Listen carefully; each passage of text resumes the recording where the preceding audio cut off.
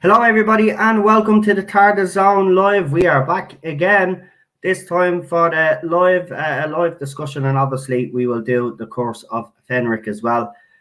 We always have a bit of a discussion before we start a story, so I said I'd put it in the title this time so people know. But get you our copies, of course, of Fenric on the go. I'm about to invite the guests on, and last time we had technical issues, so I just wanted to wait until I was on myself. Later on, I'm making an appearance on another YouTuber's channel, Bear Nerd Fun. I'll be on their channel later on tonight. We'll be discussing original series Star Trek, where there's an episode I have to watch.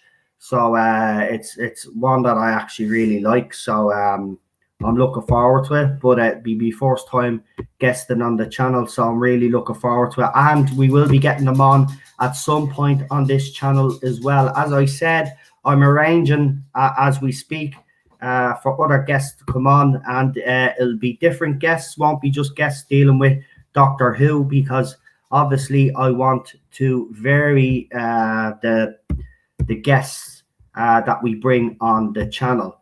I'm sending now links to everybody. Super John, check your email as well. I can see that you're in the chat. I do always forget to send you the link, but I'm sending it to you now. So if you want to pop in there and join us, you're more than welcome. It's under what is it again? I forget what his email is again. Oh, there it is. Right, we're good. Right, I think I'm missing someone. Am I missing someone? I'll figure it out in a minute. Right, while we're here and while I'm waiting on my guests, I will, because I didn't in the last video. That's Bear Nerd Fun. Yeah, that's whose channel I'm on tonight. 1 o'clock, I think it is my time, or 2 o'clock. I'll have to keep it down because Cheryl will be dead at that stage, I reckon. So I'll have to keep it down. Yeah. And then I'm going to be on bounding into comics soon as well. And then I think I have a stream or a podcast with Dan coming up as well. So yeah, there's a lot happening. So let's give everybody a shout out. We got 15 people watching so far. The numbers obviously do go up as we continue on. So let's give the shout outs there. We've got Stuart, we got Charlotte, we've got Vanessa, Super John. I've sent you that link. Chris is here as well. Welcome, Chris. Chris is always here. And Rabbi, I've sent you all the link. I'll try it again. Oh no, Rabbi has his. There you go. I have sent the link, guys. I'll try send them again. But I have to say they were doing Friday Night Tights last night, and Friday Night Tights start doing some weird crap. It starts skipping and then it go back to a certain point, like just a couple of seconds. But he ended Friday Night Tights early last night because of technical issues. So problem being, I've sent you the link again, but he does have problems with his mouse, as he was discussing. Super John is here, so don't need to send that link to him either. So we'll get on. I've sent it to you right again there, Lee, just now. So check again, or just refresh your email. I'll give it a couple of seconds. I don't know what it is. It's as I said, things have been going a bit crazy. But let's bring on our guests anyway. I'm pretty sure I'm forgetting someone, but the guys will probably remind me. But let's bring him on. You know, he's made his home here. You know, he decided a long time ago to leave his planet and he came onto Earth. He came to Earth, and he met himself a woman. Well, sorry, he met himself women first, but then on an unfortunate night out, he decided to have a bit of a poo, and then he ended up shitting on a tortoise. And then he tried to find the poo, but the poo went on a bit of a walk. But yeah, he's here, and he's a citizen of Earth. You know, he hasn't been kicked out yet. It's the Rabbi from another planet.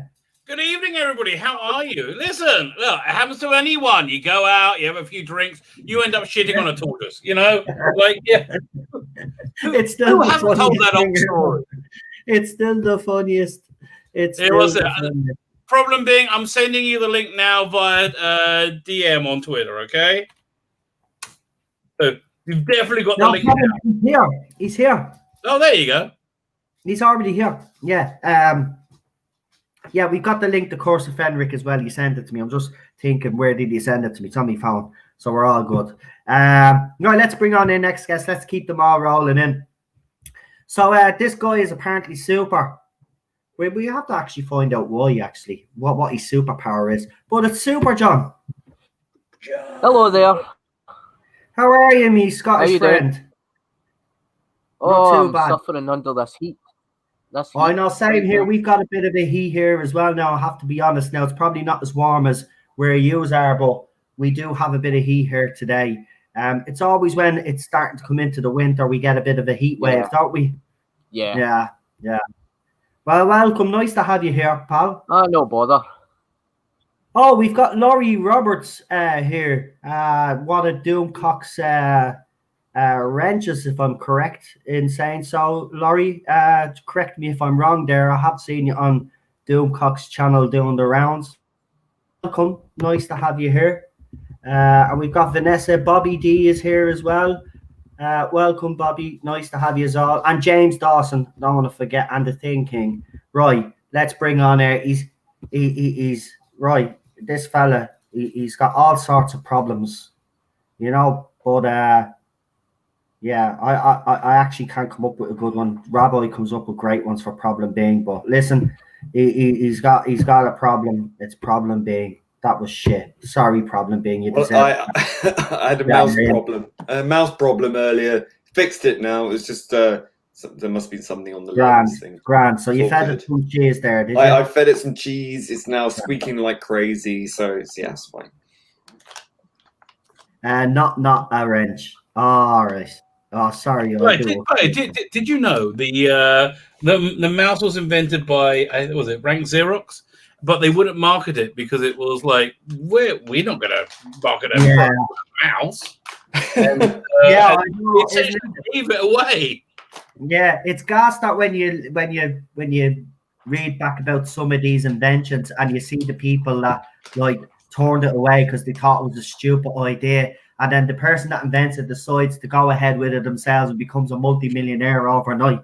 It's like I say, those people that turned it down say, "Ah, damn, shouldn't have turned it down." Well, the guy didn't make any money either. Guy invented it was like Raymond Cusack with the Daleks. He was working for a company and he got nothing. He got nothing at all. Right.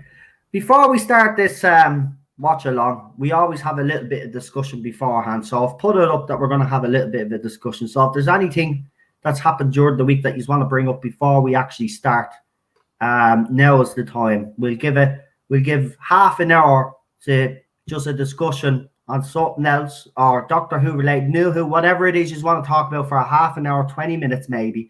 Then we'll start the watch along. Ballstrek. How did I forget to feckin' send an invite to Ballstrek? Oh, is he back online again? Well, he popped up on Twitter just to say that he was still alive and that the Trigger train would be coming back soon. He said he's going to be a couple of hours and then he might come in towards the end to say hi. Right. Well, I've sent them the link. I can't believe I actually forgot bleeding Ballstrek of all. I knew there was someone. That's it. Too many things to remember. Because I know he said he didn't turn up for last week's one, wasn't it? He came near the end. He said he so might. You forgot all about him. Just takes a week. Just takes a week, and you forget all about him. Kip Ellis is here as well. Yeah, it just takes a week to forget you, buddy. Sorry. Shocking. I know he's gonna. Yeah. He's moving and he's being busy, so I understand. You know.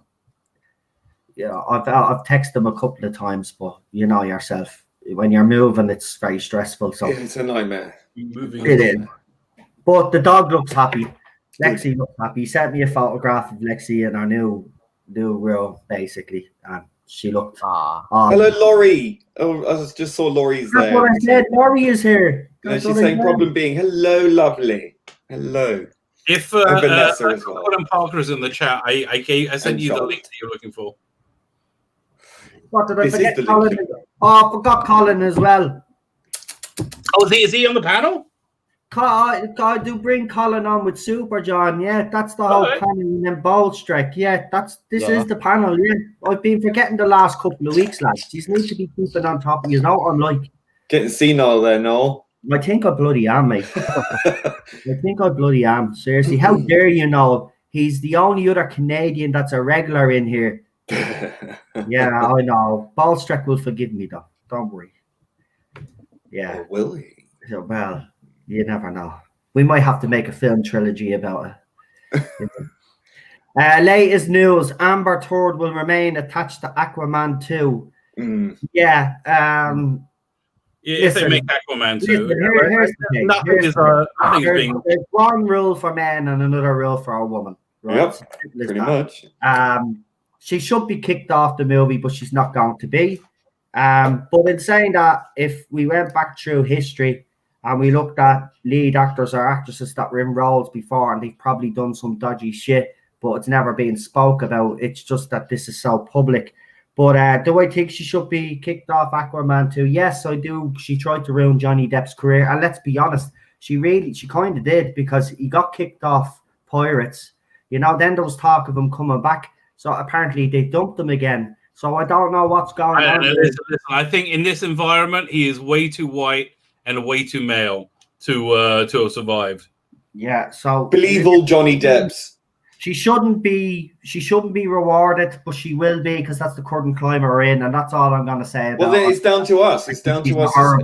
It's down to us as it's down to us as a public, as the audience, whether or not we choose to see these movies. And the thing about it is, I've seen all the other police reports where she beat up our girlfriend as well. Listen, she has a history of this. So if Hollywood would have known she had a history of it, and they still given her jobs. So I mean, look, they have done it with men before, so we can't really be that hypocritical or that critical of it, because let's be honest, think about it, especially in the 30s and 40s in Hollywood, right? Everybody knows this. If you go back and learn the history of Hollywood, there was a lot of shit covered up back in the days, right? Even right.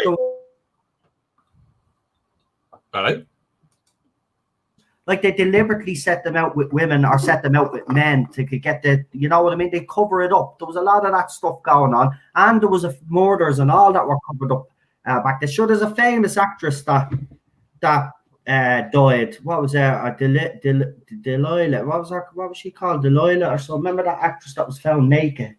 Black Dahlia. Yeah, Black Dahlia. Right. That case is still unsolved. She was an inspiring actress, and there was some fella accused of, but they could never pin it on him. But there's a lot of that stuff that went on. Again, George Reed, his death was very suspicious as well. Like Marilyn Monroe. It wasn't suspicious. He was riddled with bullets. So, you know, that was a suspicion.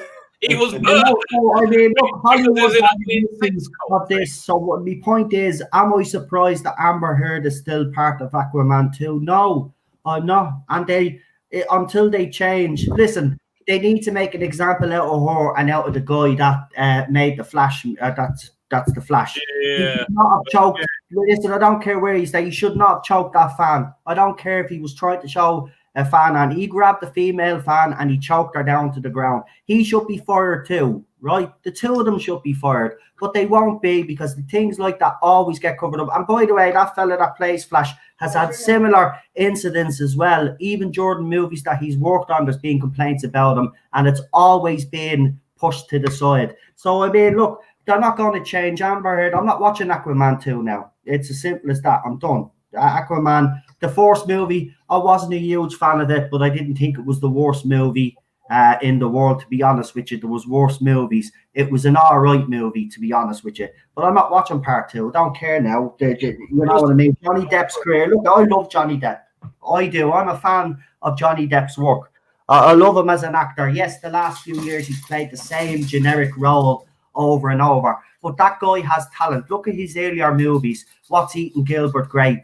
You know what I mean? He did Edward Scissorhands. Well, he's a character actor, being a lead. Window. He did The Secret Window. That was the remake of the one with what's his face that he was kept looking out his window. Do you remember he was in the wheelchair and he thought people were being moved?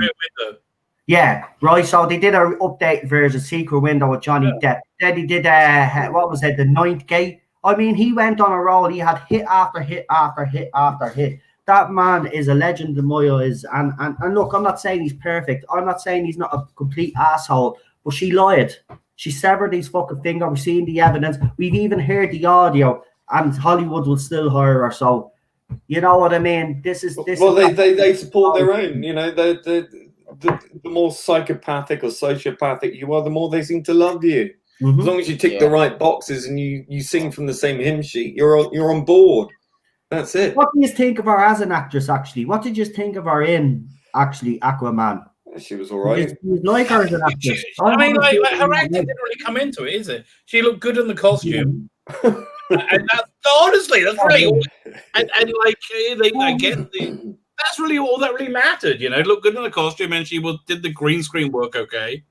But, like, she's not being hired for her thespian abilities, is she? Well, yeah, I know. She's not being hired for that. We know why she's being hired, but of course, you know. I wonder if in Aquaman 2 she'll do a scene like she'll be floating in the sea and then she'll leave like a trail of linking logs behind her coming out of her bottom. No, like a goldfish.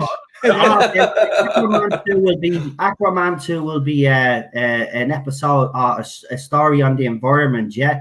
And what will happen is that Johnny Depp will be sitting on a pier somewhere and he'll be drinking a nice cold beer, right? When he's finished it, he'll throw the bottle in the water. Then Amber Heard will come along, you know, fly, swishing through the water. She'll pick the bottle up and then she'll jump up out through the water and she'll go bang right across Johnny Depp's hand and she'll sever his finger. There's Aquaman 2 for you. There's the sequel. There you go. Yeah, you got it written for them. There's the sequel. It writes itself. Do you know what? Be a good idea, be a good dynamic because the two of them hate each other. Actually put them opposite starting each other and let them go at it. Just let them kick the shit out of each other. You know what? I said of the last election, the last presidential election, they should have just gone full Hunger Games with Trump and Clinton. And whoever wins, wins. My grandmother used to say that. She said, why not just get all the world leaders in a room, give them all a gun each, and then whoever comes out wins, and then they get shot for being a war criminal. That's the thing, though. You know, people always say that when there's wars and all, you know, let the politicians fucking fight each other. If they're the ones that have a problem with each other, let them fucking fight each other. Do you know what I mean? Do you remember that celebrity death match? That's what we should have. Celebrity leaders death match. How committed they are to their principles. So the Putin, right? So who hates the Russians? So get some leader. Well, Putin's going to win every time, though. That's the thing. See, he's going to come out on top if there is ever any celebrity death match like that, because that man is trained in everything. Get them all to sit down and play Risk. And then, and then whoever actually wins the territory. Yeah, my mother's not Putin. And if they're that smart to win the game, then they clearly deserve to win. I've spoken enough. Is there any news that you would like to bring up? Is there anything that catches our eye this week that you would like to bring up? We've got about 11 minutes. There was something. There was oh, sorry. I'll let you. Sorry, go ahead, Super John. It was about the Christopher Eccleston returning to returning to Doctor Who through the big Finish audios. Yeah, I spoke about that. The less I speak about that, the better. But I'll let the other panel talk about it. It is big news. Look, I'm not going to sit here and say it's not. Of course, it is. It's probably like I've said to Noel in private. You know that this is good news. Obviously, this is hopeful for the 60th. But when over half the fandom has only one set of news that they're looking for, and they don't get it, I think anything really falls flat. Other than that, Yeah, Yeah, but you know, I do honestly, envy those that are excited about this because I wish I was. But you know, give it time. Give it time. As Rabbi says, look, Rabbi said that he'll send me the first audio or whatever it is that comes out. I will send give all it, to you, mate. I'll give There's it no a listen problem. because he wants to review it. So I'll give it a listen to review it with him. And look at if he hit the ground running with this and there's good signs, then I'll be one around. I will. I will be one around. It's just right now I'm just a little bit cynical, as I said, and because of what's happened, I just feel like okay, they're giving us something that we want, but why not give us what we really want and actually fix the show? If you fix the main that means they were wrong. That means admitting they made a mistake. I don't care. No, I'm sending you a link to that right now. I'm sending you a link to the Big Finish's last third Doctor Adventures series, which is I think Volume 5. Yeah, problem being I'll send it to you as well. Because this is going to make you feel good, going to give you some hope, right? So yeah, I'll listen to it. Yeah, send it to me. In other news, there was apparently quite recently. There was this guy called Rick Beato, who's a musician guy who does music tutorials on YouTube, does videos for that, and he's had X amount of copyright strikes. So he's like, well, how can I teach people music without being able to show them examples of music? So this goes into the whole copyright claiming thing. Right. So he's challenging that.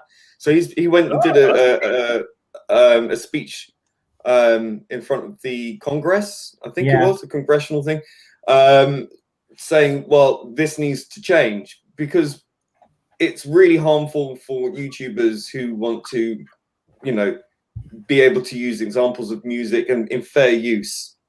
Yeah, but the whole point of that is, though, see, it's all well and good you saying that this musician is teaching people, but if he's using the exact music that the original artist and not putting his own twist on it, that's the whole point. You've got to put your own twist on these things. No. Because what he's saying is there was, like you get people who do reaction videos to songs. The first. This boosted a Phil Collins song, the Something in the Air. Yeah. By the way, can I ask you how do you number 2 in the charts? Copyright strike.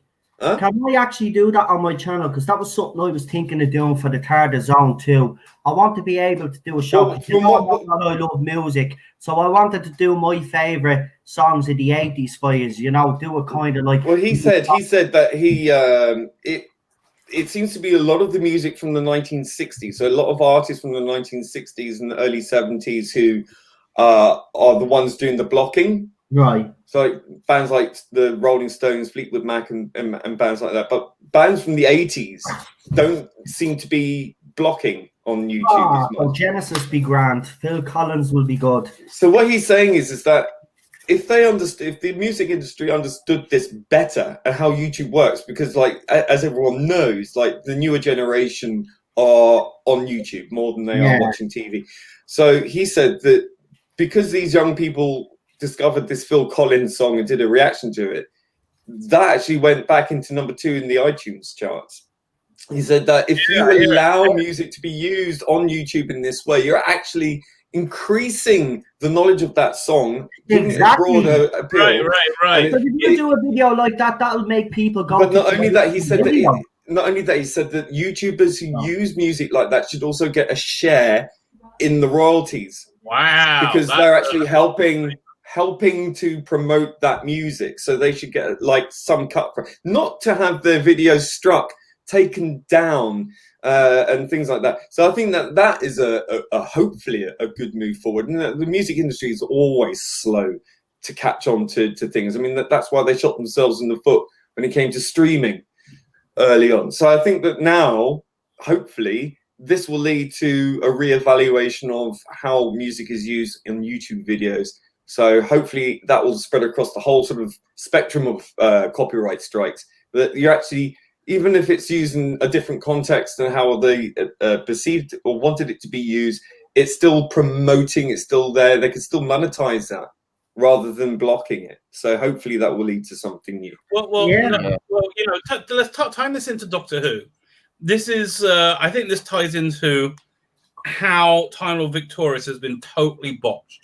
Totally botched in terms of like I'm a professional marketer, right? And the job they've done with this is shockingly awful. Here's what they should have done, and I was thinking about saying, if they released a free central story, like an audio, or if they did it as a novel, like get Paul Cornell to do it, like he's sniffing around a production team, have him doing the novel, release it for free, and then you could sell it as well.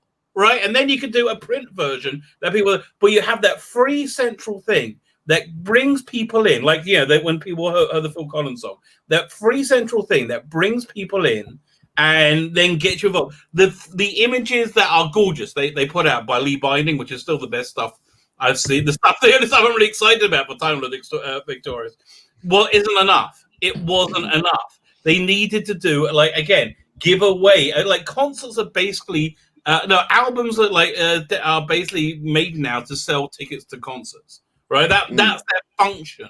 In the you don't make that much that much. It's a lost leader. Yeah, exactly. And if they did, because I was just looking at that. I'm going to be doing this. I'm going to be going over the entire Time Lord Victorious in my video tomorrow. Time Lord Victorious, yeah. It really is. It's such a shame.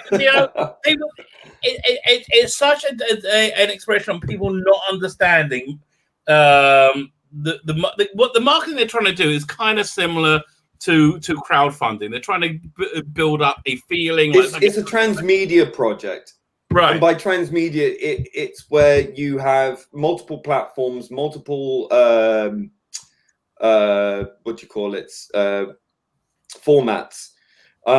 and you have an interactive element there too. So you're doing everything. So it's sort of in the virtual world and in the real world as well. So by the way, this escape hunt thing as then first thing there. How stupid is that? It makes it so you not only can most people not access it without getting through a paywall. Most people can't access it even if they want to pay for it. Make it a virtual bloody thing, for God's sake! Like how hard is this to work out? It's just you have all these corporate arse clowns running things who have no idea about anything, and it seems like they've taken an idea which a friend of mine used to talk to me about, who really understood transmedia decades ago, where this was going. This was going to become a thing, a step forward from multimedia to transmedia. So it's sort of like within that kind of interactive augmented reality kind of thing. Right. So yeah, I mean, I knew all about this donkeys ago because of this person, but I think it's an idea that they've kind of grasped, but they haven't fully grasped. They get the concept, but they're not implementing it right.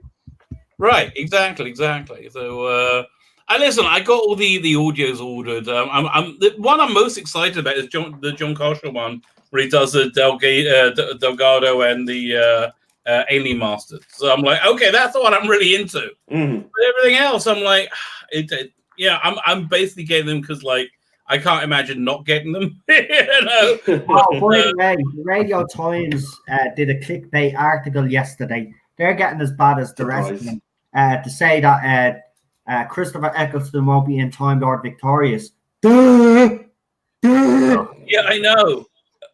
What a bunch of idiots!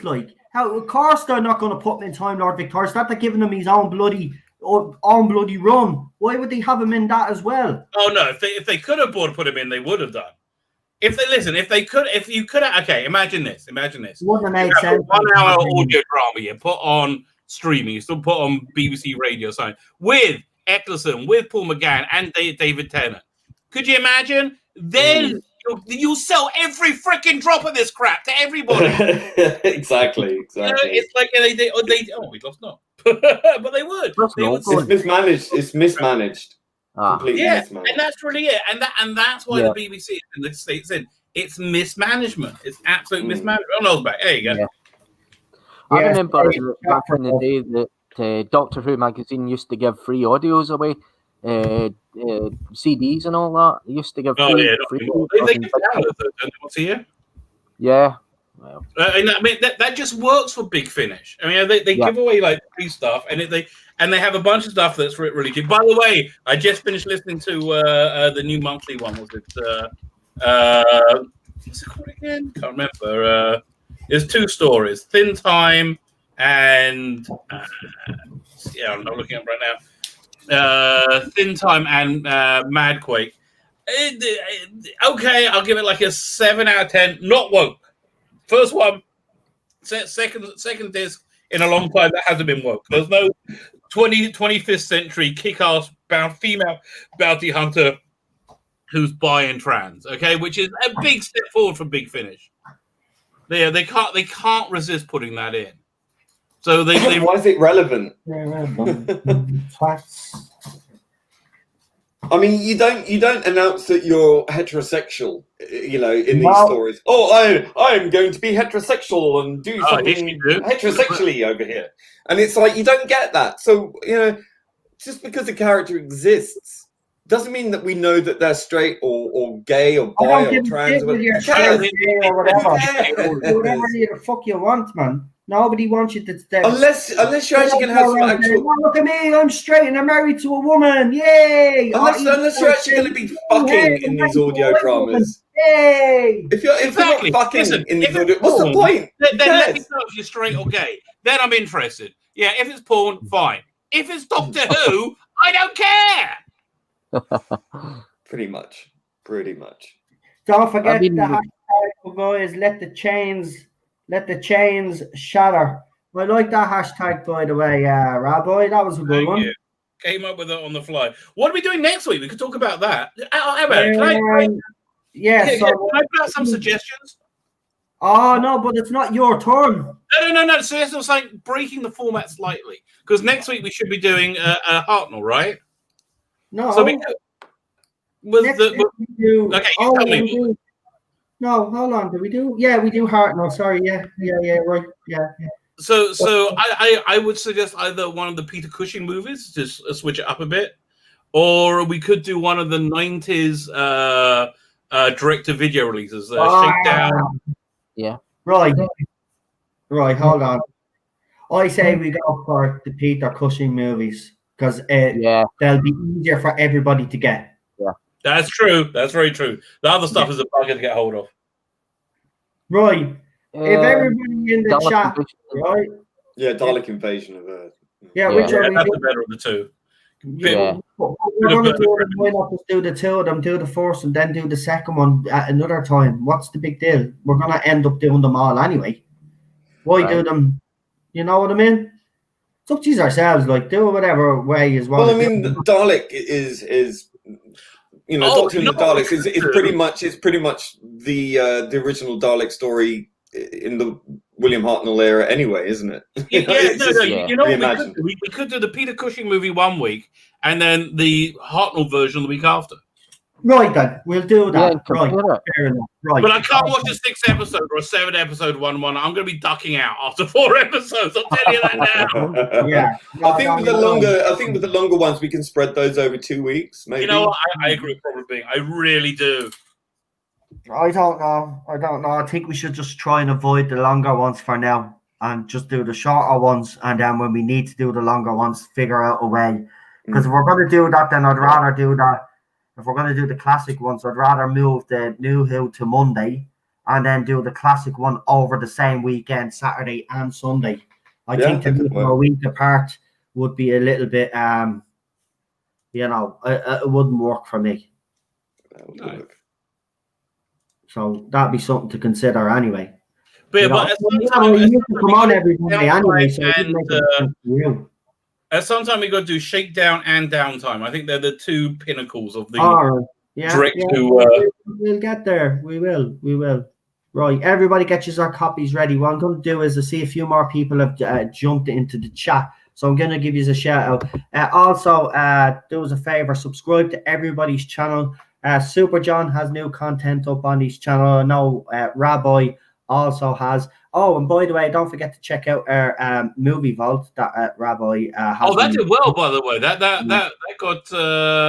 I think that was my best performing video of yesterday. So quite fantastic. But listen, it's well worth listening to, especially from my point of view, because as you all know, I'm not really a huge Star Wars fan, even though I've seen these movies hundreds of times because they were always on in my household. But the Rabbi cut was absolutely fantastic. I just loved the saber. I keep saying it. You will hear me. I was just like a kid. It was really good. I have to tell you, I do think they did a fantastic job with that. Yeah, I know some people say it was a bit close, and I can get where they're coming from. But to me, that didn't matter. It didn't matter. It elevated that scene than it originally was for me, because I always found that scene boring, as I said, which caused a bit of controversy. But that's the way it was. I didn't like it. I thought it was boring. So we have in the chat, if I'm saying that. Oh, by the way, my competition this week is for a bunch of Doctor Who classic comics. Go check out my channel at some time. I do I just dropped a full review of everything. Nice. So I can't watch that video. Cool. I can't watch that video, Rabbi. Why not? Because then I will want them, and if I don't win, I'll be gutted. Exactly. The same. Sometimes when he puts these prizes up, I won't, because, I do be the same, man. Comics sound great. You shouldn't have said that. Listen, I'm planning on doing having this to be a regular feature. I'm going to do a classic comic review, dropping every Saturday at around 6ish UK time. Dr. Dave is here as well. That is absolutely fantastic. We have a good question in the chat. Unknown29 wants to know, which version of Curse of Fenric are we watching? The aired one, the VHS extended version, or the Blu-ray? Well, it's also on the DVD. The extended, the movie version. I'm strongly pushing for the movie version. And I strongly pushed for the original because of the fact that a lot of people would probably have that one over the movie version. But I'll tell you what, as it is a democracy on this channel, let me know in the chat. Do you want the original aired version, or do you want us to watch the movie version? Obviously, if you are going to be listening along, some of you might have the movie version. You might just have the regular broadcast. So let us know what the story is. I don't even have the movie version, the regular. Oh, right, he doesn't have the movie version.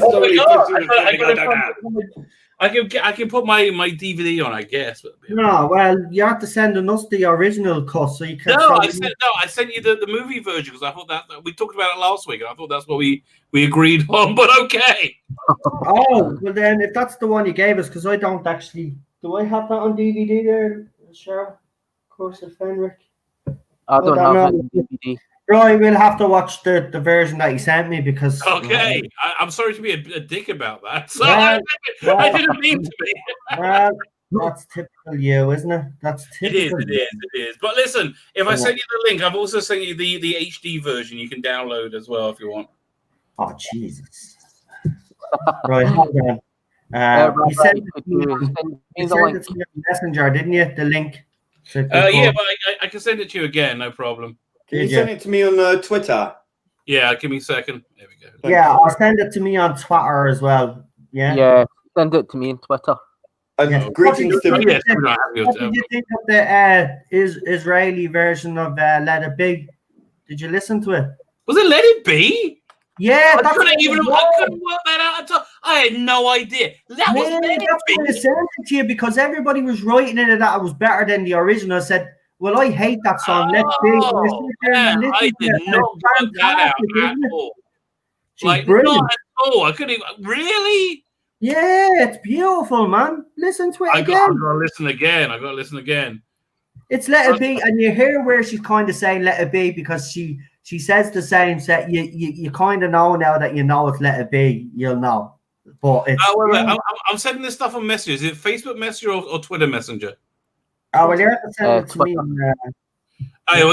John, what's your Twitter handle? Super John. He's the real, here we go. Super John's here, but he's the real Super John on Twitter. Yeah. There you go. Got that link sent. So that's right. Okay, I sent it to you via Twitter. Anybody want it via Facebook? I have me via Twitter. And So I think you've done you that. got it. Right.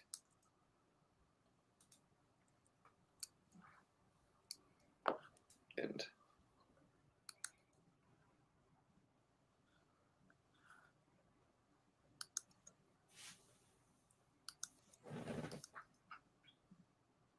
Oh, we got to have some fun with this Doctor Who comic maker. I forgot about that. Yeah, I seen it. I was gonna go in myself and have a mess around with it, but you know what? I think it's best we leave it alone. I Right. mean, look, I'll tell you why, right? I've just seen a lot of nonsense, and it's still happening with me. It doesn't matter what I throw up; it's just nonsense. So if we get into that sort of crap where people are going to start doing their little comic strips and slagging Whittaker off, it's just going to start more. Yeah, I hear it. One second. I just want to say to Vanessa Law, get in contact with me. I'll send you the link right now. I got it on Twitter, Parler, Facebook. Just on Twitter, at Biblical Comics. Or put your address in the chat, and I'll get it over to you right now. Oh, by the Greetings way, to at the Vanessa. start of this extended version, it says right off the back, some 3 seconds in, but I will rewind. It says for Nicholas Mallet and John Nathan Turner. Oh, that's nice. Yeah. Yeah. So they'd obviously. Yeah, anybody in the chat that needs needs the movie version, please get in contact with me. I'll. Yeah, we're going to start in 5 minutes. So you have 5 minutes. Anybody Yeah. in the chat that wants it, let Rabbi know now. This is our final call. Because then We're just going to find out what I had. Yeah, I feel the same way about Twitter.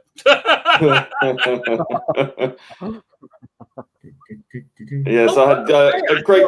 I saw you got some really like weird anti-Semitic like stuff. Yes. yeah. No, Argument. it was on some anti-Semitic cartoon, and someone was asking about whether or not it was anti-Semitic, and I said that it was. And it's still fucking up there. And then yeah, this guy's, well, are you Jewish? And then went into a rampage about, the evils of, the Jews ruling the world and we're the devil and all this kind of crazy shit.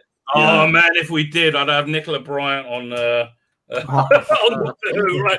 Yeah, she'll be. I knew he'd go to that. It's not even take over the world. It's just have Nicola Bryant. Is there anybody else you want to be when you have Nicola Bryant? He's never going to change. I'm not. That's true. No. What does she think about this Nicola Bryant fascination? Does she know? I wrote her asking her, basically telling her that she was my masturbatory fantasy when I was a kid, and she didn't reply yet. Hey, do you want to find a letter for you? Did you not read this letter out? It was a few weeks back. Yeah, exactly. Oh. Listen, let's be honest with the woman. Why not? Did she ever write back to you? No, strangely enough, no. No. You just say, how are you? Hey, Nicola, my name is Rabbi, blah, blah, blah. I'm from blah, blah, blah. I've always been a fan of yours, and I was wondering if you'd like to come onto the show. If I can find it, I'll read it. I'll read it out to everybody because I gotta find it. Yeah. It's people in the chat I haven't heard. Got to be listened to be believed. This letter is funny. If Nicola read this letter, I say secretly she'd be laughing herself and wouldn't actually think he was a perv. I mean, yeah. Listen, I was saying, look, if I can find it, I don't think I have it anymore. Dang it, that's a real shame. Did I email it? I don't think I emailed her. I think it went through a site. Jesus Christ, you went to our official page.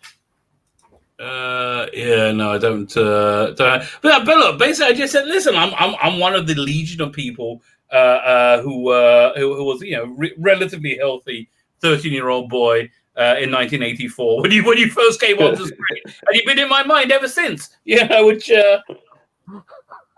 Basically the truth. I mean, what's wrong with that? It's.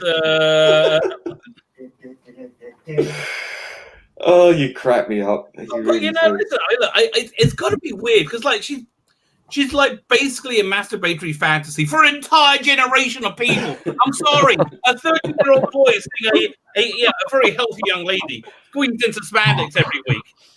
Like, what do you want me to do? I don't know, but I might have to put a gag and bleed on and Attack of the Cybermen, which has Sarah Green in. Oh my god, I couldn't. If I watch that today, I still explode. I just thank God. Was it Jacqueline Pierce wasn't in the same episode? Then listen. Nicola Bryant introduced me to Nicola Bryant and Sarah Green kind of introduced me to sexuality. Jacqueline Pierce introduced me to weird S&M shit. Right. I didn't work out what that relationship was between Avon and Servalan. I just knew I was really Everybody got that link, guys. We like to join us again next week for sex party at Rabbi's place. Yeah. Why?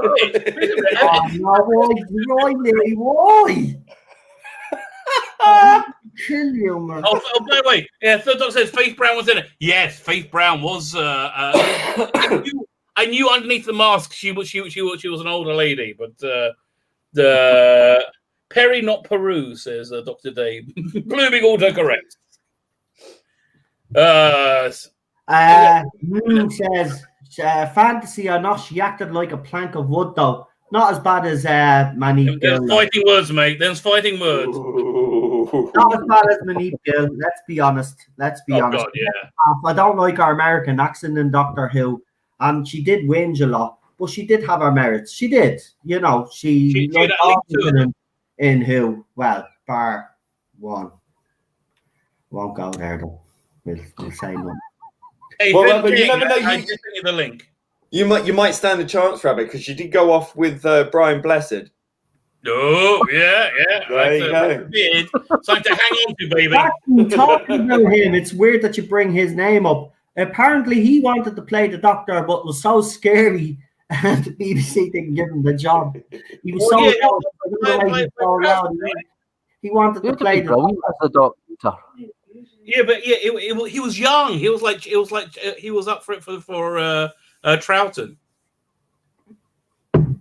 Yeah. According to what I've just been told now, though, apparently he wanted to use Asian prosthetics. Well, that's weird. Yeah. Then we would have had that whole era. We would, because they already bleed and go after the what you call it. I can never say the end. Yeah, I never say it properly, so thank you for that. Yeah, they you know what I mean. And the Blazing Saddles as well. They've put get away. They went up the Blazing Saddles. Yeah, they've now put the Blazing Saddles. Yeah, we're going to be cancelled now because we actually did a movie vault on that. So yeah, we're going to be all cancelled now. Yeah, they put a disclaimer on it because apparently it needed context. Like the film doesn't give you context. Well, what's that?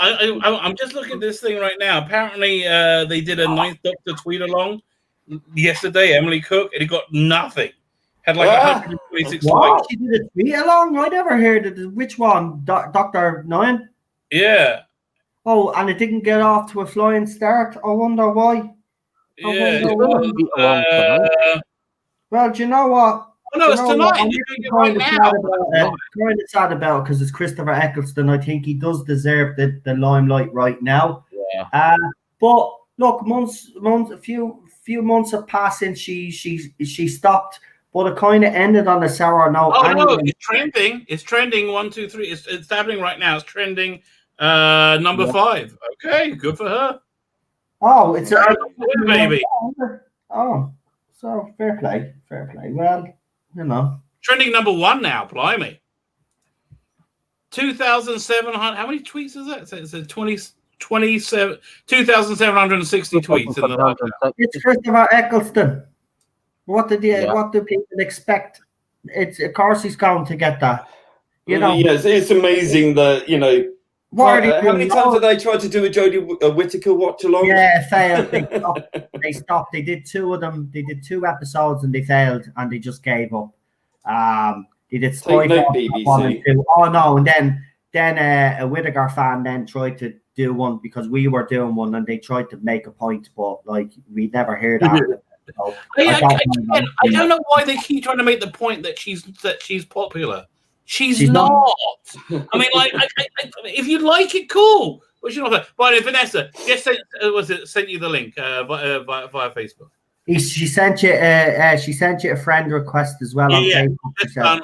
All taken care of. Anybody else in the chat need the link? Let me know now because I think we're pretty much come on because we need to get started because Rabbi, it's nearly 8 o'clock, Rabbi. It's 4 parts, so we need to get it going so you can go to bed early. I know. Listen, I need my beauty sleep.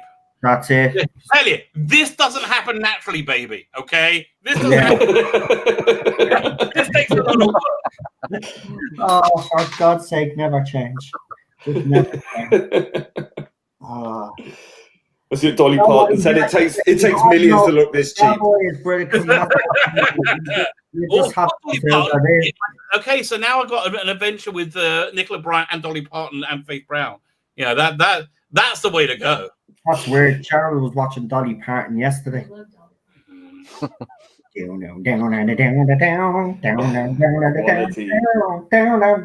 was a very bright woman, by the way. Oh yeah, she's still alive. Sorry, I apologize. Dolly is still alive. She'll outlive us all. She's a legend. I remember when. Do you remember, Lee? Because you remember, and John, because you are obviously from the UK. Do you remember when she was on Sky One, when she did that show on Sky One, where she was in the bubble bath, and she'd start singing songs like a variety show. It was like an hour with Dolly or something like that. It was something. I don't think I was with Dolly Parton. And she'd sing a few songs, like, you know, but she'd be in a bathtub. Yeah, I can't remember that. No, she's a very clean lady. I like that about her. Of course, the pinnacle of her career was when she started with Burt Reynolds in the best little whorehouse in Texas, which I don't think you could say anymore. No, wasn't that? We watched the doc. It's 9 to 5. I know. I knew you would say that. I'm with the best little whorehouse in Texas myself. Because not only did she star in that movie, but she also wrote the song. And then when she, which I never knew about this, but when she actually did the song in the recording studio, she actually got all the female co-stars. So they're actually on the track as well. Oh, cool. I didn't know that. So our cast, our supporting cast are actually on it. All the female supporting cast are actually on this record with the 9 to 5 record. But yeah, I mean, look, she's a very, very smart, savvy businesswoman. You know, she took risks when people were telling her that she was crazy, and she went with it. And look at her; she's still around today, and she's still. That woman's an international treasure. She is. Yes. Yeah, it was. I'm going to send me get in touch with me by Facebook, Twitter, email. I will send you a link. You can watch it on. Start now. As soon as it gets on 54 minutes and 55 minutes, it's on 53 now. We are starting. Rabbi is doing the countdown. So get in contact with me. I'll give you the link. It's you have to have the right disc on the Blu-ray. I think they have like 3 discs. You got to pick out the right one.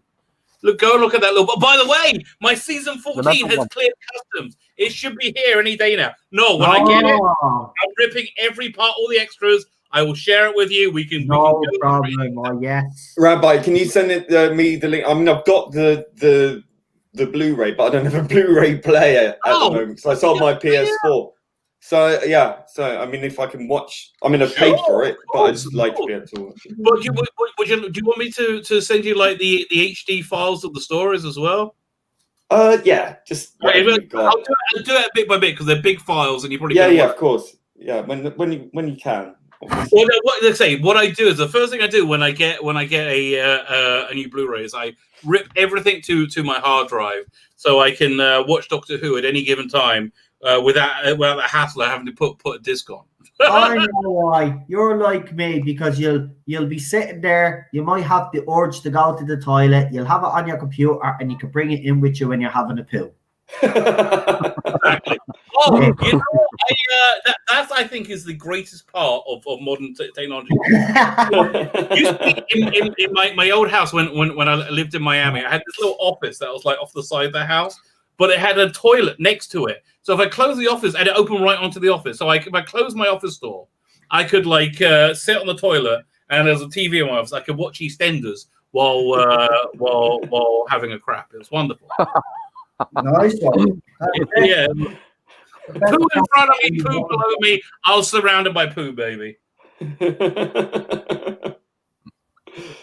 EastEnders. I haven't watched that in years. I imagine it's still. Yeah, they're showing all the old reruns. I've been watching them. EastEnders was great back in the day. Fucking hell, I forgot how good it actually was. Still depressing. What? Do you know one was good? That was the whole point of the show, because it was depressing, but at the end of the day, it was so depressing that when you looked at your own life, your life was seemed better in comparison to everybody else's on that show. So, you know, I mean, I think it's gone shit now. I tried to watch it. You know what we should do next week? Perfect thing. Dimensions in Time. Oh no, God. Yeah, What? Yeah. Dimensions in Time. I love Dimensions in Time. I think it's brilliant. Oh God. No. Not sure I agree with you there. I admire your moxie of your opinion there. No, I like it because it was for a long time Doctor Who wasn't in the air, and it was a chance to see some new Doctor Who. I mean, back then. Do you not remember? Like it got about the same reaction. It didn't get the same reaction as Timeless Children. It got about the same reaction as like Praxis. You know, it was like it did not get a good reaction. People hate because I was big into DWB at the time, Doctor Who Bulletin, and they hated it. Here, let me see if I can pull up their. Well, I mean, the thing is that if you look at the original plans for that anniversary special, it was like Tom Baker was going to be back as the Doctor, older, and then like face off against these freshly designed Cybermen and stuff. No, that's the Dark Dimension. Yeah. No, that was the Dark Dimension. That was the 30th. That was by Andrew Ridgefold, I think. It was mainly Tom Baker as it was going to have Rick Mell as a villain, and it was mainly Tom Baker. You had cameos with the Fifth Doctor, who was fighting Cybermen, and the cameo with the Sixth Doctor, and the Seventh. The Cybermen look scary, really scary. Doctor going off on a Viking's funeral with Bernie Summerfield. There was a character called Summerfield in it, who was an eco warrior so it was clearly based on Bernie's. They had the Cybermen were like very skeletal. Yeah, I should be able to pull up pictures of that. One sec. Yeah, that would. Do us a favor, while you're getting that picture up, could you do the countdown so we can start? Because this is I'm ready to rock and roll. And it'll be 10 o'clock by the time you leave. So that is true. My time, and that's 11 your time or something, or 12. So it's coming up to 10 now. So yeah. So we might as well start now. Yeah. Okay, fine. Is everybody ready? So we'll do the countdown. Fingers on. Yeah. Fine. 5, 4, 3, 2, 1. Press play now for Nicholas Mallet and John Nathan Turner. I like that. Both of them. Yeah. And title starting. Boo, dude. Okay, these titles really need a remastered version. Yeah. These have really aged badly, haven't they? Yeah, they have. They're crap. But they were the first ones to use that technology. Right. But again, if you watch Ghostlight, where you go from like this like very light, bouncy titles straight into like the weird Peter Greenaway, Ghostlight, then you're like, whoa. I do like the tune though. They paint some best of silver. They paint his face silver for all the photographic shots. Yeah, no, they painted his face silver. That's 100% correct. They painted his face silver.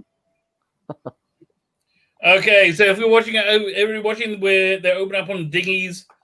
Yeah. And underneath there's a Viking ship under the sea. They must have done a lot of underwater footage on this. And I have to tell you, I think this is part of this, Rabbi. Have you noticed it does have a very cinematic feel about it, though? It absolutely does. I was just going to say this. I think this is the absolute maximum that could be done on the budget that they had. I think they did really fantastic stuff on the budget.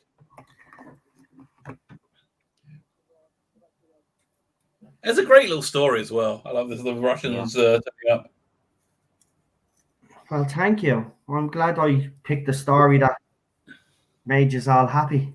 Oh, it's a class. Yeah, that's the great thing about the Sylvester McCoy era. If you throw a stick at it, you're most likely to hit a classic. I would say 7 out of his 12 stories, all-time classics. Yeah. Remember, But Daleks was my favorite. They cared about the production here. I'm sorry, I didn't mean to interrupt you. Yeah. Remembrances of the Daleks is my favorite one. Oh, it's a great story. Great story. Yeah.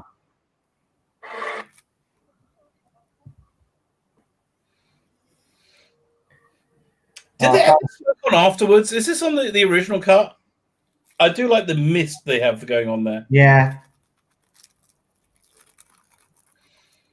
And this is a real New Adventures kind of vibe to it as well. There she is.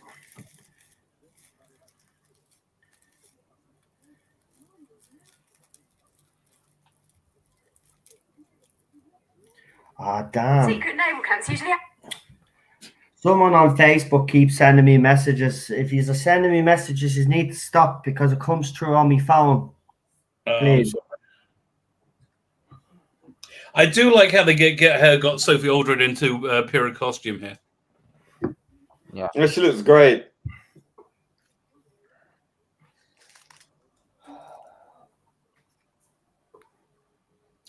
I just love how Sylvester McCoy messes with the mind all the time. Yeah, it shows his darker side in this, doesn't it? Yeah, I do like that. Have they updated the music on this? Slightly. I think Marquez did. It's a 5/1 track. So that's the one thing I hated about Sylvester McCoy's era was the incidental music. It drove me absolutely insane.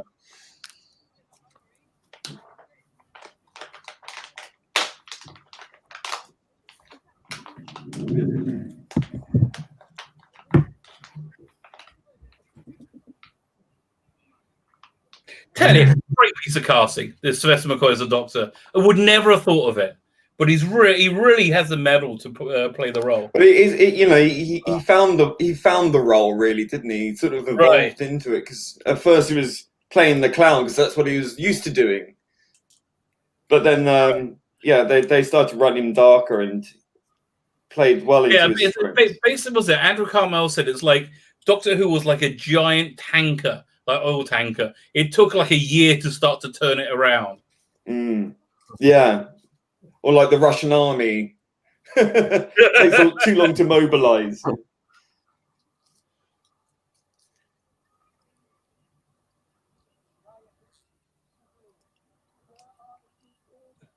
Sealed Orders was the working title for the story. What was the working title? Sealed Orders, because he just said it. Ah. Excuse me. The wonderful thing about Sylvester's Doctor is that he knew things in advance, and he was just letting everybody else go on and theorize about a situation.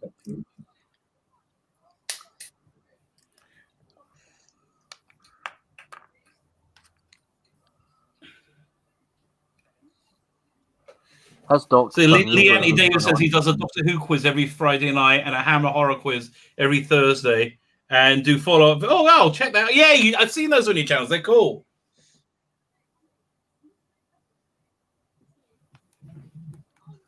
Computer studies.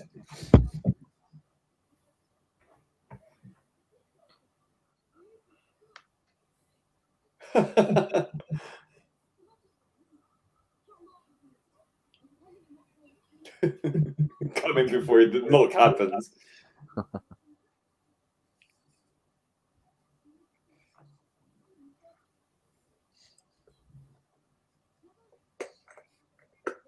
I love this when he's just typed his letters. He's about to sign them. It's so cool.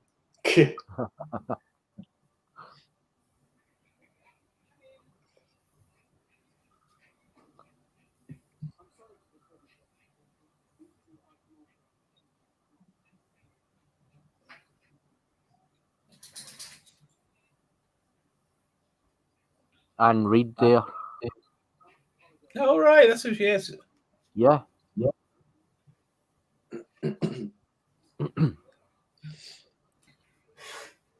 That duffel coat really, really works as well with his costume. Yeah.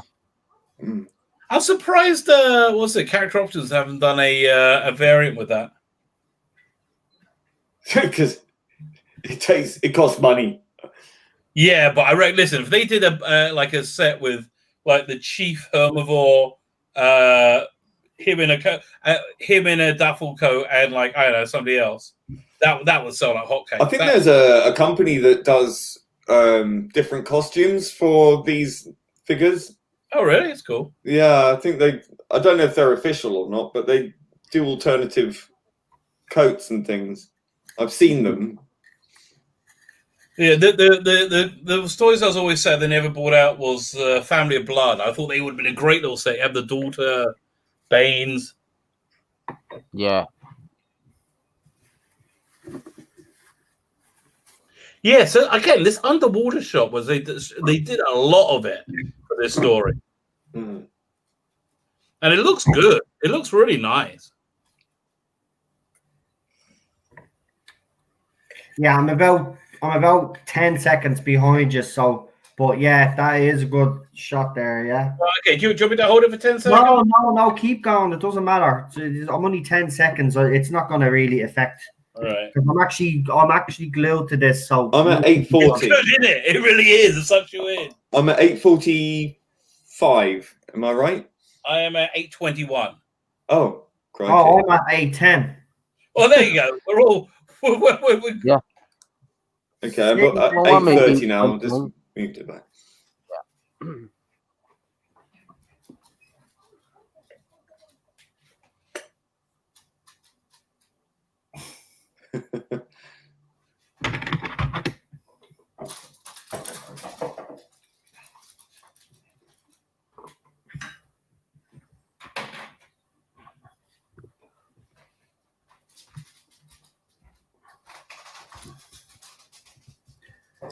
Yeah, he was well into the whole broody thing by this point.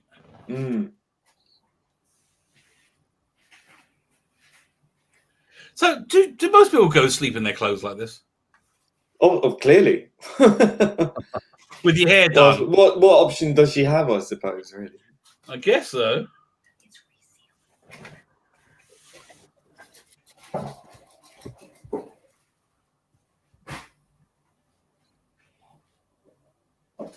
Oh, this is cool. Yeah, this whole arc with the mother, clever.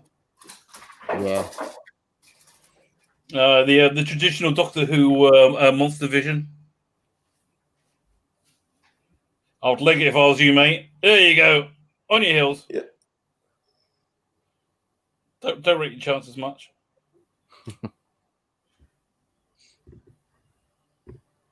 It was a bit of a camp run, wasn't it?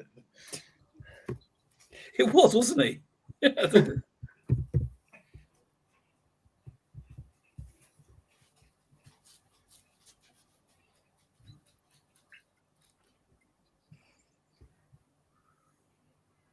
Yeah, no, it's so easy to get sucked into this the story. Yeah. They became really good friends, didn't they? The guy was it Tomek Borch? So Sylvester and Sophie became really good friends apparently. Yeah. Oh, greatest! One of these great not cameos. Nicholas Parsons. And he's really good at it. I was at a Rocky Horror party. It was the official party, so we had what's his name from Riff Raff? What's his name? Oh, Richard O'Brien. Yeah, Richard O'Brien was there. Jason Donovan was. I ended up dancing with Jason Donovan. Didn't know who he was. He had a Mohican because he was playing Frankenfurter at the time. But Nicholas Parsons was there. In the 90s, I remember that. Nicholas Parsons was there, and so was his wife. And I was all dressed up because it was all like we were there to be like the freaks and weirdos. And I sat next to his wife and I said, "So what do you call him in bed then?" And what she did you laughed say? and just scowled at me. He scowled at me like, "Oh." And she said, "Oh, I call him darling." Oh. I would ask that question. That's a great question. I thought so. He So wasn't impressed. Those girls were in it. They were signing up. They were on a TV, a kids show at something at the time, weren't they? One, they look familiar. Mm.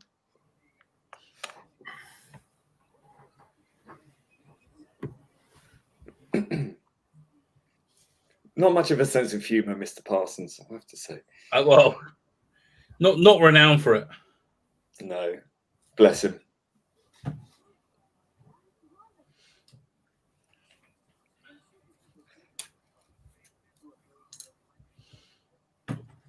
Yeah, I tell you, yeah, John Nathan Turner he was a dab hand at getting in the guest star. Mm. So this we had Nicholas Parson, Helen Pace. Who else was in it? Ken Dodd, yeah. Ken Dodd. He was the year before. Ken Dodd was actually pretty good. Ken Dodd was reasonably good casting Yeah, for he that was. character. Eleanor Bron, wasn't she in it? Yes. She was in. Okay. No, that was in Colin Baker. Revelation of Revelation the of Dalek. Yeah. Oh, what a pity. Good help is so hard to find.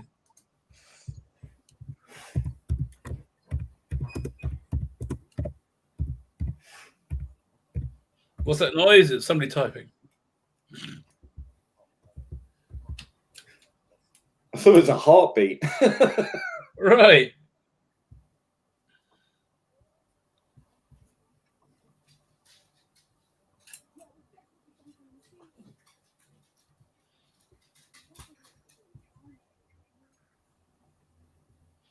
It's a really different dynamic than any other Doctor companion I could think of.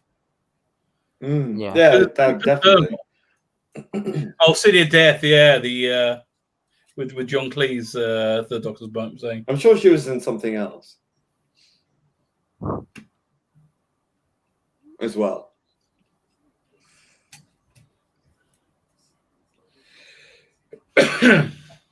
Then Ingrid Pitt was in Warriors of the Deep. Oh yeah, God. That's a low part of her career, I think. Yeah.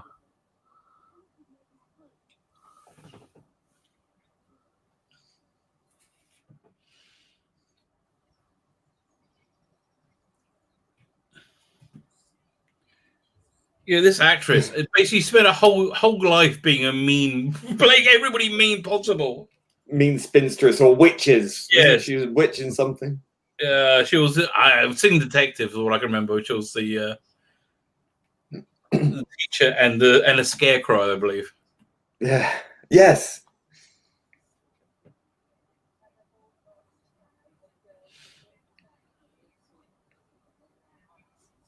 Evil in their hearts. Did these girls not appear in Why Don't You? Sound like that. They were definitely in something else. Yeah, I'll look up the Wikipedia. of this. God, I remember that.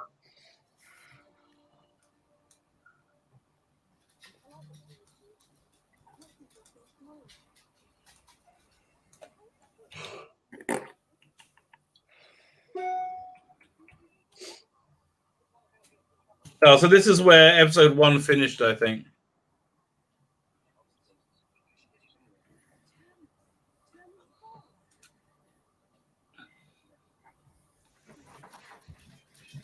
Russian.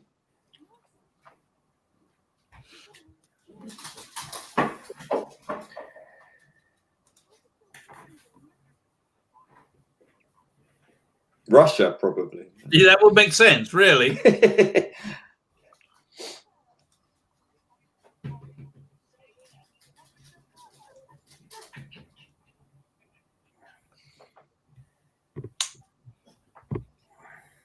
I'll just put up. That's the Cybermen from the Dark Dimension that we never saw. Yeah, they're great. Yeah. Yeah, it was a nice design. This is a really good intro of a character, by the way, bringing in Commander Judson. It's Commander Judson, right? Commander Millington. Yeah, kind of Millington, yeah. Whereas in like this exact duplicate of his counterpart's office in Berlin. Yeah. Good casting as well. Mm. Right, I'm on 1840. I'm on 16. How'd you get on 8040? I'm on 1628. Oh, for God's sake. I'm on 1633. Oh dear. We're in Commander Millington's office. He's looking at the chess set, and then these two girls are climbing down the cliff. Tell me the exact time. It is. We are at 16:51. Yeah. So when we get to 7, then let me know. Okay, we're in 17. 3, 2, 1. 17 minutes now. Okay, well, I couldn't get there. Ah, fuck off. All right. Do you want to aim for 17:15? No, leave it. It's not working. Just leave it. Well, where are you right now? It's all right. Leave it. Leave it. Because we can just wait. It's grand. Just go. Just go. All Just it hasn't been a great day. Just leave it because I'm about. All right. Keep moving forward. Oh. With the Ultima machine. Yeah, I've got the two of them in the. I don't even know. I don't care. Just Yeah, no, we're in the same scene now.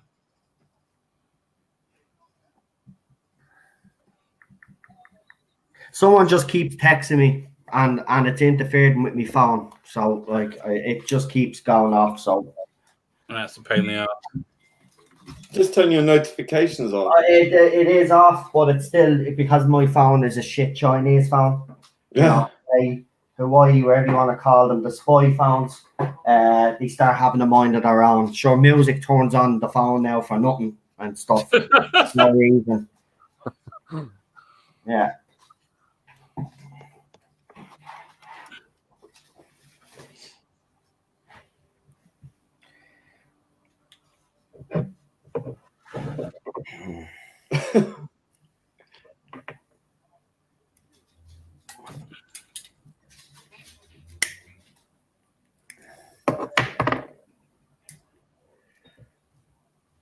What do you think the other doctors think of the Seventh Doctor? No, I don't know. I don't know everything. I think I think they probably think he's a psychopath. yeah, I'm all some Because do, I he's think. getting darker and darker throughout his tenure. What's the story there? Did Sophie not want to get into the water or something? No, they because he told her don't go in the water.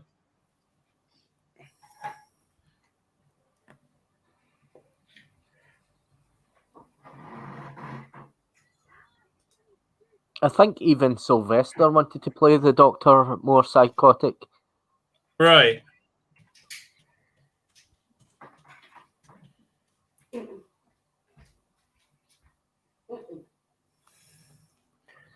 And even in some of the new adventures, you see that the Doctor is becoming darker and darker and darker. Yeah, well, yeah. They took from here and they just ran with it. Yeah. Okay, I'm looking at it's Joanna Kennedy who plays one of these. Let's see what she's done. Anything else?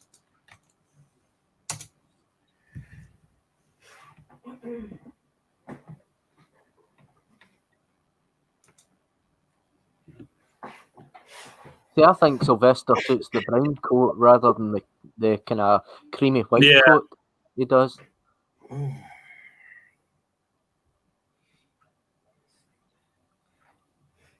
So I was glad that they changed that. Okay, fine. So she was in not Doctor. She was in Grange Hill. That's it. When they do, there you go. Yeah, that's the standard fare, isn't it? Let's see what the other one was in. I knew I saw a sign in children's TV. Yeah. Well, if they weren't on Doctor Who, they would be in EastEnders because the Grange Hill was like the breeding ground for it. Right, exactly.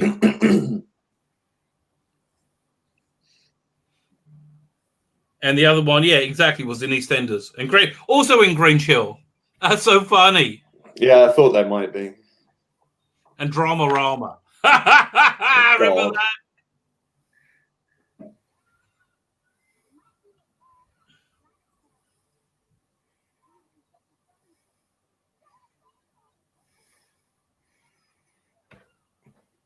See, that's what they did back then. They drew a pencil down their legs and then painted their yeah, legs. because nylon was the tights were very expensive. What they would use is they would dye their legs darker color usually. Yeah, Oxo their legs. Yeah, that's it, Oxo.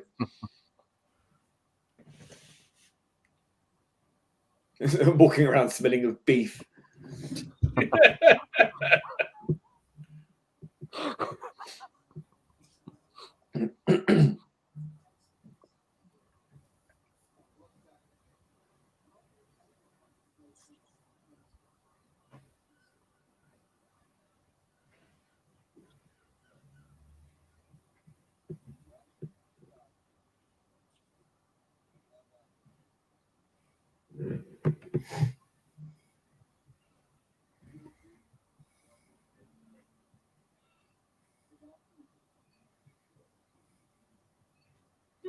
Yeah, I'm sorry I'm not talking. I'm just so sucked into this.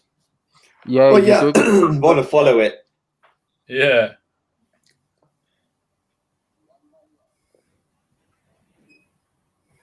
There's Super Ted. Well, what? Super Ted. The doll that he has is Super Ted. Oh, Super John Ted. Uh-huh.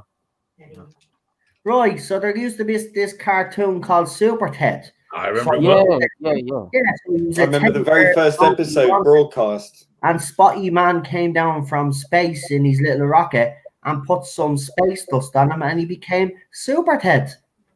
Yeah. Yeah, I remember the very first broadcast episode of Super Ted because I was, Super Ted. It's a bleeding deadly cartoon. There you And go. that's out of time, isn't it? Yeah. That's a bit of an anachronism right there. Well, maybe in this universe, maybe Super Ted was invented in the 50s. It's not supposed to be an Super Ted and alternative. Super Or maybe Grand, it's they just all came out at the coincidence. same time. Just a coincidence. Ooh. See, I think the Doctor knows what's going on here. Oh, he I knows. think He he's yeah, worked it out. everything's going.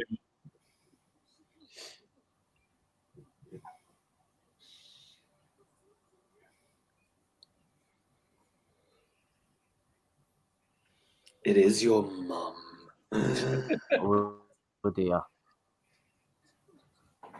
Didn't cause a paradox there or anything? Should have done, actually. Yeah, I guess. Well, if she dropped the baby and killed it, yeah. Yeah, that would be a problem. Why didn't you let me sort them out, Professor? Ace takes no crap.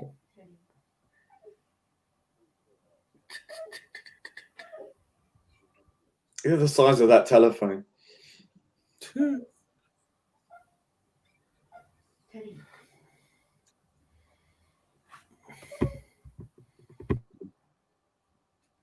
Just grabs her by the scruff of the neck, you know.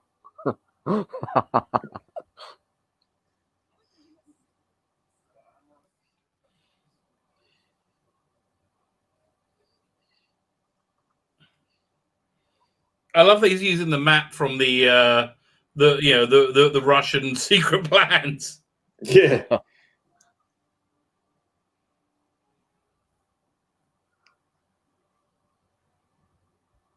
Yeah, the music's a definite improvement.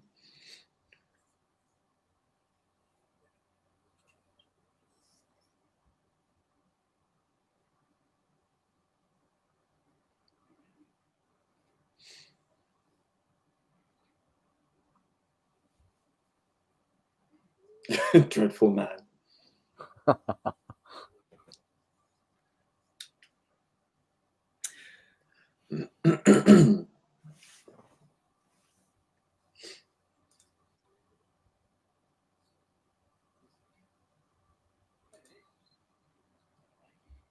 Yeah, the old cricket team.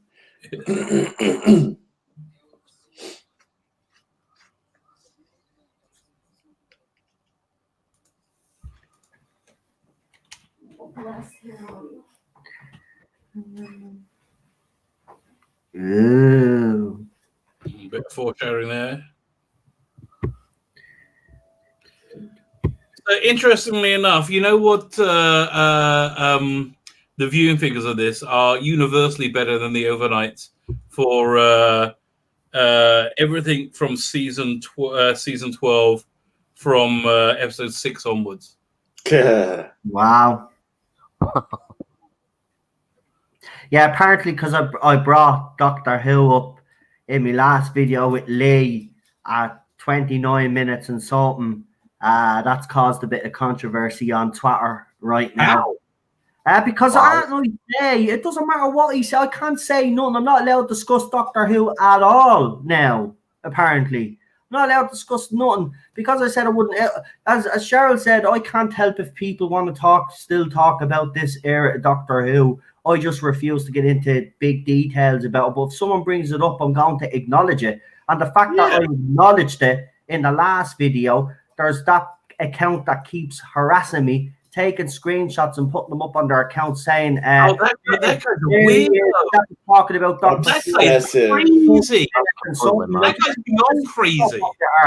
Like, I know you're listening. You're a bit of a psychopath, yeah? You need to calm down, right? I'm entitled to my opinion, yeah? If you don't like it, just block me. But you're acting a bit weird. Okay. If you're listening, go and get laid. And I mean that nicely. And don't worry about other people's lives. Really, genuinely. I tell you, they'd have a different outlook on the world if they're old enough, obviously. We don't know how old they are. So, like, you know, normally they're find a girlfriend.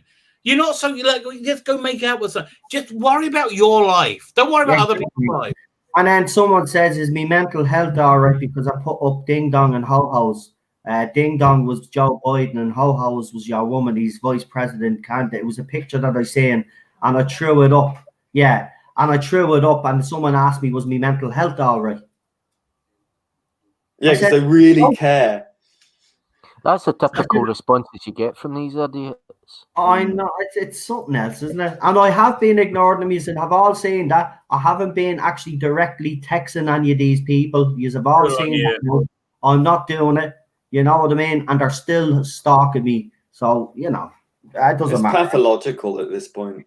Yeah. It really is. It really is. I have to say, I love these when the Rabbi said it, but I do love this underwater shot with your man floating. Did you see that there? Well, I think you're about a minute or so ahead. All right, I'll pause it. Right, hold on. I'm on 29:30. What are you on? We are on 29:2. They're just drawing out the letters right now. Yeah, right. I'm in sync with Rabbi. 40. There you go. I've stopped at 29:39 actually. So I'll tell you exactly when we get there, okay? Right, and then I'll press now we're on I love that where his eyes open up. You're right. Yeah, great scene. And you can see the little shells forming on his cheek as well. Fucking great. Right, 29:39, remember. Okay, fine. You got 10 seconds. Right. His mind's in pieces. 29, 36, 37, 38, 39. Right, done. There we go. Right.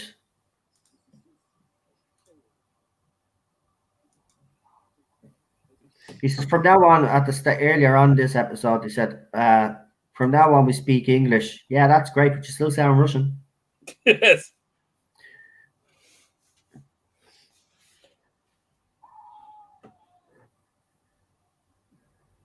See, for one touch the doctor does, I mean, yeah.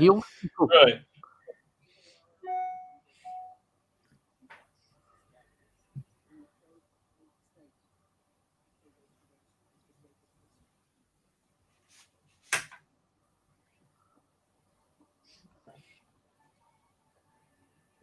Everybody in the chat, don't forget to like, share, subscribe to everybody on the panel. You know, everybody could do with your support on YouTube. Remember, without you guys, we are nothing. Yeah, so true. Yep. So we appreciate all the support. We really do.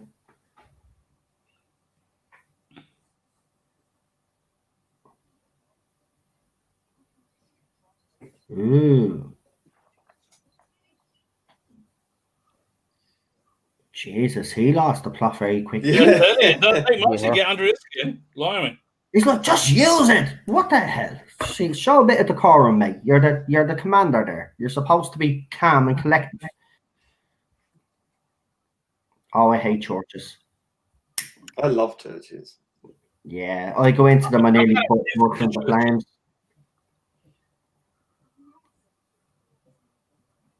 I love the sound. They're built for sound. I used to be real religious, but you know. Oh, I don't care about that. It's the buildings I love. I was in a church choir as well at one stage. I was an altar boy as well. And yeah, the altar boy jokes, yeah, I did get them because there was plenty. Especially if you live in Catholic Ireland, there was plenty of altar boy jokes. Unfortunately. But I have to say, the priests that I worked with doing that were always nice guys. Yeah, I mean, I feel really bad for the church. I mean, again, being a rabbi, it's weird, but I feel bad because you've got to imagine that 98% of the people there are just really decent, good people. Yeah, and they just get such a bad rap for like. No, I do agree with you, but for a while, I was kind of like I had that attitude towards all priests. Well, if one's at it, they're all at it. But that's not the case at all. You're right. It only is like it always is a small minority, a small group. So you can't really blame the rest of them. Should the church have taken action? Yes. I don't think the church should be covering up stuff like that. They should be condemning their members if they do act like that, because if you send a message to anybody, and see, that's what I think where the church has failed. If they had have actually, started, ratting their own priests and bishops out and saying, listen, this is what they're doing, I think everybody would have more respect for the Catholic. Well, it was the cover up more than anything else. I think. That's what it is. It was the cover up that people are more angry about. I mean, there was Irish priests over here that were getting sent over to America after abusing kids here, and then they start abusing kids in America. You know what I mean? Yeah. You just move them on instead of locking them up. Well, because if you lock them up, then it brings like big shame onto the church, which is okay. They made the wrong decision, but this great scene by Nicholas Parsons. I mean, this is brilliant. So good. He takes his role that seriously in this. Yeah, they really do. He really does. Yeah. A lot of the actors back there, do. Like Doctor Who was like, it was a privilege to be on, but he was already well established for to get someone like him in it as well. Bit of a coup, And let's be honest, no matter how much I hate your man Chibnall, he has gotten a bit of a coup with some of the supporting cast. But did he waste them? Look at Alan Cummings playing like that weird king, was it? James, It was just such a what were they trying to do with that? I couldn't work out for the life of me. Yeah. There you go. 1 hour and 32 minutes in, I start talking New Who. Yeah, well, it happens to the best of us. Yeah. I'm just taking the piss now at this stage. I just have to laugh at it now because there's no point to getting right. And I haven't. Lee will tell you behind the scenes, like, not anymore. Just don't give a crap. But it is fascinating to see how obsessed some people are. It's quite sad. Why is Ted crying again? Ted. Oh, my wife is. I'm trying to talk her into getting another dog. She is not. She's not even close. No, she won't. I miss having a dog. I would get another dog myself personally, but I can understand why people don't, because it is kind of hard to replace. Oh, that's not why. She doesn't want anything like pissing and shitting over the no altruism there. Yeah, hang on, here's the thing now. If you get a dog, if you want a dog, you've got to look after a Rabbi, not your wife. I want a dog so bad. I said I will walk him twice a day, which as I don't walk me twice a day. That's get a small one. Well, then there you go. But that'll be good for both of you, then, won't it? Right. Oh, robot dog. What are you thinking? About what? A robot what dog. kind of dog are you thinking? Breed? Oh, we just had a King Charles Spaniel, and I really like them. I want to go a bit of personality. Then you should get a Bavarian Husky then. Okay. What? Although again, not a Siberian Husky, but you can get a Husky that is for this weather. Cheryl's already, you know the way Cheryl is about dogs. No, you have to get a dog for the climate that's supposed to be, you know. She's got a point though, actually. Although our old dog, when it was younger, he was humping anything like all the time. Have you seen the Canadian marble fox? Look that up. Okay. I always wanted the Dalmatian. Oh, they're destructive as hell. Look up Yeah. a Canadian marble fox. No. I always wanted the Dalmatian. There was Oh, they're cool. No, look at the Canadian marble fox. The Canadian marble fox. Okay, hold on. It's so cute. It's so cute. Oh, he'll give a bit of action. Canadian marble fox. Here it is. Right, let's see. Wow. It's like a husky fox. It is. It's a cross between. Oh, it looks like a little. Do you know what it is? Cross between a husky and a coyote.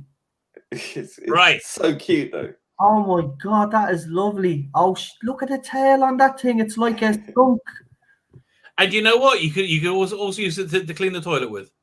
For God's sake, I knew you'd say something like that. I hope you didn't shit on your last dog. No. He actually shit on me more than once.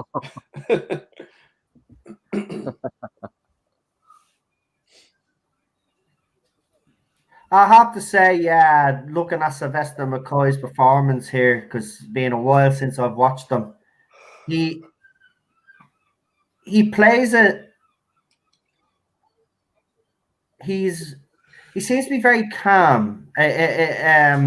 He never seems to get too flustered, does he? He's like, and he always seems to be one step ahead. This doctor, and when I mean that's really his MO. And when he needs to be a badass, he's a badass. No, I do agree.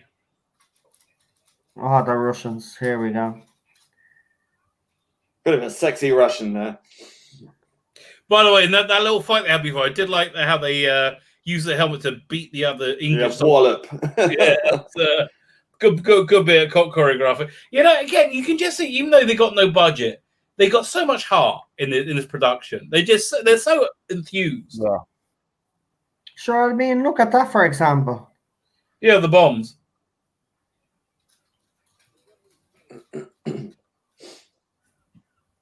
The demonstration, doctor. Oh, poor. Yeah, don't say anything, sure. No, say nothing. Say nothing. Just don't say anything about this scene. No, I mean, it's all about his performance.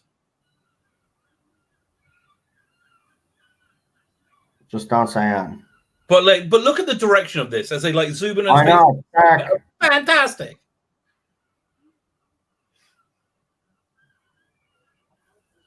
Look at his face there. Yeah.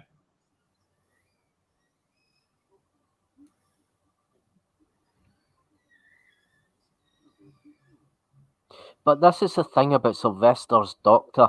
I mean, in the Happiness Patrol, he got that guy to throw away his gun. Right. Yeah. Right. Well, he talked a Dalek to death. Yeah. You remember Yeah. Dalek, right? Yeah. That's what I mean. This doctor was very clever, but also sinister as well. There was that streak. But okay, you really got inside his character in the New Adventures that followed on for this. And he also has this human side to him as well. You know, I always thought it was incredible that Kate Allman, who was like a really big author in the New Adventure, just vanished. Yeah. I imagine that's the way women used to go on because they went for a swim. Now they're the most evil women in the world. You be evil in your heart. Yeah. Honestly, my wife speaks to me like that quite often. But she's not wrong.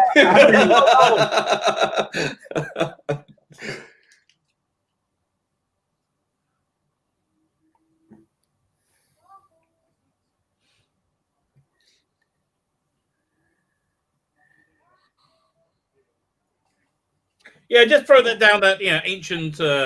Yeah, like you know, Right. Don't bother, mate. Everything's I fine. think actually do that though. You know, that seemed a bit stupid.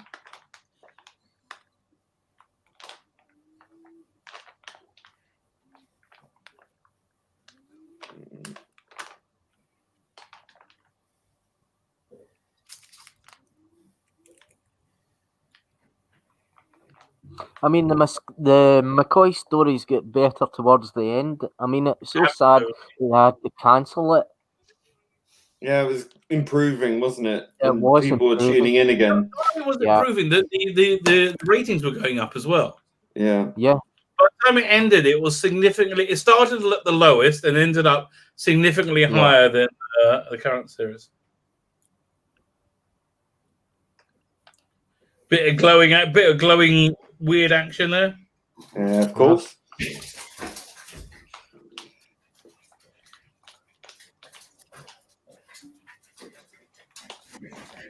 Did you watch the making of thing of this when it was on TV at the time, on like a kids show, Vision On or something? No. Yeah, no. Pretty good.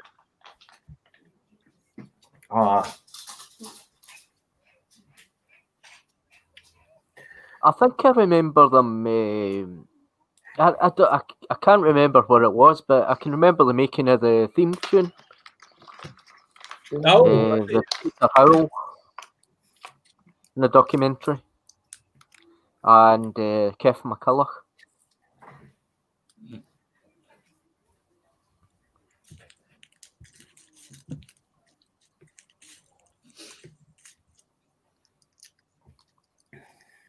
yeah. The other thing I think what really makes the McCoy era work is by the second year they kind of worked out what the BBC were good at. You know, they thought they did spaceships and BBC would look crap, and they're right.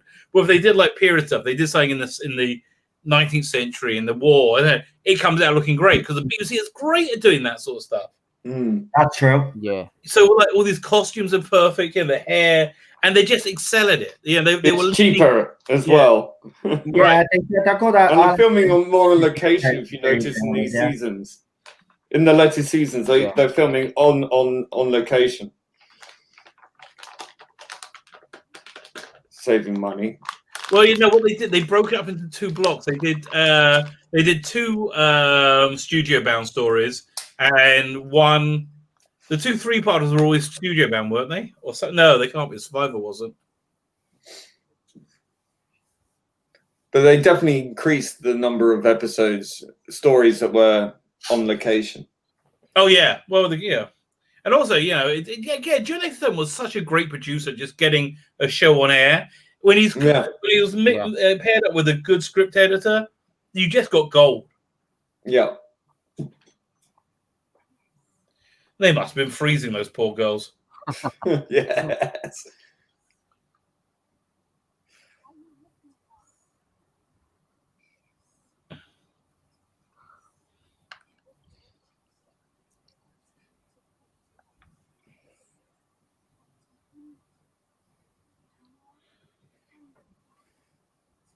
There's a lot of this kind of like weird, like quasi-sexuality in this episode, in this story. A little bit later when Ace wants to distract the guard, right?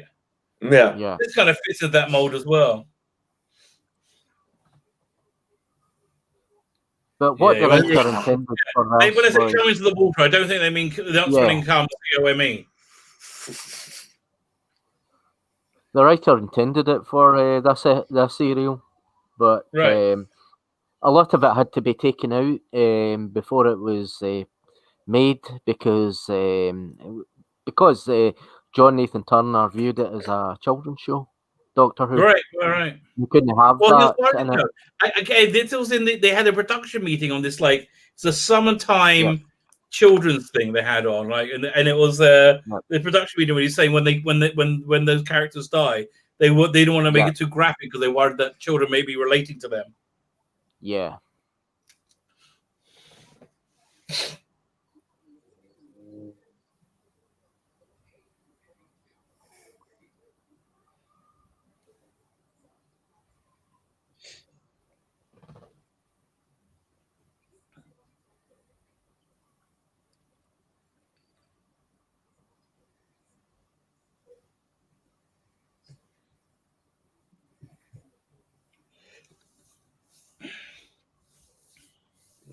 And Sophie is good in this as well. Yeah.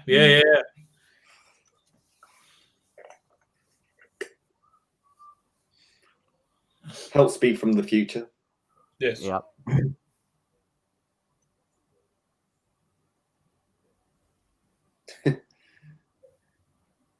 You know, they haven't really done many 1980s set stories in Yoo-Hoo. They did, what's the name? In the first series, Father's Day. Father's Yeah. Day. Yeah.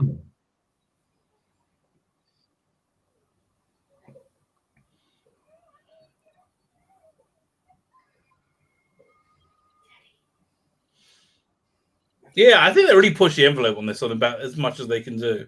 Mm. I'm surprised Mary Whitehouse didn't do her nut for this. I think Wasn't she's she given up dead by by then? Ah,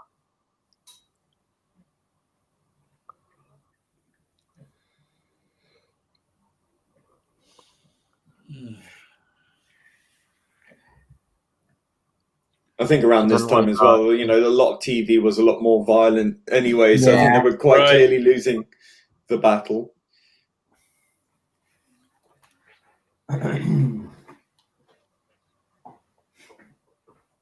I bet a series like Doctor Who has to be violent.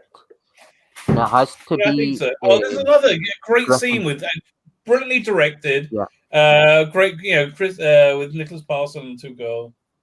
Yeah.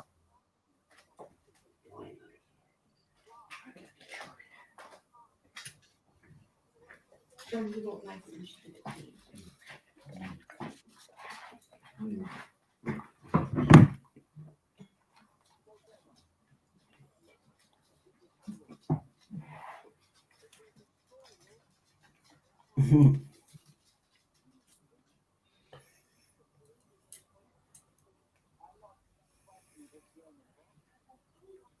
Such a clever idea. It's having a crisis of conscience because of the war. Yeah.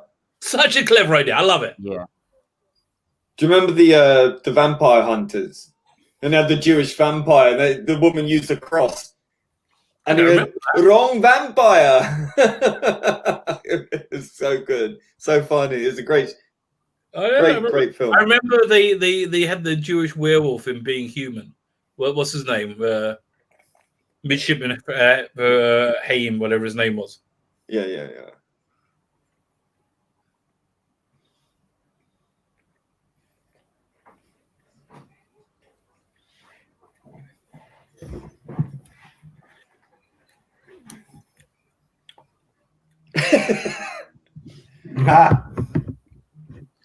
I tell you, I've said that many times myself.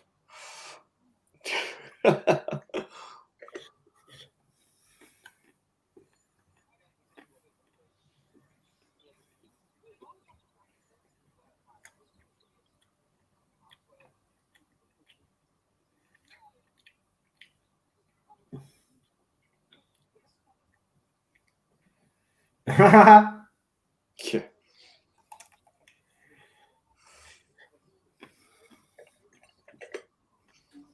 But if you're in, if you can find it, there's a really good Sixth Doctor novel about like the dawn of the computer age in set the 80s with Perry, called by Kate Orman, called Blue Box. Really good. Reminds me a lot about this with the early technology. Oh, what a great Doctor Who's trope! Monsters coming out the sea. Love it.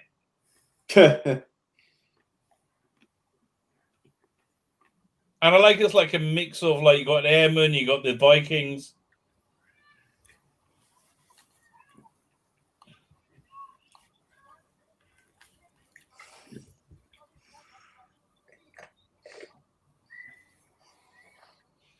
I love that when the Dalek come out the River Thames. Yeah, they're great.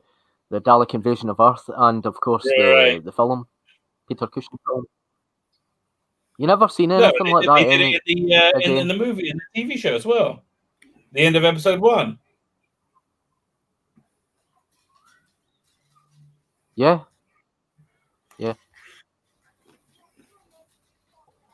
This is the end of episode. Yeah. 2, wasn't it? 3? I think episode 2.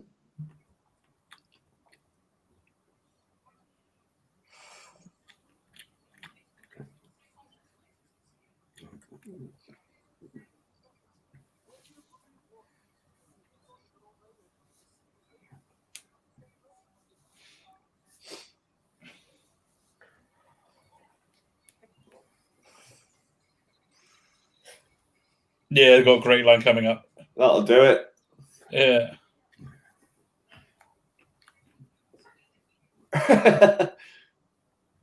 They'll put it back together again. They could have just taken a diode out or something, couldn't they?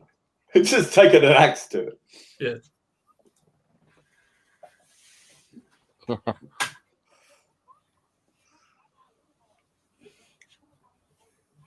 That's no problem to the Doctor because he can rewire it. I guess so. Yeah. What about Ace? Does she want to be under your umbrella? You can hear the rain actually catching the camera, the microphone in the camera here. Yeah. Oh, I didn't see.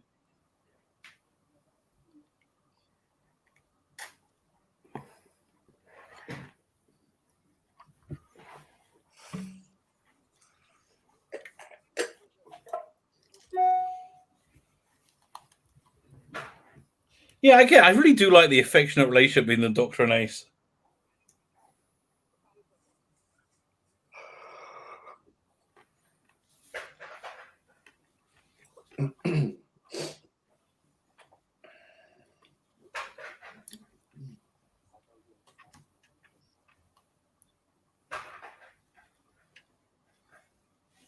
That's the only two Doctor Who companion relationship that can actually get on together. So it's quite remarkable.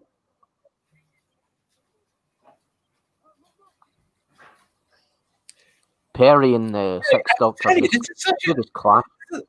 It's such a fresh reinvention of Doctor Who as well. Being like so traditional what Doctor Who is, but so new. And it's such a contrast from Colin as well. Right. So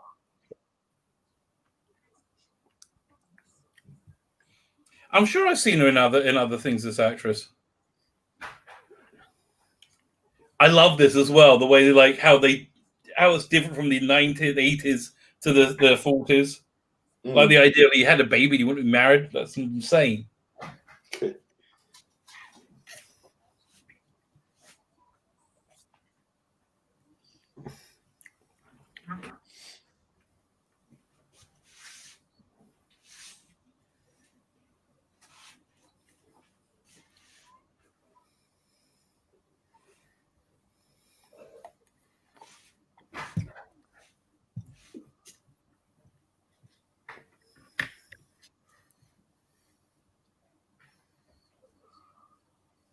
That was sweet.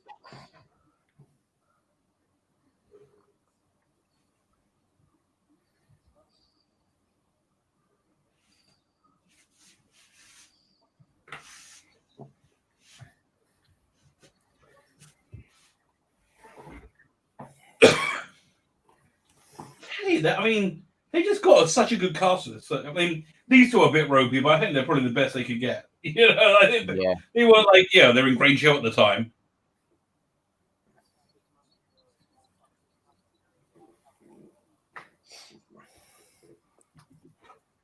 I mean, look at Survival, how ropey that is. But it works. It works. It's still a good story. Yeah.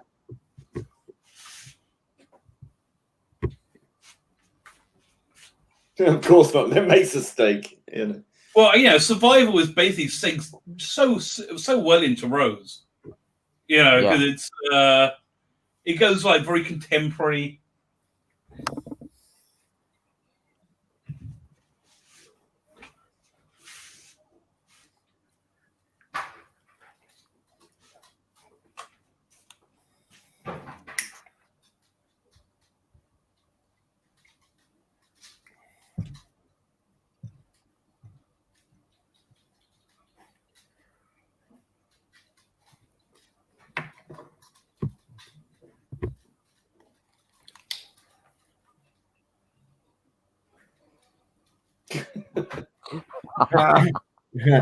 It's the silly things the Seventh Doctor did. I mean, it's hilarious.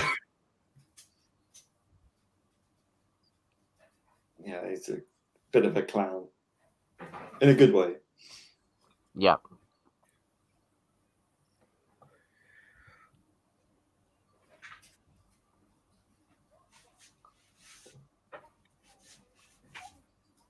I think Sylvester McCoy took on Patrick Troughton's Yeah. clown. Yeah.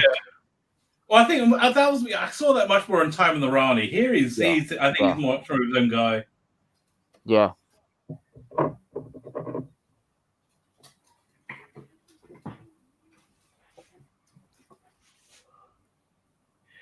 Yeah, another great shot. This coming out. I love this shot. Yeah.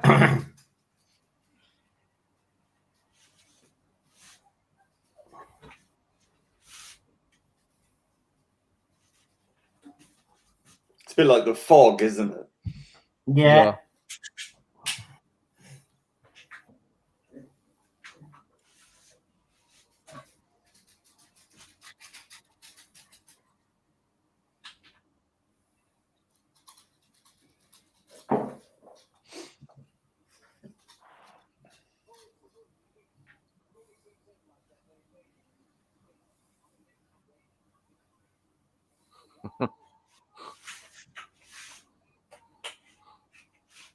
Yeah.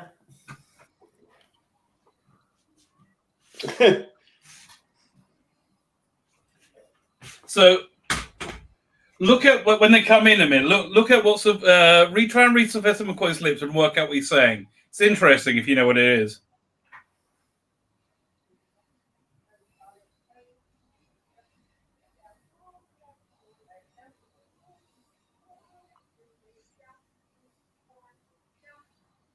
Oh, it's not this scene then. Or maybe it's This is very good. I think this would have worked better at night time, though. Someone did actually mention that in the chat, actually. It would have worked much better done on film. Single camera.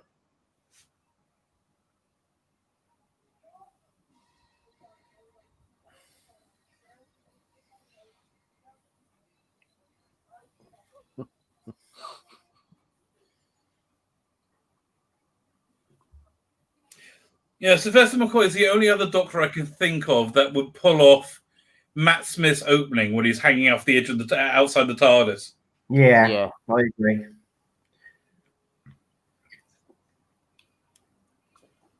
Yeah, bugger that for a game of soldiers, I tell you.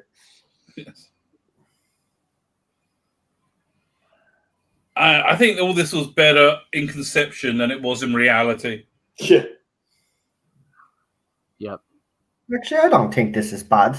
It's not bad, but it's I can see what they thought it was going to look like. Oh dear. Back up again, Ace. Go on, kick ass. Oh, you got a brief Bit of thigh action. Oh, got a nice bit of thigh there, darling.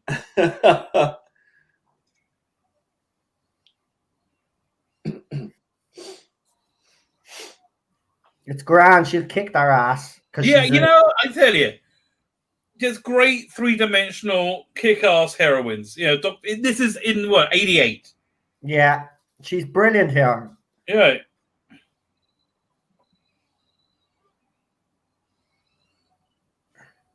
Although the feminists wouldn't like a man coming in to rescue her.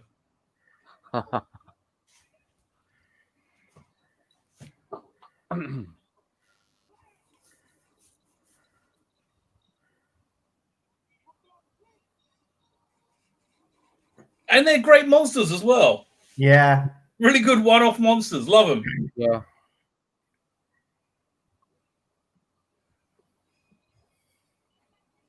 I believe they're called the Hemivores. Oh, yeah. Check this bit out in a second. Yeah.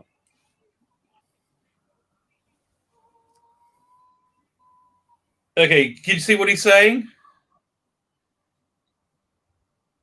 It's the names of all his companions. Really? So you got there's Susan. I just love that. It's so great. Wow. I never knew that.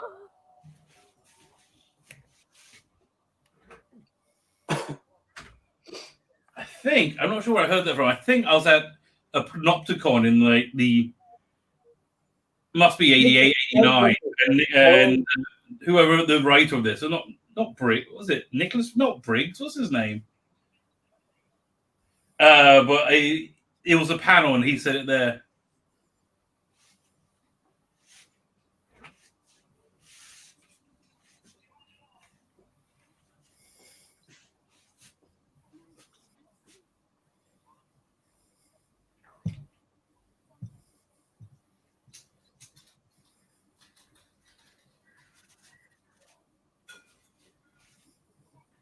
Sylvester's costume would be perfect if it didn't have the jumper. Yeah, I think I've said that a little before. better. Yeah. Although I did have a knitted one for my granny.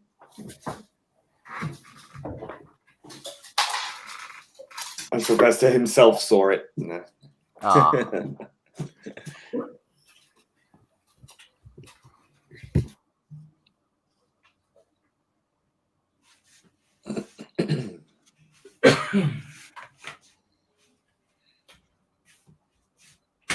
His best costume was easily in the McGann movie. Yeah. It was the same hat, by the way. It was always his hat. Yeah. they retained that. Ace likes the Russian guy. Should have kept the umbrella for the movie. Yeah, probably. Or at least had it in the background somewhere. Yeah.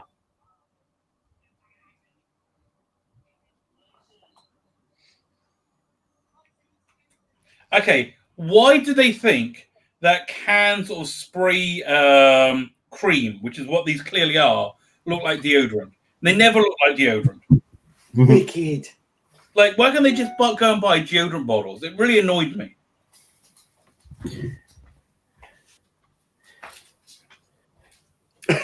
No, he's not happy. I'll talk to you later. Belief in his Ian Briggs, communism. boy. Ian Briggs is the name you are looking for. Ian Briggs.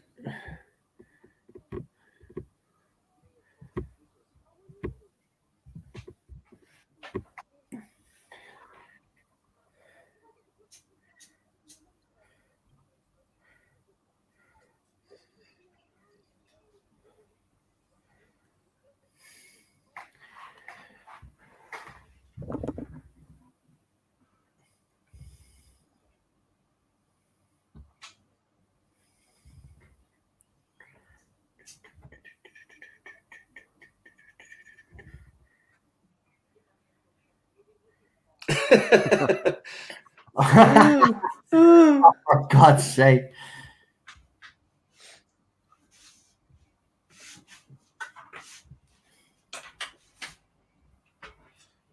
I have to say, I do like the sound effect for the Yeah. screaming. It does really work, doesn't it?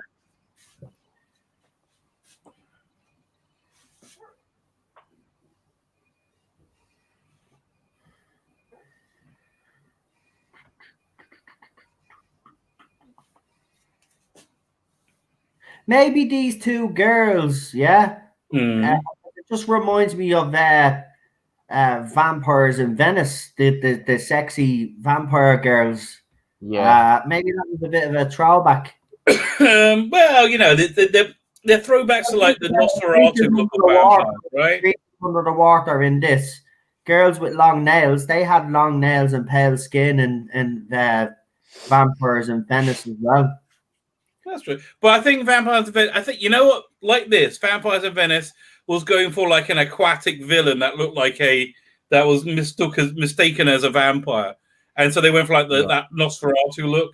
So I think they just basically went through the same thought process. But they probably are related in terms of inside the series.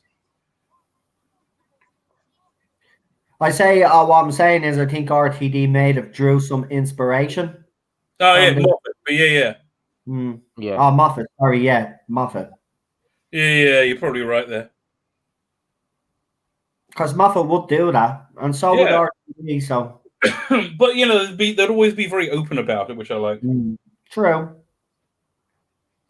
If I'm not back in 10 minutes, just order whatever he said. And remember, comrades, we do this for Mother Russia.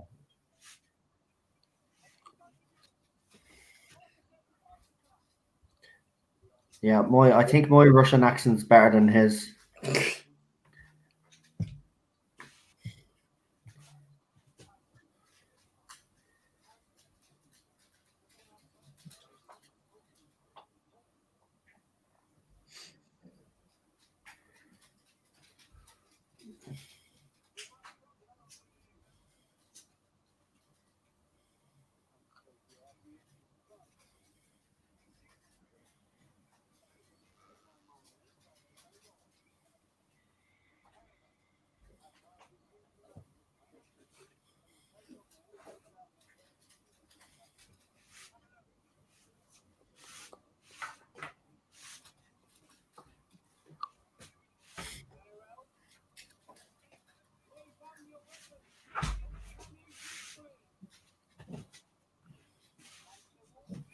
The Vault of Winter.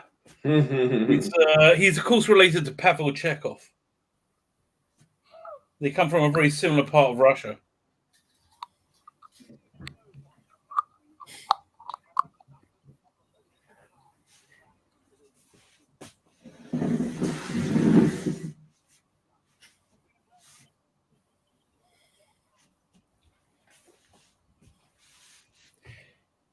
You know, Sebastian McCoy's got a very good way of explaining to authority figures they're totally screwed. I like the effect on the door there. Listen to me, you're going to be screwed, and if you're screwed, you deserve it. Oh, the baby is gone, isn't it?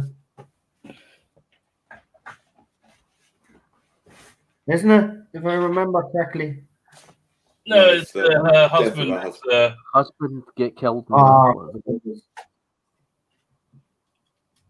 oh, that happened a lot. Yeah, sad. War is not good. No, it's not. It's horrible. By the way, did you see about that big peace agreement thing in Israel? Yeah, Yeah. What the hell? That's like end of daisy stuff. I have to say, congratulations. You know. Yeah, listen, we want to go to Dubai. You know, some of those 7-star hotels. They sound awesome. Well, listen. They'll go kosher straight away. Let's hope you can now.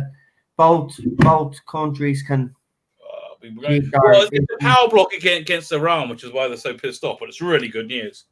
Because I had to tell you, by the as somebody who lives in Semitic lands, there are no better hosts than Arabs. The hospitality, like Arab hotels, freaking incredible. They are. They just absolutely won. Whenever you can always tell when you have like a head of hospitality who's an Arab because it's awesome. Absolutely. I love this scene. Yeah, he's brilliant here. Yeah.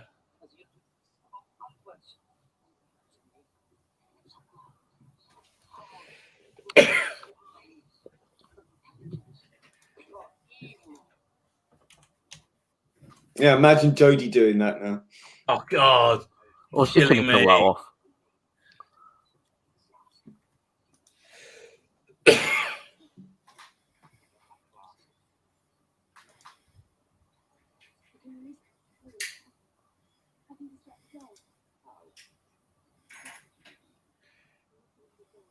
Yeah.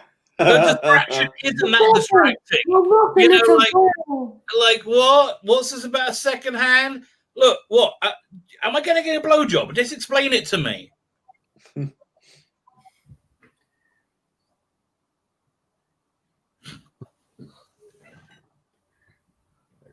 Lee is being told to bite his tongue. Why? I don't know. What did you do, Lee? Oh, I don't know. I think Ace is offering to bite that guy's tongue. I'm innocent of everything.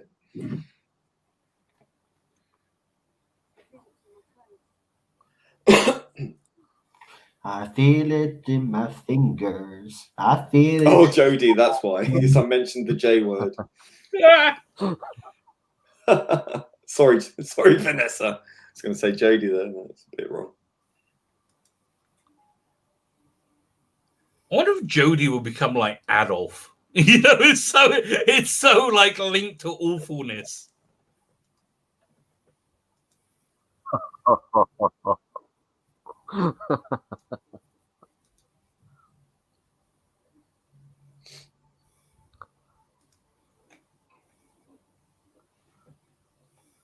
Yeah, like, are you going to shag me or not? What's going on, darling?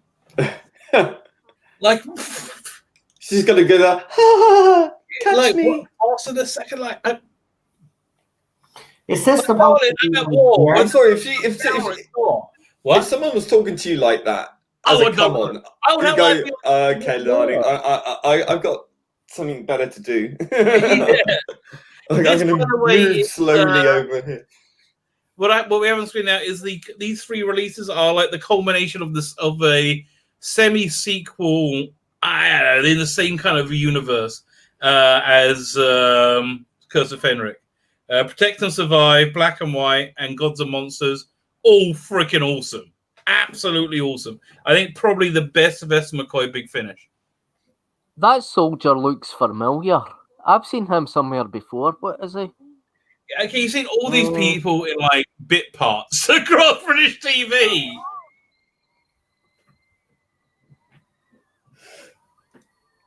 Oh, it's got his faith back. There you go. Well, for now.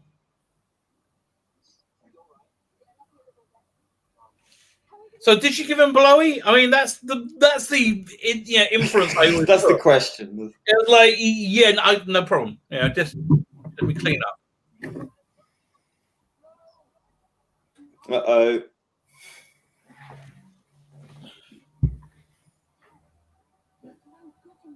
Oh yeah, that will mess with your mind, won't it?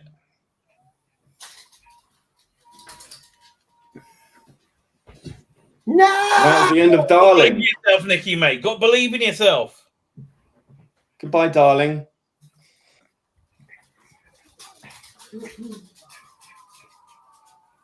Ah! It's bringing in new special effects. Ah, poor father is dead.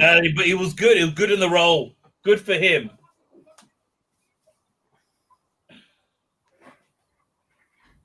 Okay, coming up to episode 3 cliffhanger.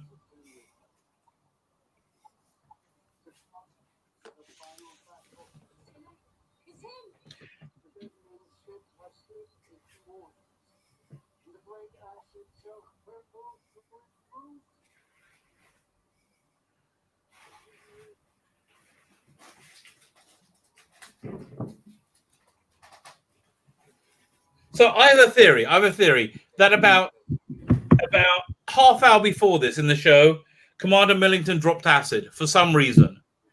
That scene makes sense now. You.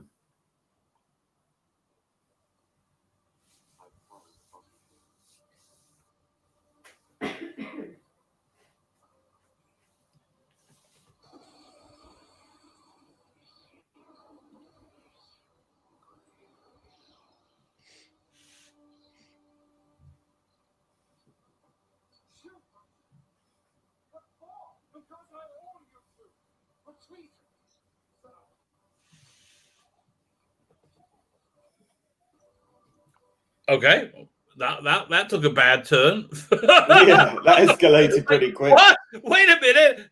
That's the guy that she was giving fun to. Exactly. Was I just sucking your cock? Really? Really? No loyalty.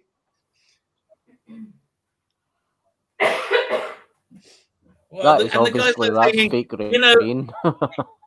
if we carry out this death sentence, no one's ever going to know about it. You know, me and her. So it's to his advantage.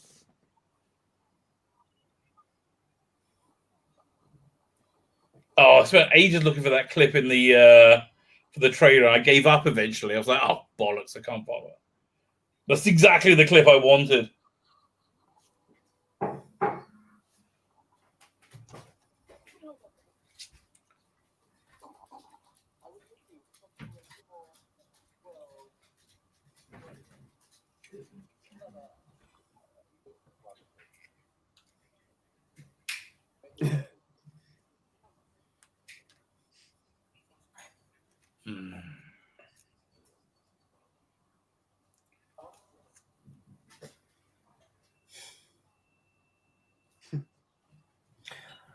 Ball Trek be with us in 10 minutes.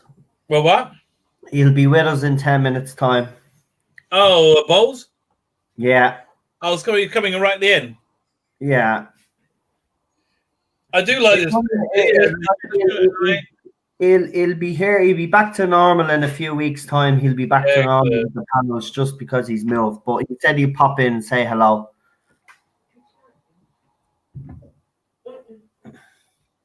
Ah!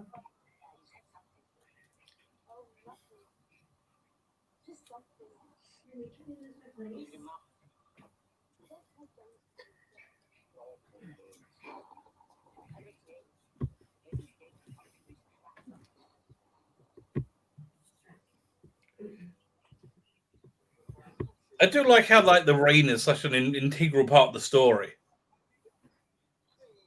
I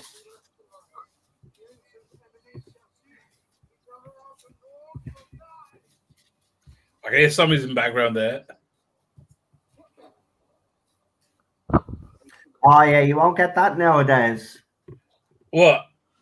The swastika in the background. Oh right, yeah, God, They're really? even in computer games now. The Nazi zombie play, they've even changed it to a cross now.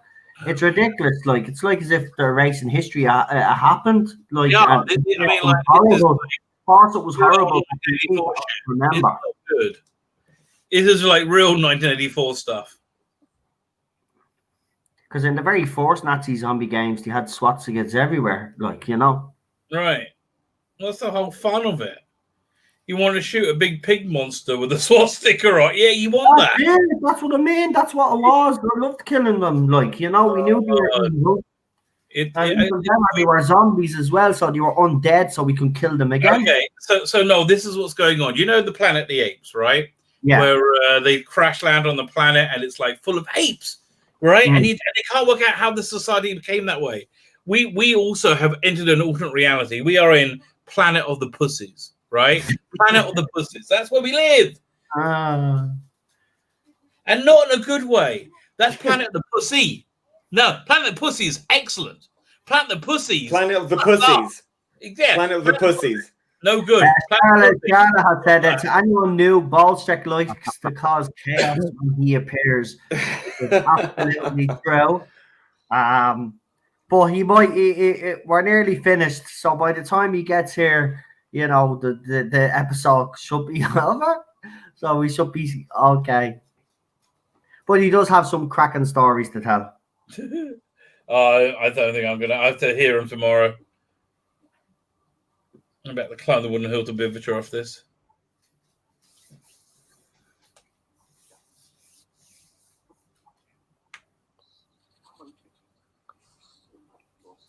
The sound of dying. That's really creepy.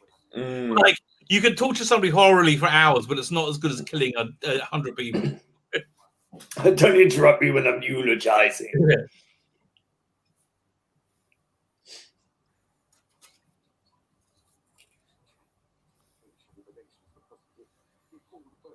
What? Light. I've seen you haven't been handicapped by great intelligence or something, he said. I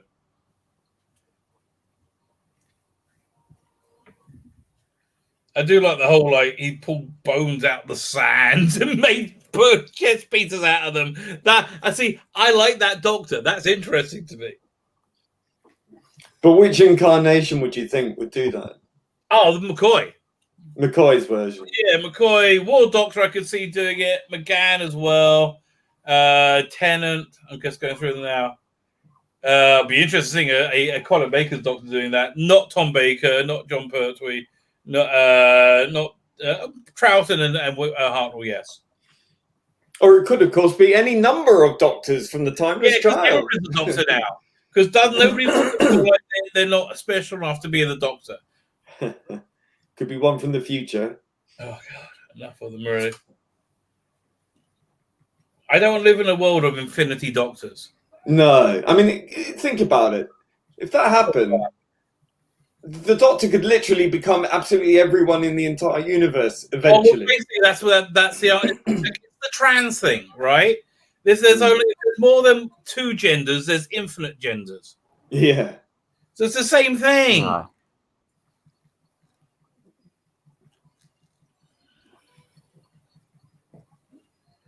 Great explosion here. That was a cracking explosion.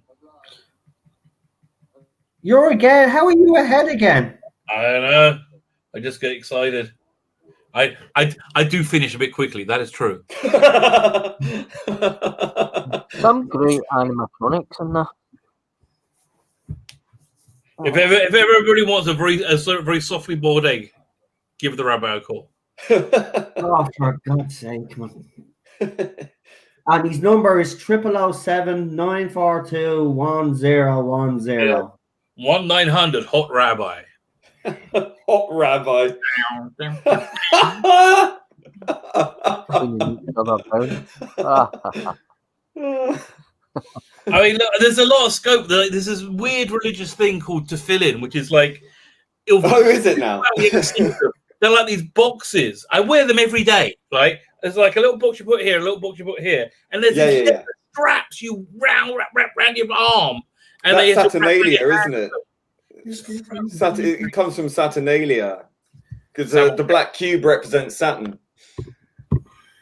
I don't know, never heard of that, but okay. Yeah, because you got it in Islam as well with the big black cube thing. And you get it in masonry as well. Yeah, I'll try and find a picture of it. It's to do with Saturn.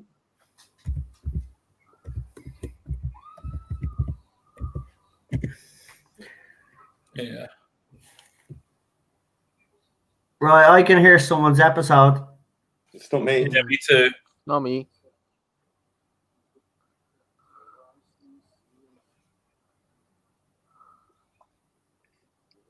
I don't know, I can still hear it. I'll go on mute for a second.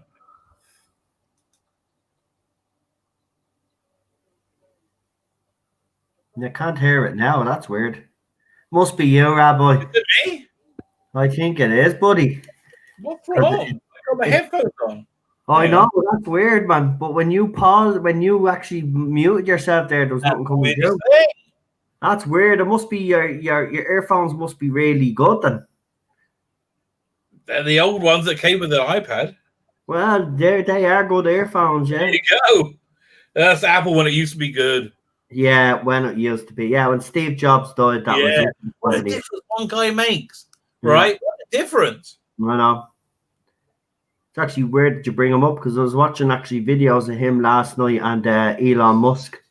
The most famous funny moments and. Oh wait! I just love the Secretaries of Doom. Mm-hmm.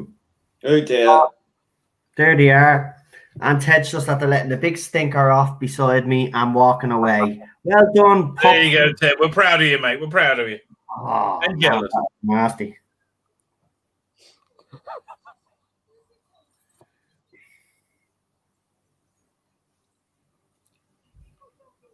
What is that? Watching Victoria while typing. Shared it on my Twitter now. Hello. Oh, here he is. So, everybody, I'd like to introduce you to the one and the only Trigger Train. He's back for one night only. I'm only messing. He's here. It's Ball Stray. Hey. Great. Hello. Hi. How late am I? Oh, I see I'm 2 hours and 24 minutes late. Yeah. I said I'd swing by to say hi. So you guys finished it already, I'm assuming? No, it took about 20 minutes left. In the minds of a bunch of vampires right now. Are you watching the movie version or the Movie version? Oh, The shit. I movie gotta version. switch my disc. So how are you anyway? I am tired as fuck. Oh yeah, because you've been cleaning the old place, haven't you, or something? You were saying. Oh, I still have boxes to move, but luckily I have it till the end of the month. Nice. It took me forever to find which box I put my Yeti mic in, so I almost wasn't able to come. Can't find my backup mic either, but there we go. Okay, I got the movie version in. Moving is a nightmare. Okay, moving is. I fucking hate it. I swear I'm not doing this again. Right, I hear it. 100%. I hope I die here. 100%. Let's all pray for death. Yes. No, not yet. I don't want to die yet. Sound like a man in the middle of a movie. I agree with Let you. my enemies all die first, and then I'll be happy. Okay, yeah. You So, know? how is everyone and things? Yeah, I'm good. I'm good, pal. Oh, my- Good. Good to see you again, Bolster. It's been ages. Yeah, I'm still on hiatus. Oh wait, I got to get my my pop filter. Little secret, I use a sock. There. I have the world's most ghetto setup: a Yeti mic and a sock, and Audacity. It's weird you say that. I've got a silk sock over mine because I don't have a pop shield. No, I've been meaning to buy one for 4 years. They're not expensive. I'm just a lazy fuck. What does a pop shield do? Because I don't have one. Well, it Stops your plosives. My mic isn't right. your best way of doing it is, well, you want a foam mic shield or a sock. A sock works just as well, so that will filter out the ambient noise, and then the screen fills out the or kills the pops, which actually I make more work for myself by not having a pop filter, because when I record videos, I edit the shit out of them, and I've got noise reduction and all this other crap going in. But I actually go in and manually edit out the pops. And all I had to do is spend $15 on a shield or on a pop filter, and I wouldn't have to do that. But no, I've been doing that for God. I started. You can buy a pair of tights, Bolster. Buy a pair of tights, stretch it out on No, man, that would look way too ghetto. I already have a sock on my head. a sock and a pair of socks. Okay, it's not happening. I can't believe it happened. It's on this channel. Jesus Christ. We're men in tights. Yeehaw. But yes, so you'll have these people that will pay a small fortune for their setups. So what I have my Yeti mic that I bought in April 2017. It was on sale. I think it was $130 at the time. I use Audacity, which is free, as my editor. And I use a video program editor called VSDC. There's two versions. There's the free version, and then there's the pro version, which costs $22, and then you get sound waves and a few other things. So my whole audio setup for every video I've done is $150. Wow. Yeah. Wow. That's actually not bad. Actually, it's weird that you bring it up, because that was the top. They brought that up on Friday Night Tights as well, because someone asked the question. They were setting up their YouTube channel, and they were talking about what kind of mics. And Jeremy is still using the same mic. And Jeremy's upgraded to a Yeti. Yeah. But even the little round mic that he has, that I use that as my backup mic. That's what I used to use. That's the Blue Snowball mic. That one you can get for like $35. And honestly, that's perfectly fine for streaming. I've got the blue Yeti, the long one like Jeremy's got. Yeah, oh no, I've got the exact same mic.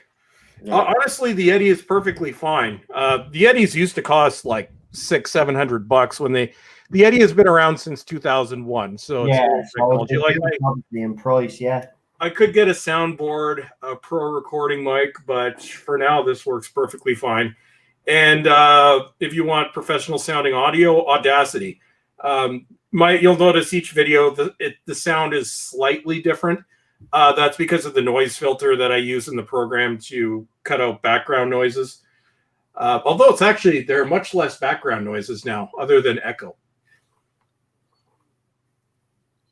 Yeah, this one's fine for me. Yeah, I'm just using the one on my computer for now, but I do have to invest in the mic, to be quite honest with you. Well, when I used to record my videos, I'd come right up to the microphone like this, and then I try and talk in a non-confrontational manner about the potential issues surrounding the casting of the 13th Doctor.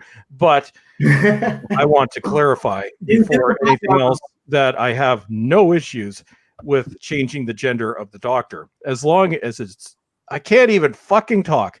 as long as it's done. Fuck it. Who cares, man? Do you care? You have no idea how many edits each video goes through, because when I'm reading the script, you overthink it. Yeah. And then you're like, fuck, I'm doing the same. One of these days, maybe I'll put up one of my raw audio files. For a 5-minute video, the raw audio file will probably be 20 minutes. It's just me fucking up lines over and over again. It's awesome. The blooper reel. Yeah. Wow, I was going to say was it Are You My Mummy still trending at number 9? Who is? Are You My Mummy? Oh yeah, Ballstrick, while you've been gone, Emily Cook has revived the watch-alongs now. She's doing a 9th Doctor Marathon because he's obviously announced. Okay, no, let me put it this way. So there's this thing called not giving a shit. And then there's a couple steps below not giving a shit. I'm kind of down there. Yeah. Oh, yeah. And I guess this has come up because I've been gone for a month. So what does everybody think about Christopher Eccleston returning to Big Finish right after they've gone woke and in the course of a month destroyed Missy, the 8th Doctor, and all the 8th Doctor's companions? Who's excited?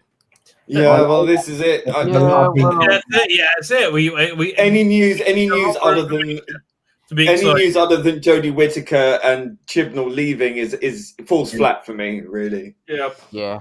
I think it's a cash grab. Rabbi is excited. Daniel's excited. I mean, the thing is, it's not their balls like you, because I'm just like, after what happened with the timeless children, it just seems a bit cynical to me. But as Rabbi has said, we won't really know until we listen to the Force audio. But right now I'm not on board, and it pisses me off. As long as it's more popular than the next outing. Because it is Christopher Eccleston. We've all wanted this. Let's be honest. I will check it out. I don't like what Big Finish has done, getting rid of the monthly range, where for 20 years it was, you pay your subscription fee. I've done downloads since then. Right. I mean, them moving into the box sets things is weird. I mean, like that the 6th Doctor and Perry box that came out the other day, and so I haven't listened to that yet, but that's really the direction they're going. It's I find the whole thing a cash grab, because there was no reason to get rid of the monthly range. You could keep the monthly range and put you can feel them getting bored with it. That's why they need to mix it up. The last time they mixed it up was 11 years ago when they went to the reports. Okay, the last 2 releases actually been not bad because I haven't been woke. But the one that's been 4 individual stories, which was pretty good, was a time apart, and the other one was Madquake and Thin Time, which are 2 two-part stories, which are all very kind of different feeling. Not bad. I mean, it gave me hope again. That was a great speech. I'll check out. I still listen to Big Finish, but I'm now listening to old Big Finish. I have thousands of hours worth of Big Finish, so I'm listening to the early ones. I actually listened to the One Doctor and the Holy Terror yesterday at work. God, those stories are bonkers. But I will give Eccleston a chance, because they've done really well with David Tennant. The last one a year ago, but the second one with Donna was perfect. They even captured Murray Gold's score. So if you could give me decent Christopher Eccleston, then I will support it. But I'm not giving Big Finish any more money until I know that what they're putting out is not crap. I hear it. I do. I absolutely hear it. Yeah, I think I have 2 more releases in my last subscription to the main range, because I just did it in 6 months. And after that, it's I think they still give you the 1-part trial, or I know they used to. I will be apprehensive. The 8th Doctor is done for a couple years until this current arc is over. Or actually, no, they still have another Time War set. I think that needs to come out. They kind of do 2 time frames at the same time. Next month, I think.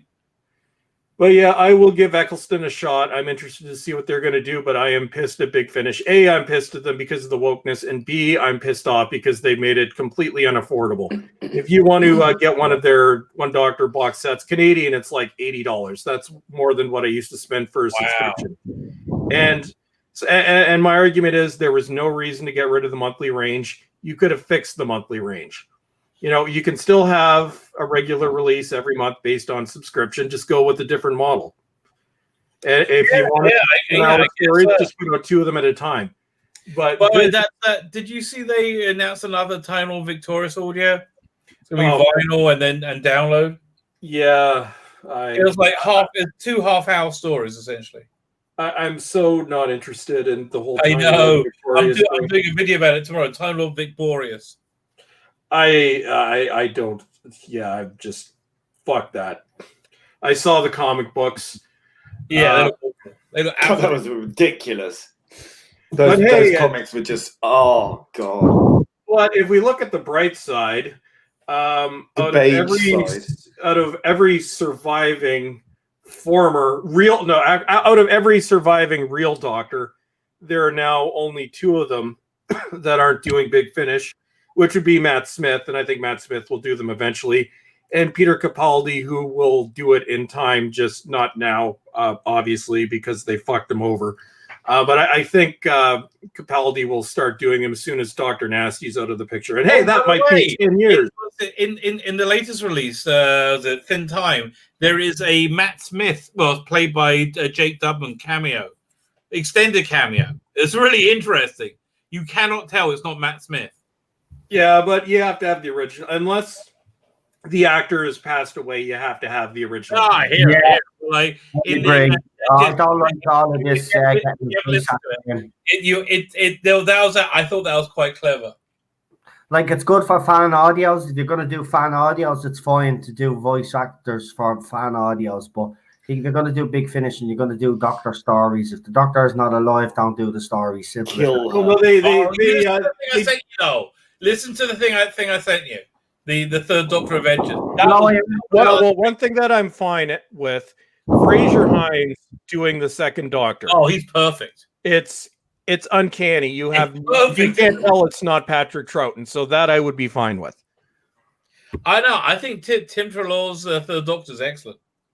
See, I haven't listened to any of those. Okay, fine. Look, I'll send you a link. I'll send you a link right now. The biggest problem I have with Big Finish. They have so much crap coming out, and now some of it is legitimate crap. You have no idea what to spend your money on, and for me, it's so expensive. This is why I'm pissed off that they got rid of the monthly range, because for me, it's completely cost prohibitive to check everything out anymore. So, Big Finish, get your act together, and don't get rid of the monthly range. Although it's too just go with it. Here, okay, listen. I'm just sending you a link to something now. That's the third Doctor Adventure. Freaking awesome. Okay, I'll this story now. Here we go in the chamber. Yep. Hey, Noel, you'd never listen to Big Finish, eh? I've listened to 1 or 2 Balls Trek. I'm gonna you're going to. Okay, I'm going to give you some recommendations. Spare Parts, awesome. The Holy Terror, awesome. The Chimes of Midnight, fantastic. Yes. The Kingmaker. Oh, that's an interesting choice. I love that story. That's the one with John Carter doing. Probably all of them that he's mentioned. Have you got them? Yeah, I got everything. I have every main range release. They're all digital, but I have every single one of them. Although I hold them out sparingly because they're digital watermarked with my account. I was going to ask you though. You're going to start buying the physicals of them now because of all. No. I used to have a massive CD collection. We're talking. I'm an obsessive compulsive collector, hence my Blu-ray collection. Yeah. But I used to have a CD collection. There were over 200 CDs in it, including the first 50 or so Big Finishes. I stopped buying CDs around 2006, and it was around that time that I stopped buying Big Finish because they went to download. I sold them all years ago, but I ripped everything before I sold them. Well, like the whole model of going to download, I think is very, very good. It really is. With the physical releases, a subscription in Canada is insane. And actually, a lot of them are available on Spotify as well. Right. Yeah, Spotify. I think there's a delay of a couple of years, but I think all the early stuff is on Spotify. And you can listen for free with ads. This is a good scene. Yeah, must have been freezing coming out this water. It's over now. Oh yeah, and one Big Finish audio that I like, Noel, that is actually in my top 5 that everybody else hates for some reason. But there's one called Live 34. It's from That's not bad. 2005. People hate it. I love that. Okay. That's not bad at all. No, the whole thing, it's done like a radio broadcast. No. So it's news stories and the story's told that way. It's one of my all-time favorite Doctor Who adventures, but the 5 that I've listed, which they're all in the first 100 actually, are Which what are like cheap. They're like $2.99. They're like they're so cheap and it's so worth it.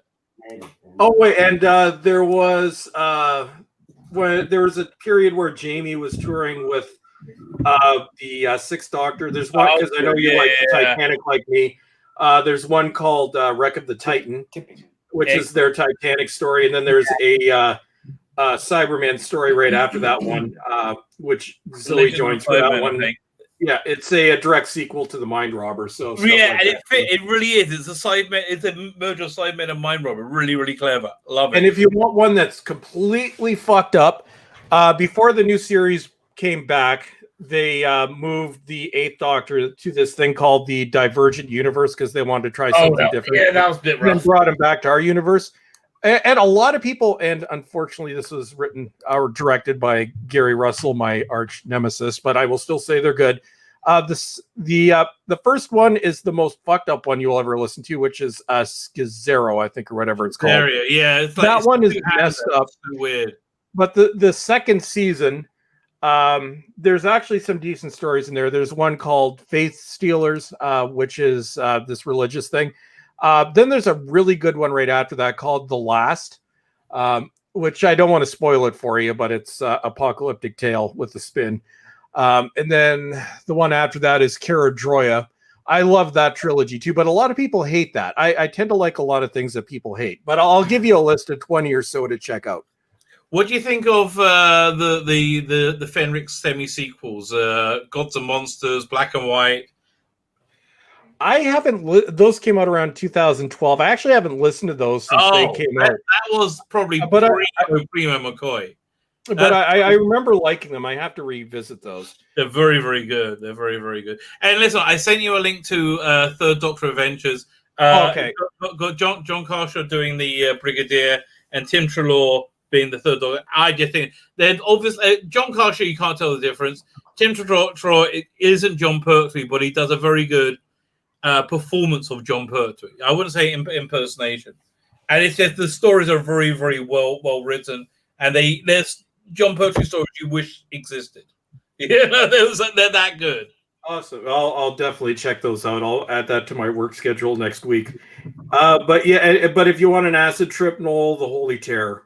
No, actually, no. Ravenous. I love the Holy Terror. But no, I actually the right before Stranded, there's this the last major arc was this 4-series set called Ravenous. There's this 2-parter with Krampus, Evil Santa, that is just fucking bonkers. It's nuts. But that one's it's fucked, but it's fucked in an awesome way. And then, I love the One Doctor as well. That's another crazy one. Well, that's why you like the Kingmaker, because nobody ever talks about it. But I think it might be my favorite Big Finish story, maybe tied with Spare Parts. But it's also a comedy, but it's absolutely brilliant. And this was when they had Perry and Aramim, which they got rid of Aramim years ago, which sucks because they had great chemistry together. But that one's worth checking out too. I nearly just had a heart attack because it just said Jodie was trending, and I was like, "Oh God, no!" And then it's like, "Oh, it's totally not her." So I was like, "Thank God for that."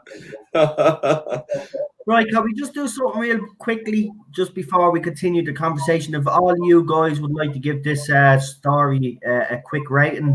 And then we can just continue what we're talking about or whatever, yeah?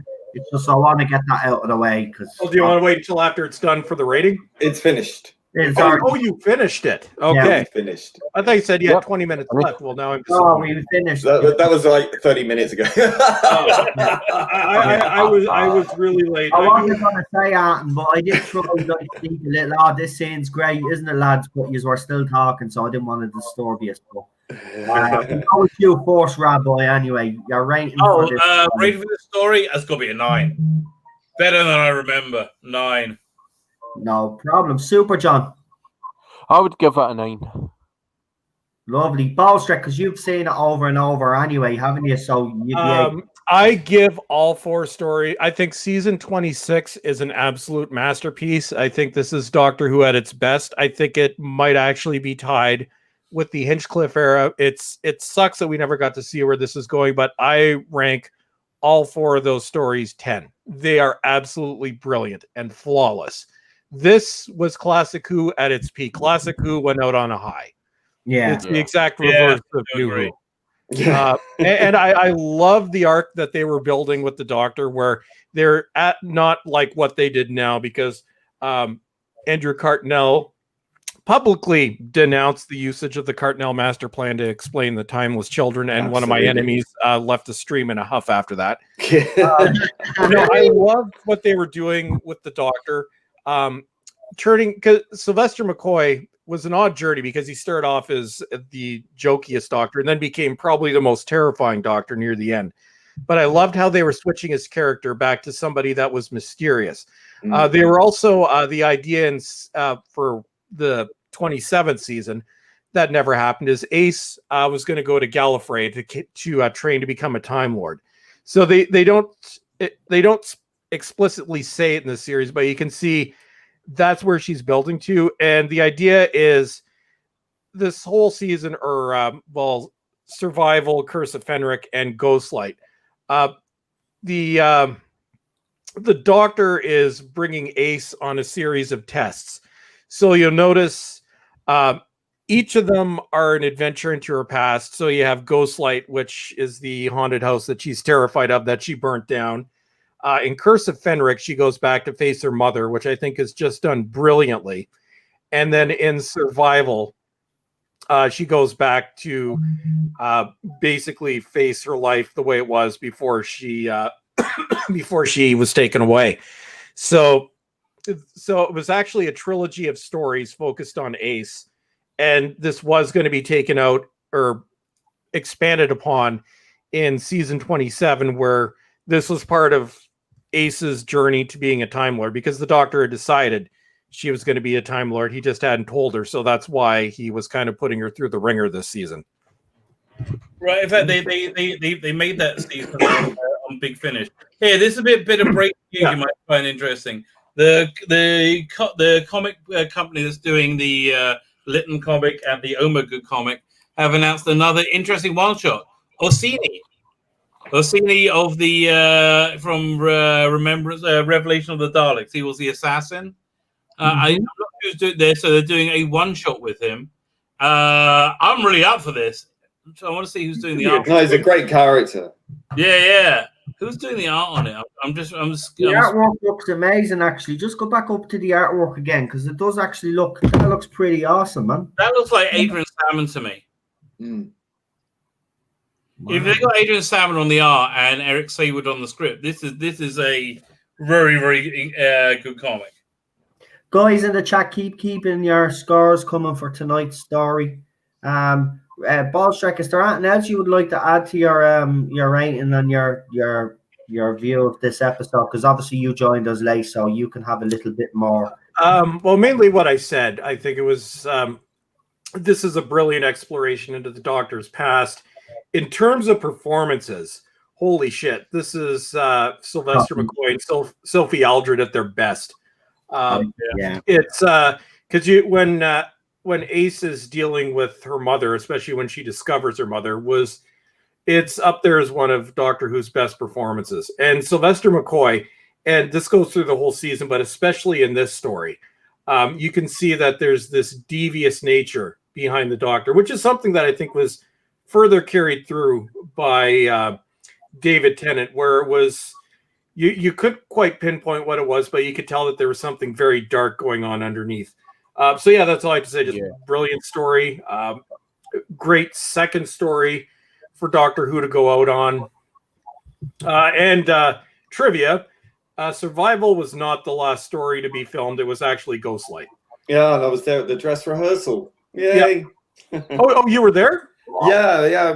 My school Doctor Who club. We got taken there to see behind the scenes at that's so Doctor cool. Who. That is awesome. And we got to meet Sylvester and Sophie in their costumes, and I was wearing my grandmother's knitted question mark pullover, and he went snap.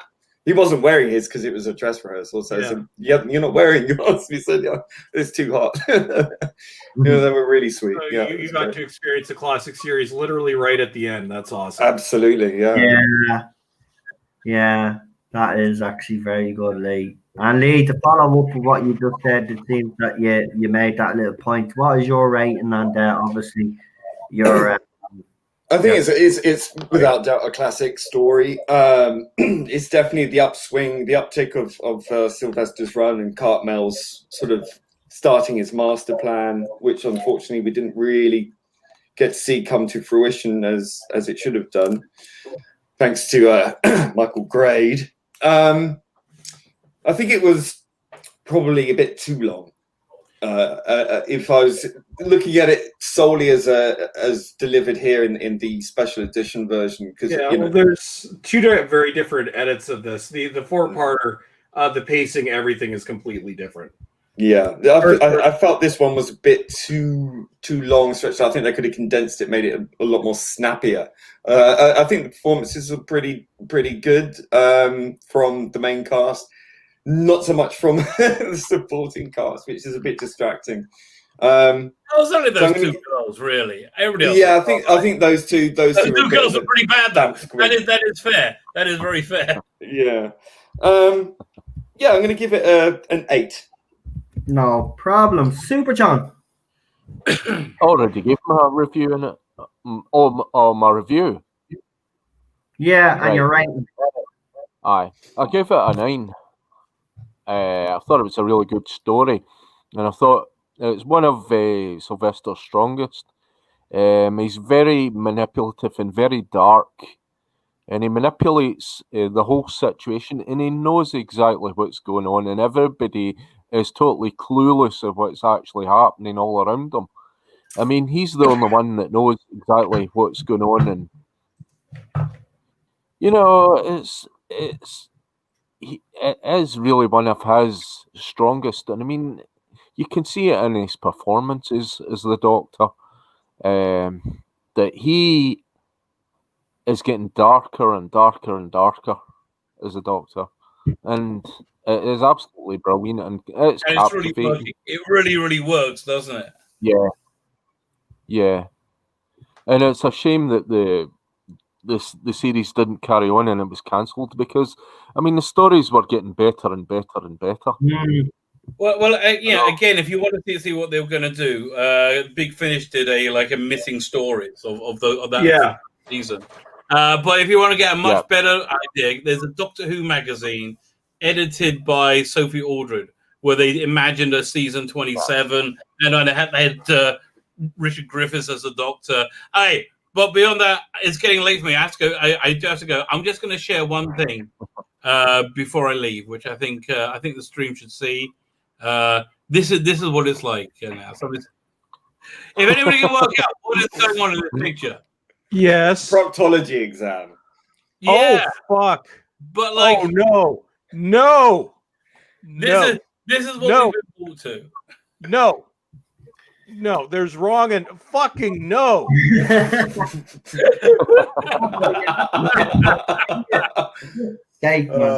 So there you go. I just wanted to leave that with you before I went to bed. Yeah, take it off. Yeah, there you go. I love the whole Jodie Whittaker era. Oh, what?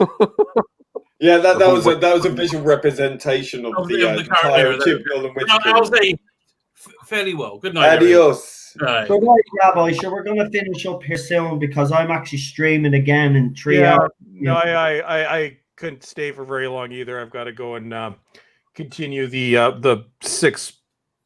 God, feels like 6 month long move Father Christopher Miller has just popped in. He says, "What the heck was that? Looks like I picked the wrong time to tune in or to tune in." Listen, Rabbi has just been. I'm telling you, man. If you had been here, you would have had a laugh. It's been Rabbi being a funny, yeah. But nice to have you here, Father. We still have to do Father Ted. Don't worry. Definitely. Jordan the week actually with Lee and myself and yourself. We haven't forgotten. Me, And it's a 9 out of 10. But yeah, go ahead, Ballstrick. Sorry, buddy. And I was just saying, and I may actually be able to stream on weeknights again soon. My work schedule may be changing in the next 4 weeks. Oh, that'll be interesting. I may just go down to a regular work week rather than 60 to 70 hours a week.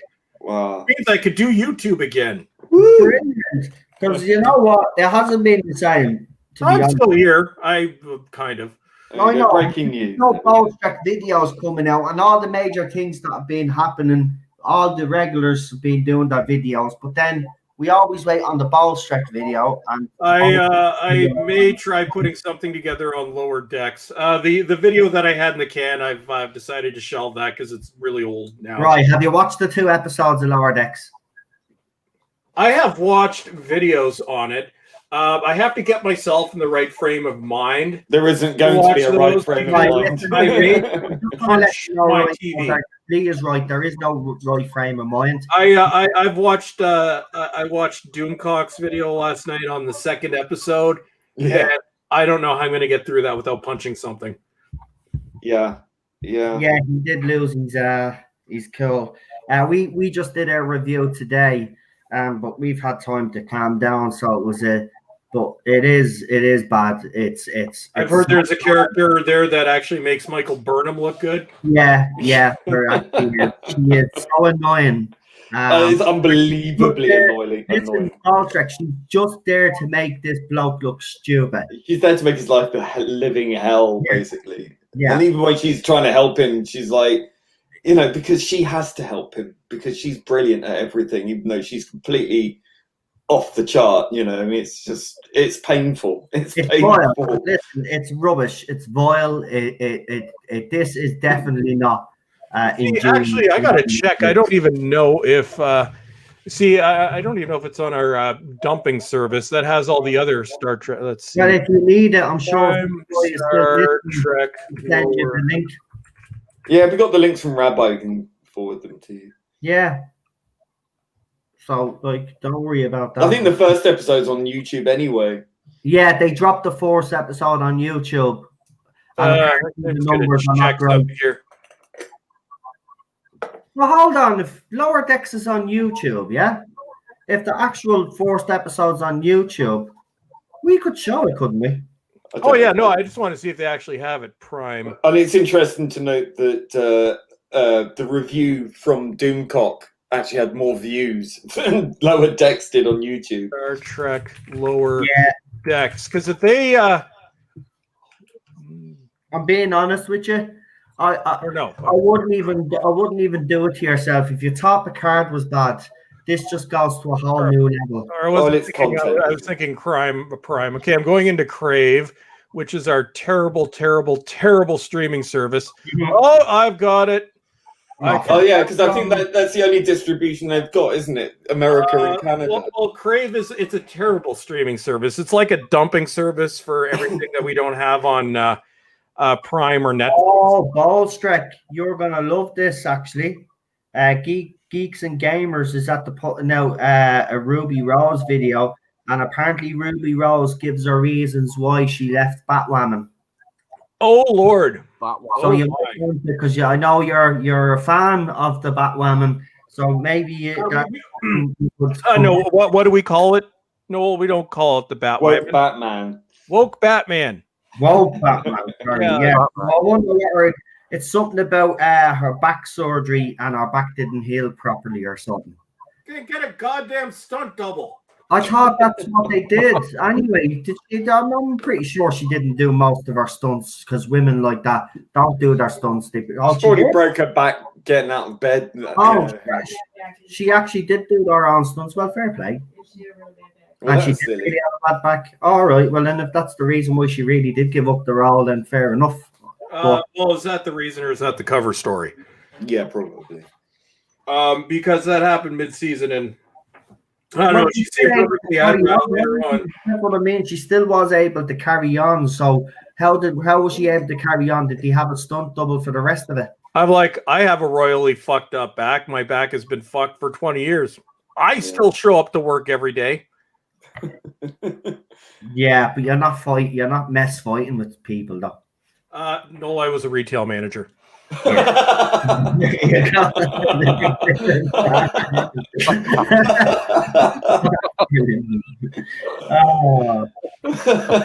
I don't do it anymore, Noel, but I've been assaulted multiple times. I wanted to actually ask you because we talk a lot, but I was going to ask you about your music because a lot of people might know actually, just to kind of talk about something a little bit different. Do you want to tell them about your music a little bit? I do music sometimes. I used to be a professional musician back in the day, in the early 2000s. My band is actually, I play guitar for this band, but they're on Spotify. Just look up If Nothing.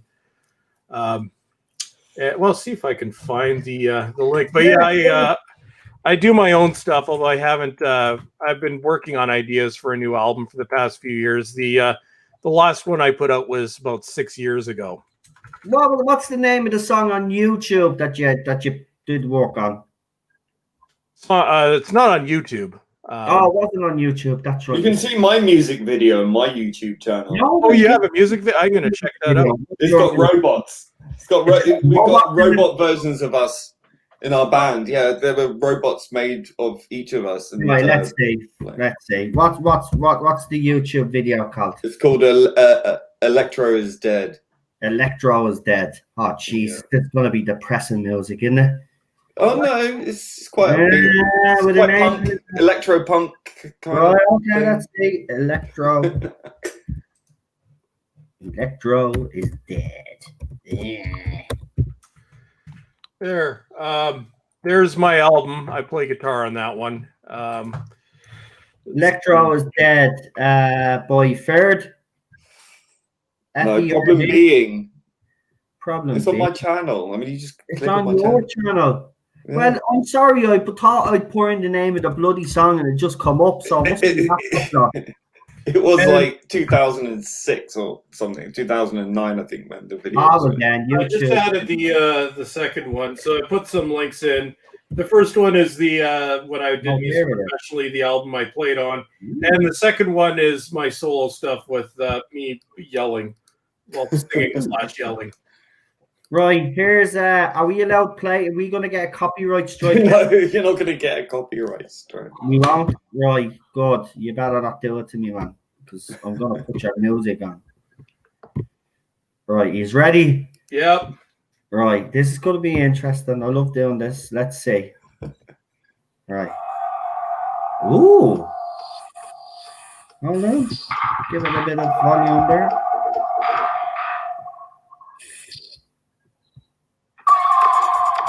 Okay, we need to be on asset. Great. Great stuff.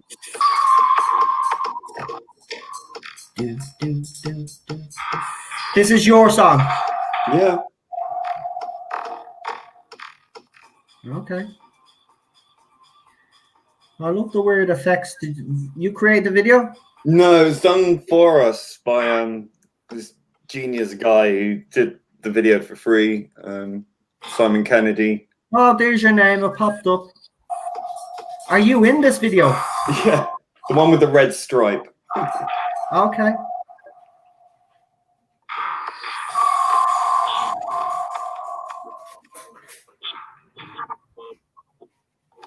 Okay. Wow. Is this you all turning into robots now, yeah? Yeah, they're coming out of our top hats. That's quite impressive for 2008.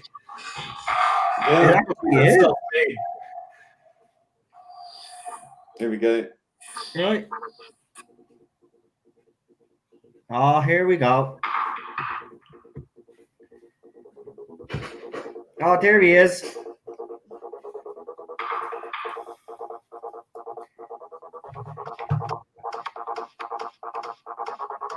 And can I ask why you don't do music anymore?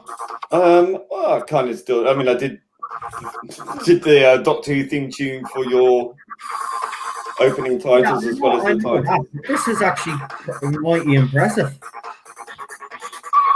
And I'm talking about the music. I'm not just talking about the video, by the way. Wow. Yeah, I did the programming on that. Yeah, he's impressive.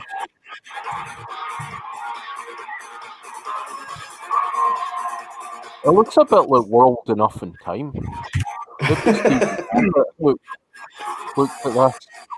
I hope you are enjoying this, folks. This is good.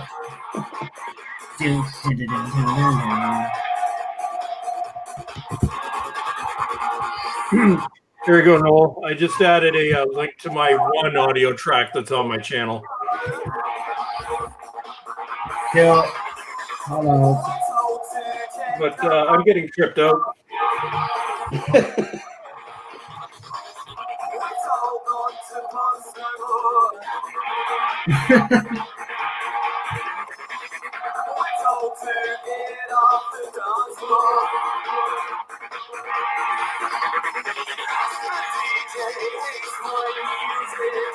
Is that you singing, man? Yeah. Cool. This is pretty impressive. How come you kept this secret? It's there. You never told me. Every time I said, "Can we share your channel?" and all, you say, "Oh, nothing on my channel." You lying. This is old now. It doesn't matter.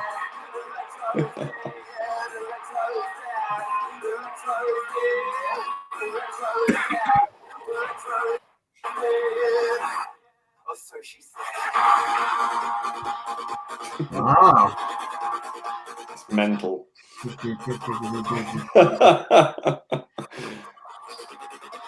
See where Stephen Moffat get his ideas. Yeah.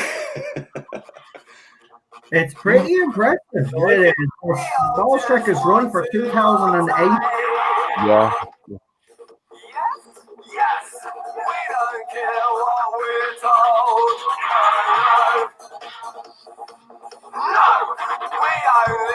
So I have to ask the question: was this a general release? It was released on through CD Baby on our own label at the time, but yeah, as soon as the video released, like we fell out with the guitarist. That was it. He quit before I sacked him because he was mouthing off, and I had enough. So yeah, it's unfortunate because the single was released. I think it was it was made 3 years before the video, and then yeah, we were waiting on the video to be done. It took about a year and a half or something. Yeah, it's just became a bit. I didn't want to keep the two of them up at the same volume if you're talking. That's look, right. that is pretty impressed. That is fantastic. I love the video. I love the style of the video. I like videos like that are out there. I like the next bit that's coming up. It's a nice sort of build up, and yeah, it goes a bit mental. Like the guy turns into all skeletal.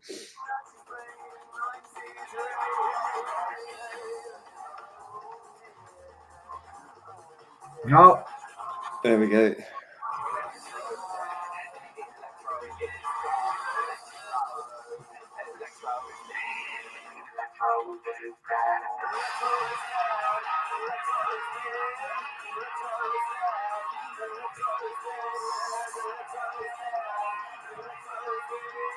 It's very catchy.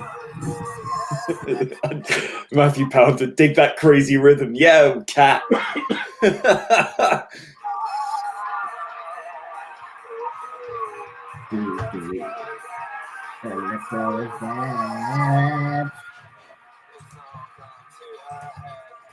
It's all gone to his head. Right, we'll get. I think Ballstrek actually sent me a link in the chat. So what I'll do is I'll just turn the volume down because I could do it here. It's probably easier. So I'll just go into my link now. And we'll play Ballstreck's video now. I hope he's don't mind this actually, because like yeah, I like this. Something different. All right, hold on. Please don't. There we Oh, go. this is Right. So I have to go into the chat now. Come on. Electro is dead.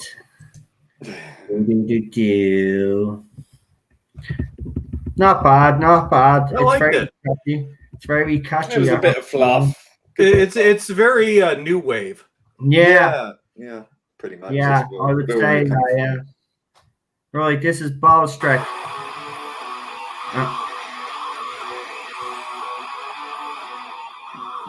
Ballstreck actually let me. I don't know if it was this. I think it is this song. I think he let me use for one of my videos. So. Oh no, it wasn't this one. It wasn't this one. This is Ballstreck. I have an instrumental that's a happy one. Just a sec, I'll see if I can find it. Yeah, I did another band project with a guy called Siebold, who was in a band called Hate Department, and he did a super group with members of Killing Joke and Nine Inch Nails and people like that. And we did a band project called A Wild Nobility, and we did a song called Time War. And so that's out there as well. That's still on iTunes. No, I think it's on. Not sure if it's on iTunes or it's on Spotify. I know that much. Here, I'm gonna send you a different one, Noel. This one's an instrumental that's actually happy. Well, not happy. It sounds different. Thanks, Daniel. You liked it. Sorry, you put another link in, did you? Here, I'll show you this one. That's an instrumental I did about 10 years Right. ago. Thanks for thinking. Very different. And then Lee, I'm going to check out the video. I'm actually might download it as well. Yeah, I still got the original file somewhere in HD. So I still have all my music files. God, back on my MacBook, my old MacBook. I got to transfer the MIDI files. yeah, I've dug up a bunch of old stuff. Unfortunately, we didn't record an awful lot, which is annoying. Because we did loads of gigs and things, so we had loads of tracks that we were doing live, but we didn't record them. So I've got a lot of the backing tracks, but none of the guitars and vocals. It's a bit annoying, and I don't play guitar, so I can't fiddle around and do it myself. Right, this is by Ballstreck again. It's coming. The coming of the end. Quite apt. Well done. Quite apt. We should use that as our anthem because we're all gonna crash and burn. Right, I like music like this.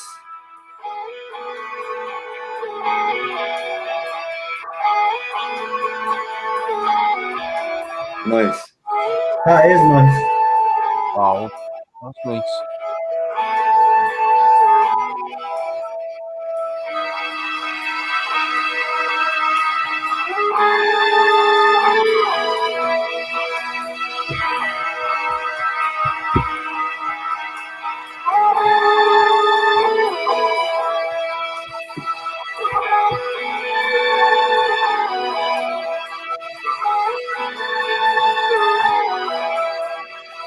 Nice little hook. Yeah, it is.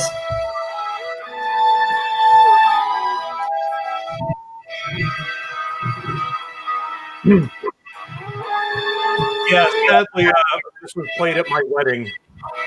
All right, nice. Well, no, I haven't been married in 6 years. Yeah. Oh, this was played at your wedding. Yeah, Wow. I recorded 5 or 6 tracks. This is one of them. What's your favorite track you've written? Not this. I don't know. I did this dance metal thing at one point. I just love the way it changes. Like I love it. Probably the stuff that I did with my metal band back in the 2000s. I should get you to do some guitar for me then. I'll send you some files and you can do some guitar, send it back. I could. Well, I have to get my I have to fix my guitar. But yes, we could do that. That'd be cool. A guitar version of the Doctor Who theme. That would be good. Oh, there's loads of those out there. I did one once, but I don't think I have it anymore. There's one that Capaldi did himself, wasn't there, as well? Yeah. Oh, it's been covered so many times. Oh, Yeah. so many. There's a really good band playing the Doctor Who theme tune, and it's done really, really well. They did a little video of them playing the instruments and stuff. It was actually Hey, really good. Rob, Chris, I like your solo stuff probably more than the band, to be honest, says the Thing King. Oh, well, thank you, my friend. That is awesome. And it was much cheaper, too. That album, was, I don't know, 30, 40 grand. I can't even remember now. My solo stuff I did with my MacBook and a mixing board. Yeah. And that's it. I have a solid mahogany Les Paul Studio, which actually is still in my old apartment. I really should pick that up today. That is fantastic. I do miss it. I have to say. Oh, I miss playing on stage. Oh yeah, there's nothing like it. Nothing like it. There's some videos of me If you're looking playing for a live. new lead singer, look no further than moi. Okay. All these are lead singer. I'll make you stars, and then we can I'll do the programming and have vocals, also the do drink, guitar. texting, rock and roll. Yeah, drugs, the whole lot. Yeah, we might as well go out with a bang. We can call ourselves the New Who. Yeah, yeah. No, there is no 13th Doctor. That'll be the name. Yeah. Well, we could call that's the fourth song. Call ourselves Jody Bots. Yeah, the fourth song, Jody Bots. Jody Bots, yes.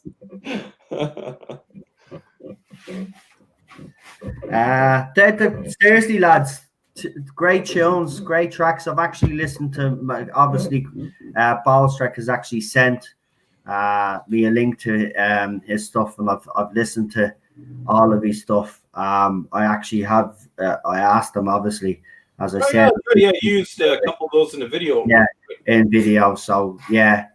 Love his music. And Lee, Jesus Christ, man, that the music is deadly, but that video is awesome as well. We were lucky, very lucky. that He didn't is charge an us for it either. He just wanted to do it for his portfolio. And I was like, yeah, it is. It's an awesome little video, I have to be honest. But the song as well, it's great. That video was damn impressive for when it was done. Even today. Yeah, I'm really proud of that. Yeah, you need to do a HD re-upload. I was going to say that. Oh, you took the words right out of me mouth. Could you imagine that in 4K? Yeah, unfortunately, I think the only version I have is HD, but I think HD is fine. I've got it somewhere. Maybe. Yeah, you should throw it up, man, because it's a good little video. Nice music, Ballstrek, pure healthy, says Daniel. Noel and the bots, says oh,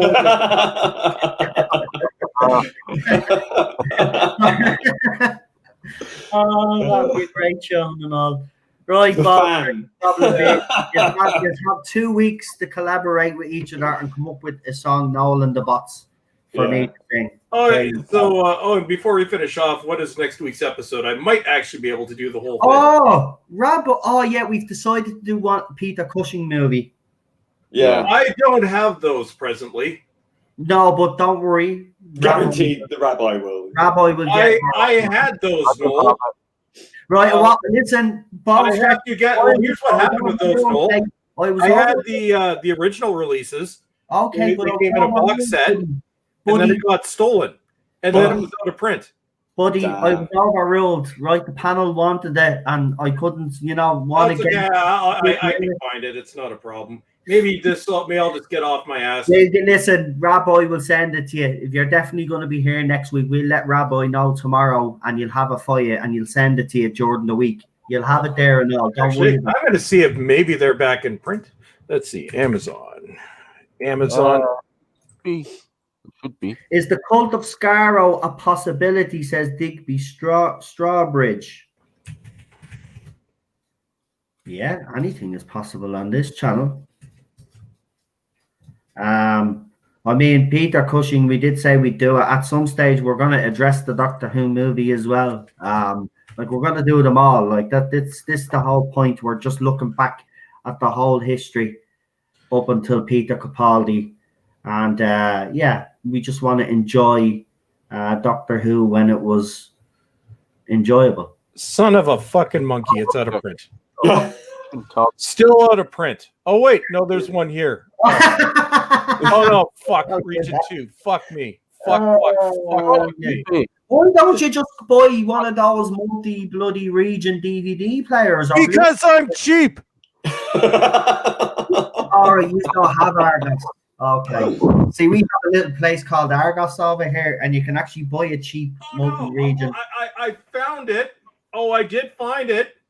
Currently unavailable. We don't know when or if this item will be back in stock. Well, fuck you.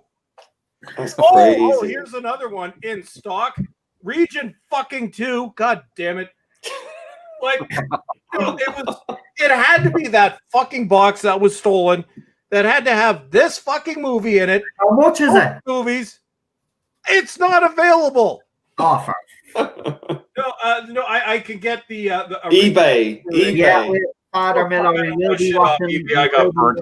the Doctor Who movie, the movie at some stage. Yes, the Paul McGann movie. We just haven't decided when, but we will be doing it because it's still part of the, it's part of Doctor Who. So. Now it's offering me the fucking Daleks. No. Fucking hell. This is what Doctor Who fans go through every time they go online to order something that they really want. Right. I mean, it took me 2 tries to get the season 14 Blu-ray, and I nearly missed out again. The Cushing films are being released on Blu-ray. Oh no, they were in Region 2. They just don't like you Canadians. No, they fucking hate us. Yeah, yeah. Just I'm looking here at this Night Power of the Daleks special edition Blu-ray you got that we could fucking get. The faceless ones, that's one's coming out on Blu-ray. You had the Macra Terror on Blu-ray. We had fucking cheap ass goddamn fucking DVDs. That cost $30 a fucking pop. Oh, what? God, it wasn't gonna... it's not even that expensive here. That's very expensive, man. Why are they playing that? Why are they so expensive in Canada? You don't mind me asking. Because every time you do everything's expensive here. Everything. Wow. Oh, wait, I wasn't going to rant today. Oh, thank you. I wasn't going to rant, you jackass. Well, there you go. You come on to this channel, and that's what it does. Shit goes down. That's it. Yeah, but I must go and move more things. No problem. Everything hurts. Listen. I'm glad I wasn't going to rant, and Noel made me rant, although it was about physical media this time. Yeah, exactly. And if you want to know why you don't buy off eBay, I've got a video 10 years ago on my channel called How to Spot a Counterfeit DVD. That's what happens when you buy off eBay. So that's why I won't buy off eBay. So everybody look at my counterfeiting thing. Yeah, actually, that'd be a good idea. Never buy anything off eBay, guys. Never. No, they pull scams all the time. We actually had a show over here in Ireland about people scamming on eBay. Yeah, I will not order off eBay again, ever. Yeah, people selling Blu-ray players have them in the box, or they pretend they have them in the box. They have them in the back of the car, right? Then you'll go in the back of the car and they'll say, there it is, there, it's in its box. You lift the box up, but there's weight in the box, so you think it's the Blu-ray player. They take your money, they drive off because you're thick enough not to check the fucking thing, because that's what most people do. They think people are honest. Put it in the car, go back and find out that there's a couple of concrete bricks in it and you've been had.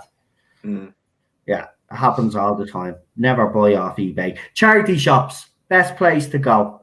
Telling you, charity shops and all those discount stores. You sometimes you get lucky and you hit the jackpot. You know. I buy all my stuff second hand now anyway if I buy Doctor Who stuff. So, Yeah. Well, here, just 1 second. I'll leave you all this video to check out. So this is from, March 27th, 2010. Right, go on, put it up and I'll put it It's down. classic Bulls Trek. So there you go. So everybody check that out. That's why you don't buy off eBay. Right, we'll check it out. I'm going to put it on now, actually. You put the link in the chat, didn't you? Yeah. Nice one. At least I thought I did. Yeah, I did. Yeah, that's why. So that's why you don't buy off eBay. But if you want to know how to tell if a DVD is counterfeit, watch this video. I show you. Right, we're going to watch it right now. And there's 23 people watching, so welcome. Oh, only 2 dislikes this today. If you want to know how to tell if a DVD is Oh. counterfeit, watch this video. I show you. I hate when that happens, right? Because I do hear my own voice back, and I hate it. So I don't know how to. I don't listen to myself. I've never listened to a live stream I've been on ever. Father Miller actually No, I sent didn't. both links, Ballstrek, to the movies. Yeah. Thank you, Father. I will check that out. And Father Miller, if you You're want to awesome, my join us, friend. if you want to join us next Saturday for that movie, mate.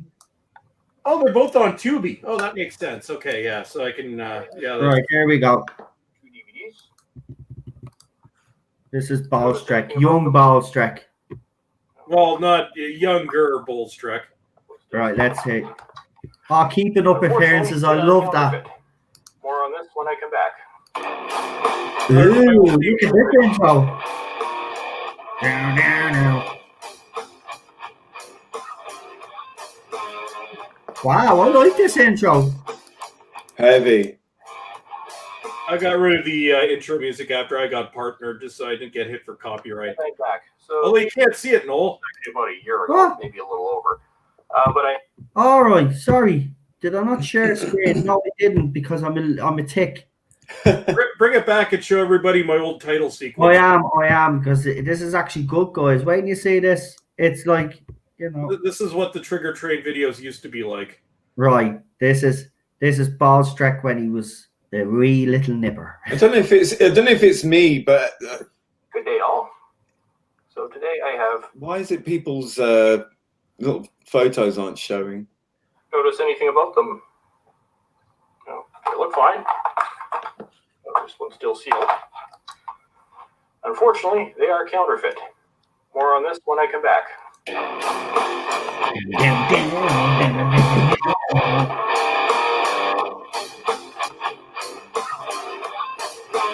That was my old show on YouTube.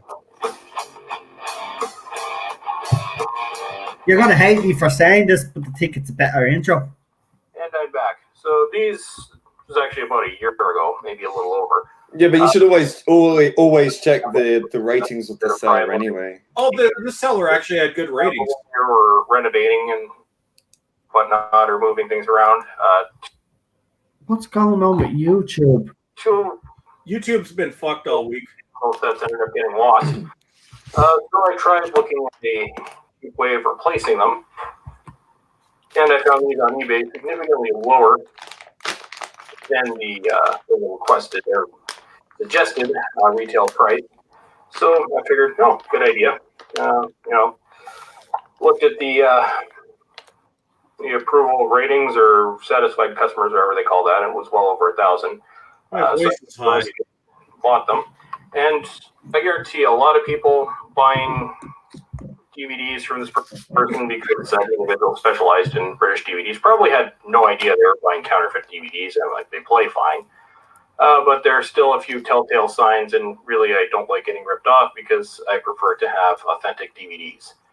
Now, there is a way that I can further prove these are actually counterfeit, as probably about 6 months after buying these, I ended up finding and by the way, I never bothered sending these back because it just would have been more hassle than it was worth. So I just left it at that. But about 6 months later, when I was going through, I actually found the original 2 DVDs in a box. So in just a second, I will bring those up.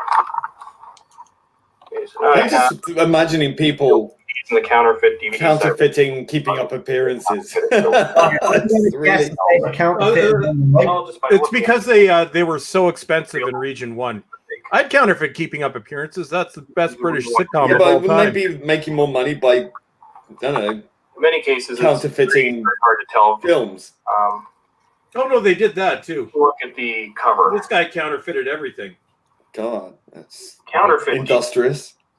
has obvious signs that this has been copied and printed off, mainly because It's brighter. it's faded and it's not completely clear. Look at the images on here. They're quite a bit sharper and it's softer on this side. Same with these right here.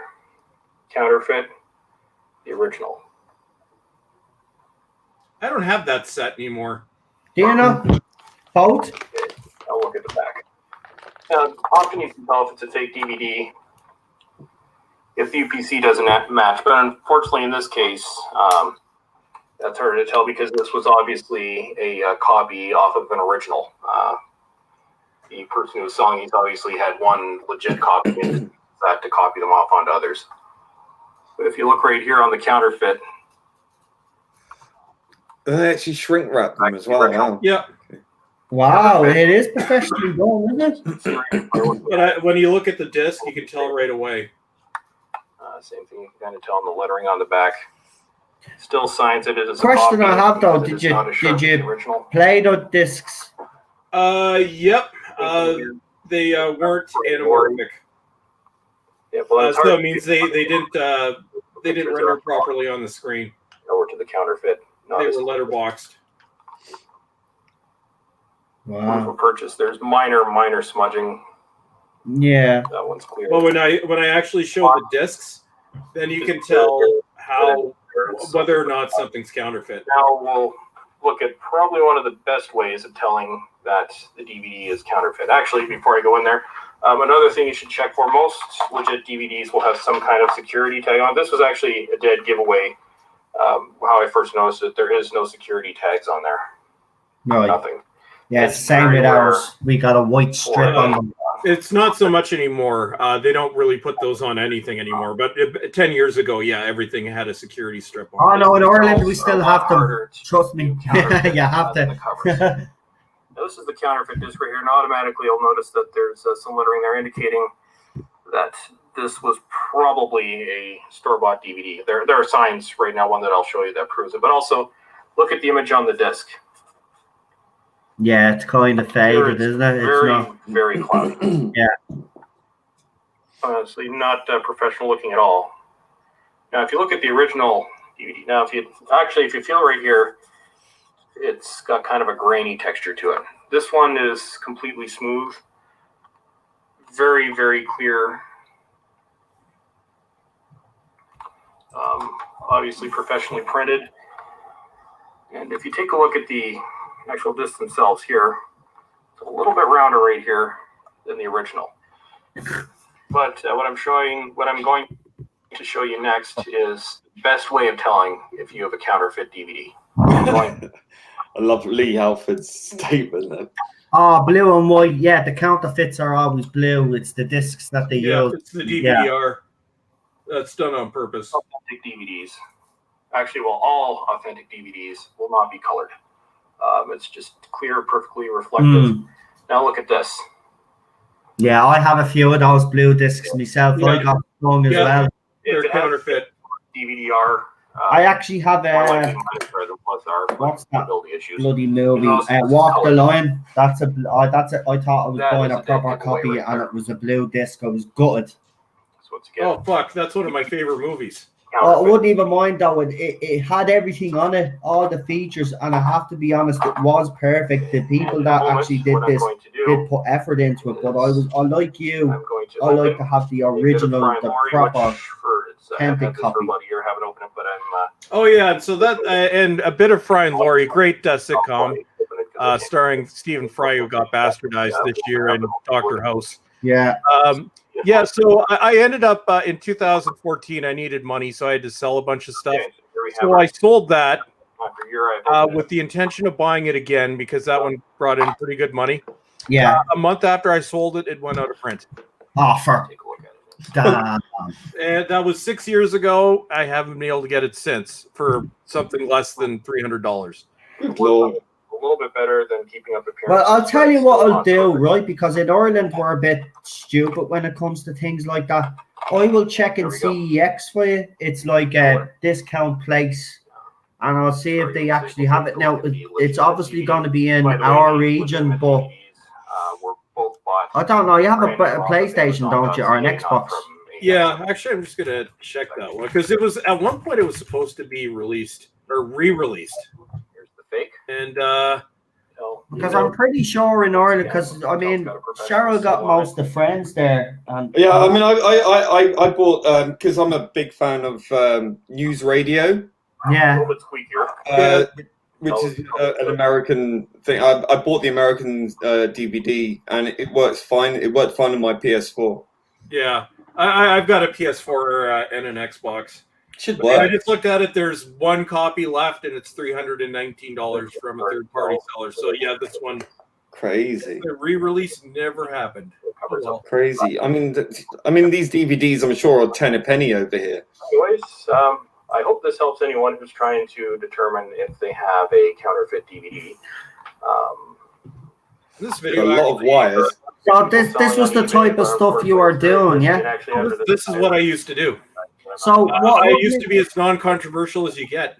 right, but how did you get from this and to doing reviews to what you do now? Because I actually never really asked you. They cast Jodie fucking Whittaker, and then the fans went nuts. Literally, the debut video with the scripted style was on the 13th Doctor, a week after the casting was done. That's where it started. Yeah, I think that's when I started following you, like pretty soon after that. I think so. Yeah. Well, I used to do it in kind of reasoned, monotone, non-offensive verbiage, and now I don't give a fuck. So now I'm just. That's why I keep telling people. People say he just doesn't give a crap. He said he was going to do it in this style, and if it winds you up, then more. Well, it's I changed. I stopped caring because even though I would qualify everything I said, I was still getting attacked left and right. So I'm like, you know what? Fuck it. I don't give a shit anymore. And that's when Kurt Bolstrek was born. And the ghost coming back. Everybody is waiting for Professor Dinkles. What's this? He's almost done his vacation. He will return when the channel returns to normal. Yeah, he has to come back. I'm hoping that YouTube hasn't fucking dropped me in the algorithm because this is I haven't been away from YouTube this long since 2011. Yeah. Although oddly enough,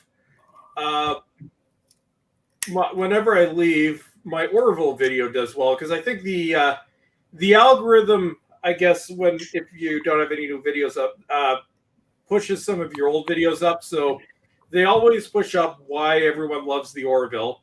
Star Trek Discovery, did you forget about Cisco and Janeway? And my Ghostbusters 3 Leslie Jones video with the sound. Oh, yeah, where she's still moaning after all this time. Just get over yourself. Nobody liked your movie.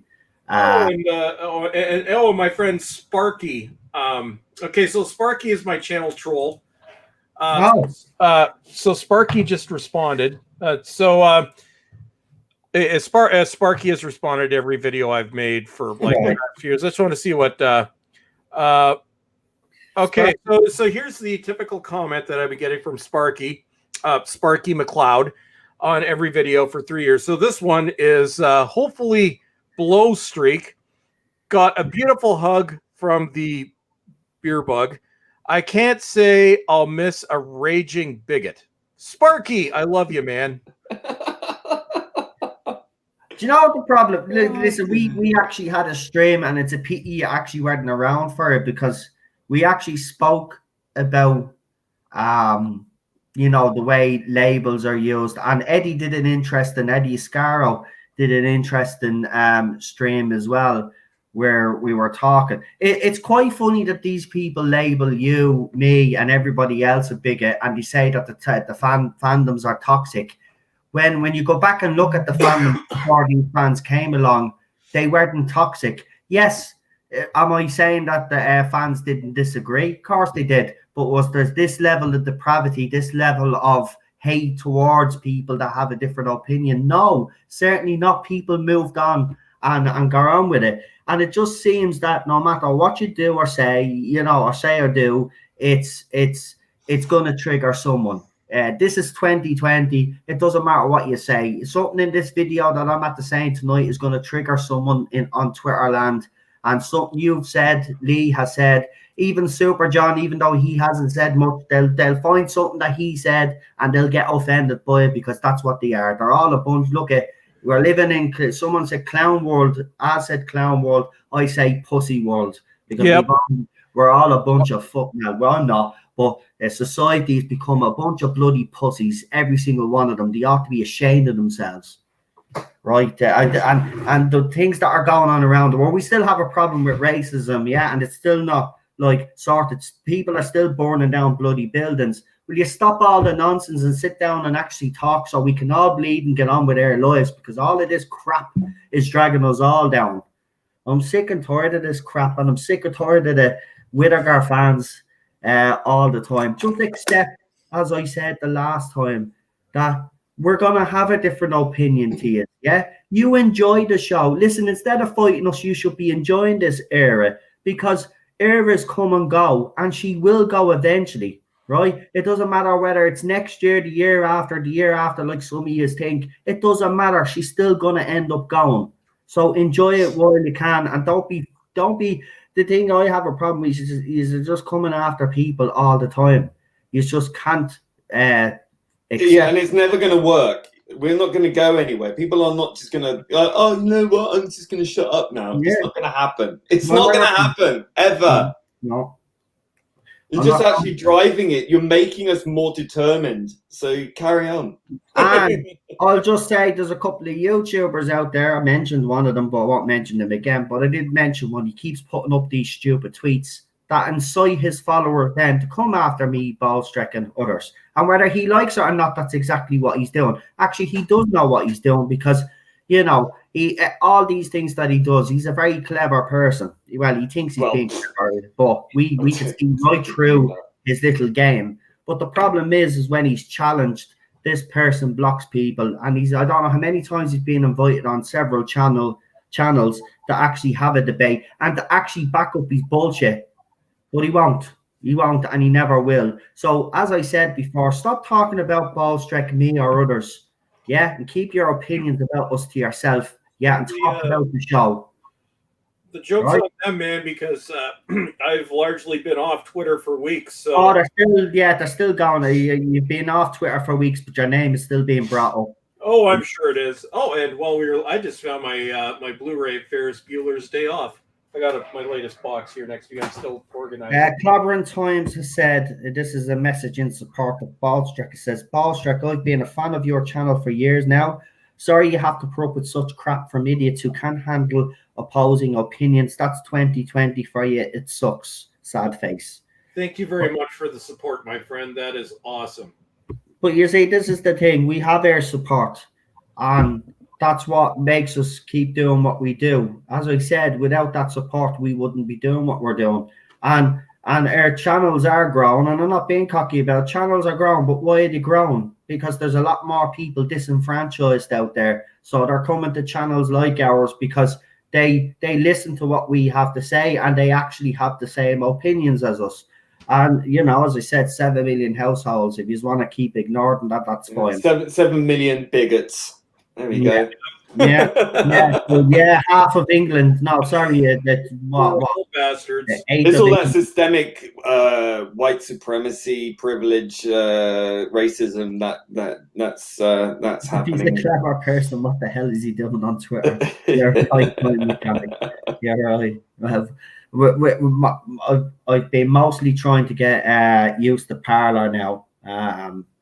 But it's still not. I'm gonna double post everything. Yeah, it's still not as active as. Oh no, it never will be. Same thing as YouTube. They've got a monopoly, but it's a nice alternative for now. Yeah, and I can share the streams on there as well, so it's another place for us to share our stuff. And the best thing about Parler though is it's when you post something, you're not having idiots coming on and commenting. Parler, I'm just going to block them. It's my escape room. But guys, I'm going to have to head off. No problem, Bob. But next week, so it's on Tubi, so it's fine. I can get the. No problem, and we'll see you there. 7:00 now. Is that too early for you? That's 2:00 my time, I think. Let's see. Normally start at 7. How long is the movie on for? The movie's on for, so we can kind of that should be that's 2 p.m. my time. Oh yeah, that's fine. Right. So okay. Right. But So, I will see you all next week. Take care, my friends, and stay non-woke and don't go broke. I don't know. That's my terrible saying. We'll just go with that for next week. Bye, everyone. Lovely to see you again. right, and I think that's where we should leave it, because, as I said, I'm actually going to be, and my voice is getting a bit, so I'm going to have a cup of coffee as well. But I've got another stream coming up, and I have to watch an original series episode of Star Trek, which I'm looking forward to. So yeah. Proper Star Trek. That's it. So I'm gonna enjoy that. But before we go, if one of the moderators could actually just throw all the channels up, including Liz. Just put money on Twitter. I'm not taking any excuse, mate. I'm not taking any excuses anymore now. Just every time he's on now, you throw his channel up. You don't listen to him anymore.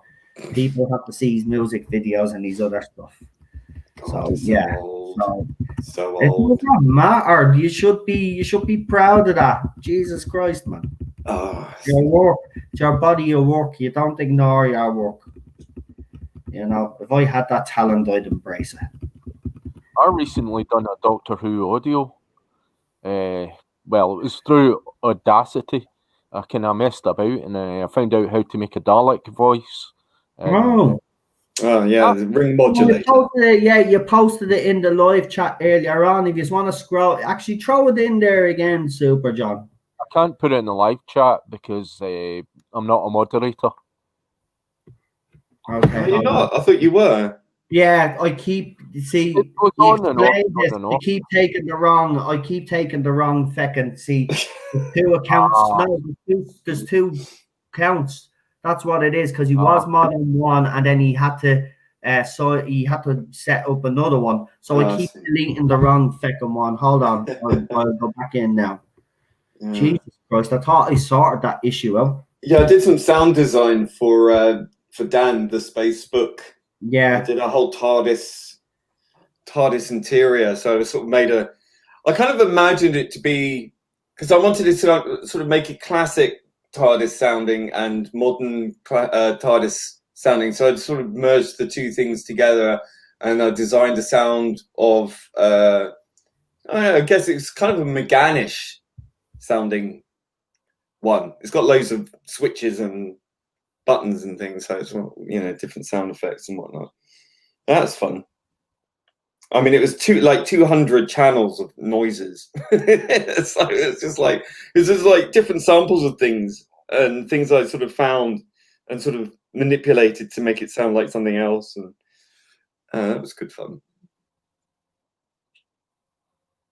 Have we lost Noel? I think Noel's gone off into the outer dimensions. Disappeared. Yeah, well, you would, wouldn't you? I mean that's how you feel when you've watched too many episodes of Jodie Whittaker.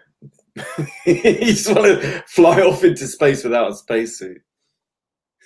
Let the blood boil and freeze, and then float away. Watch too much Jodie Whittaker, you go brain dead. Well, yeah, I think you must be brain dead to continue watching it and enjoy it. No, fair enough. If you enjoy mediocre, there you go. That should be sorted. Should be sorted there. If you've got no critical bones in your body, I'm sure it's fine to watch. So we got it there now in the chat. Daniel's putting the channels in. That's fantastic. I see Daniel's put the rabbi's channels Rabo. Rabo. Yeah, is that your nickname for Rabo? Yeah, it's like Rambo. But we got to do that. We got to turn Rabbi to Rambo. Actually, yeah, we'll have to tell him now that it's Get Perry Chan to do it. Real Trek is right. Yeah, Perry Chan took the day off yesterday as well. There seems to be a lot of third. Yeah, he's really busy. Az took a bit of a break as well. He wasn't on Friday night. Burnout. Yeah, needs a bit of a rest. I think he'll be on next week. I think what they're doing now is that he's going to appear every 2 weeks or something. Yeah, like that. that's So, right. Yeah. So yeah, just as well, because to be honest, I was even making a comment, like, you look at his videos, and then see all the channels that he was appearing on the last month. I'm surprised. Spreading too thin. Yeah, I'm surprised he wasn't burnt out a lot sooner. So it's good to see that he's taken a bit of a step back, because yeah, you know, he's doing great. His channel's doing well. As Dahaha. Yeah, he's doing well. His last few videos he's been right on point. But you could see he looks tired. Yeah. I think we all need a break at some stage. We should have all took a summer holiday. We didn't. You know, took a week off or something. Like, I did take a week off at the start of this, didn't I? Well, it wasn't a week of 5 days or something, but we'll probably need another little break before the autumn kicks in. Well, yeah. I mean, I'm all right, because I don't really do much. Yeah. But still, though, you know, it does catch up on you. You do feel all right now, but when you see in a couple of months' time, it'll catch up on you. It always does. Always does. You know, I get to these stages where I could do a few weeks stint without getting much sleep, and then on the last week I can know, because my eyes start getting very heavy early. And then before you know that, I try to keep myself awake. And then before you know it, then I'm either collapsed on the bleeding sofa, or I go in and I sleep for the whole, don't I? It's like I go into bed and then I'm sleep until I'll wake up around 9 or 10 the next night, because I've slept all the way through. Yeah. So that's happened once or twice. So yeah, I will be taking a break at some stage, but not anytime soon. But I will be, just to let you know, because, you know, it's always good to take a bit of a break. Well, yeah, refresh, regroup. So I will be, because you know, I want to do take a break. You know, just yeah. Well, I'm on again now in 2 hours. Jesus. Woo! Yeah, I've got a busy bloody week this week. I'm bounding into comics as well. Dan or something has something going. Then I'm on Rabbi's channel on Wednesday. Then I'm doing it on mine. Jesus, yeah, I'm getting myself out and about this week. And next week.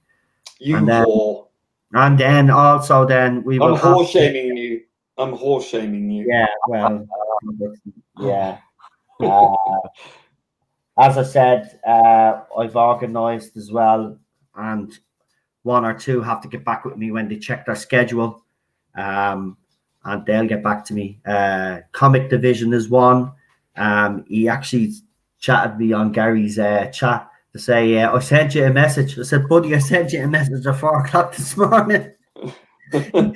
Right, and then I heard nothing back from him, and I wrote, I sent you that message because I thought you didn't get it because the chat was going up so fast. He says, no, I got your message. I just now have to check my schedule. I was like, okay, fair enough. Okay, yeah. So I'll be getting Comics Division on at some stage. I know some people like comics, so I might bring on Rabbi for that as well, because I know he's a big comic book fan.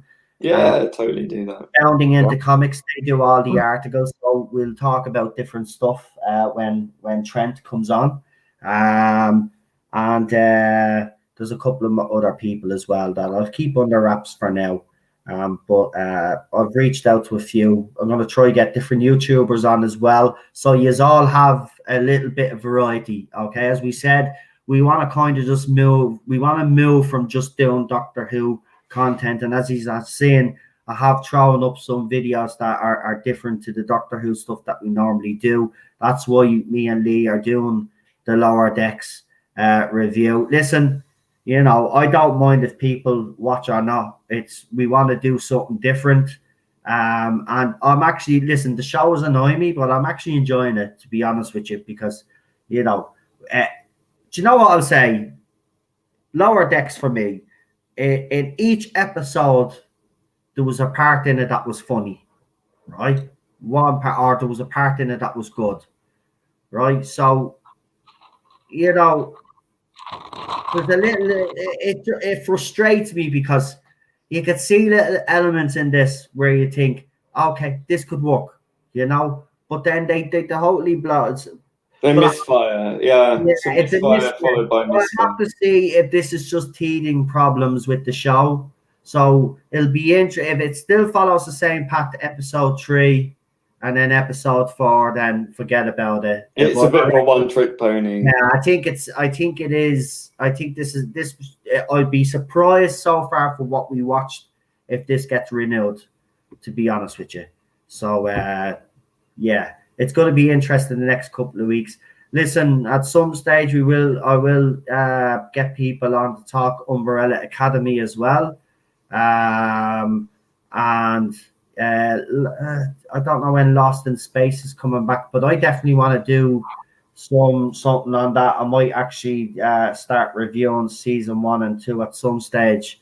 Yeah, I think that's only coming back for one more season. I think they're wrapping that up. Yeah, I don't mind it. Both 2 seasons have been. Listen, season 2 got bogged down a bit, but it was still pretty impressive, and they have thrown the action increased because the first season was really boring. Then the action.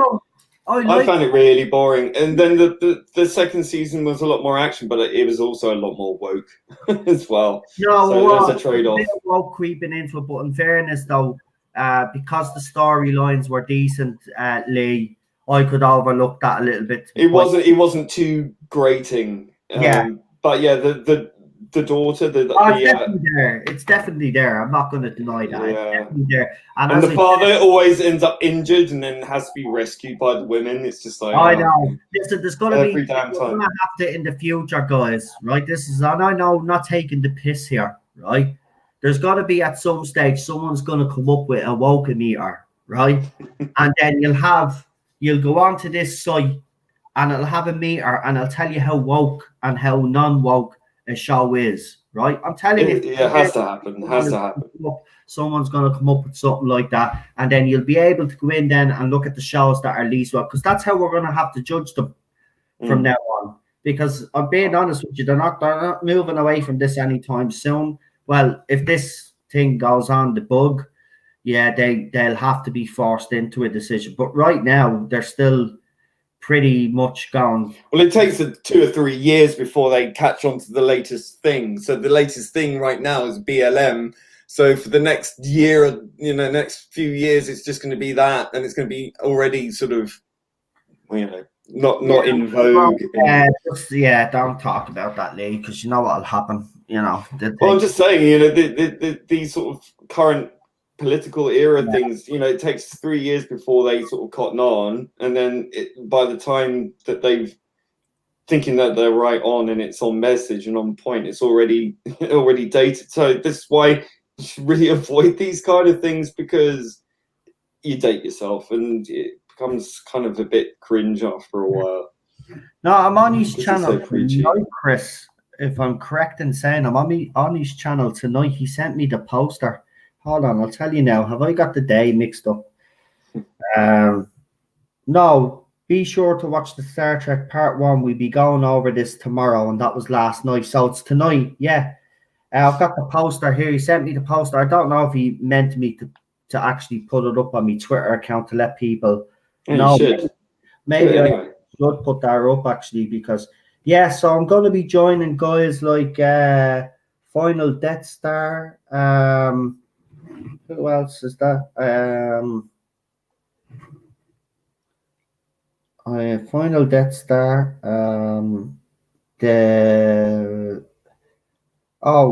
Some of them don't have names on their yoke, but he put the TARDIS Zone logo up. He put his own little spin on it, Lee. I'll pull it up and actually show you. I have to say, his thumbnails for his videos are freaky. A good freak. That kind of Indian. Well, show it. Throw it up. I'll throw it up here. Right, hold on. I'll just share it now on Messenger, and then I'll share it here because I'm on my phone. It's on my phone. Didn't Doomcock come out with Woke Meter, where you simply ask if you reverse the roles of white male to any other, what would be acceptable? If not, it's woke. I didn't know he came up with a woke meter. If he did, that's bleeding bloody fantastic. He should. Well, I mean, if we're getting warnings that this film may contain offensive blah blah blah blah, we demand as the consumers. Don't start. We demand a warning label to say if it's woke or not. At least give us the chance to choose whether or not we want to be. But we're not allowed. But that's a dumb idea, Lee. Sorry, but it's a dumb idea. It will never happen because they want to indoctrinate you. It doesn't work. Listen, at the end of the day, as I've been saying, listen, if you need to start putting warning labels on movies because someone might get upset, I don't know why there needs to be. If you're upset about, well, I'm sorry, we already have that. It's called. Don't fucking watch it. You don't. It's called PG. It's called 15. It's called 18. I'm sorry, if you're over 18 and you think you might be offended by something that from a few years ago, and someone said a specific word or attitudes were slightly different, then you're not an adult. You're a child. Deal with it. Get over it. You're an adult. Use your brain. God, I mean, I just don't understand this mentality. You were gonna drop the F-bomb and you stopped, didn't you? Fucking drop the F-bomb. Flipper. Flipping hexagons. Shut up. Fecker. All right. Fecker head. There you go. It's bonkers. So there's his artwork. Cool. Pretty cool, isn't it? Yeah. It's like a really strong acid trip. That's what I'm talking about. It's really like one of those. He likes his edge detection on his graphics. I like it as well. I even said it to him. I said, I think your thumbnails are pretty cool, and then he sent this to me. I like the way he does them. See, listen, I'm not good at digital art or art like this, so all of this stuff amazes me. There's nothing like it in the world. It's so much fun. So much fun. You can create something. Patience, Leo would, but unfortunately, I don't. So that's the problem. Look, listen. If you can follow instructions, you can watch a YouTube video and just do it. Just learn it. That's a really good way to learn. It's like through people showing you, and on YouTube you can get that. I mean, look. If I hadn't had YouTube, I would have spent a year at least bashing my head against the wall trying to make your opening titles thing. But because YouTube is a wealth of information, it's at your fingertips. Use it. It's a tool to use. And I learned so much in such a very short time. You can do it. If I can do it, anyone can do it. That's for sure. Yeah, no, you probably have a point. I just can't be arsed. Yeah, it just seems like too much hard work for me. But do you know what? I'll have to start looking into stuff like that because I'd like to do it. Great. Because Barry usually has Final Death Star author Stephen Walton, Sparking News podcast. No way. Lorena Carell and Jane Terry. Wow. I'm actually going to be in very good company. There you go. Wow. Come and join us if any of you are still awake. Obviously, if you're from the UK, it's 11 p.m. It might be a bit late for you, early morning, 1 o'clock. But for everybody else, if you just want to pop over to his channel, Chris, do us a favor, mate. Throw his channel up there in the chat anyway. So everybody can join us if they wanted to. I'm trying to regulate my sleep again. I'm getting better. Yeah. Until someone starts on you in Twitter and then you can't help yourself. Oh, yeah, I know. Yeah. I've been there. Yeah. Just buy Right, some. I'm gonna go now in a few minutes. Go, John. Sorry, mate. Go ahead. Buy some chamomile tea or something like that, or I can't stand that stuff. Oh god. Yeah, yeah. No, if I have to have tea, it has to be sweet tea, and that's not good. I mean, I've got some like that stevia sweetener stuff. Oh, Jesus, get away. You sugar. I hate people that do that. Yeah, I'm a massive sugar whore. Jesus, it's like everything else, folks, isn't it, though? Everybody gets like, I'll take this stuff and that stuff because it's healthier. But listen to what a dietitian says. Everything in moderation. Yes? Yep. Yeah, Okay? I don't do that. It's only when you Everything don't in do excess. everything in moderation, it's when it becomes a problem. You don't need to be using sweeteners or any of this other stuff. But the stevia stuff, I will admit, though, I had a can of Coca-Cola that had it in it, and I have to say it made the Coca-Cola taste a lot better. So, yeah. But no, so I prefer me sugar. Fuck that shit. Right, Yeah. I'm going to go. I'm going to leave it at that. So I hope you all had a good time. I did. Thanks, Ballstrek, for popping on. And Rabbi, those two had to go early. Poor Rabbi. Rabbi is probably now having dreams. And we won't say what kind of dreams. Perry. Yeah.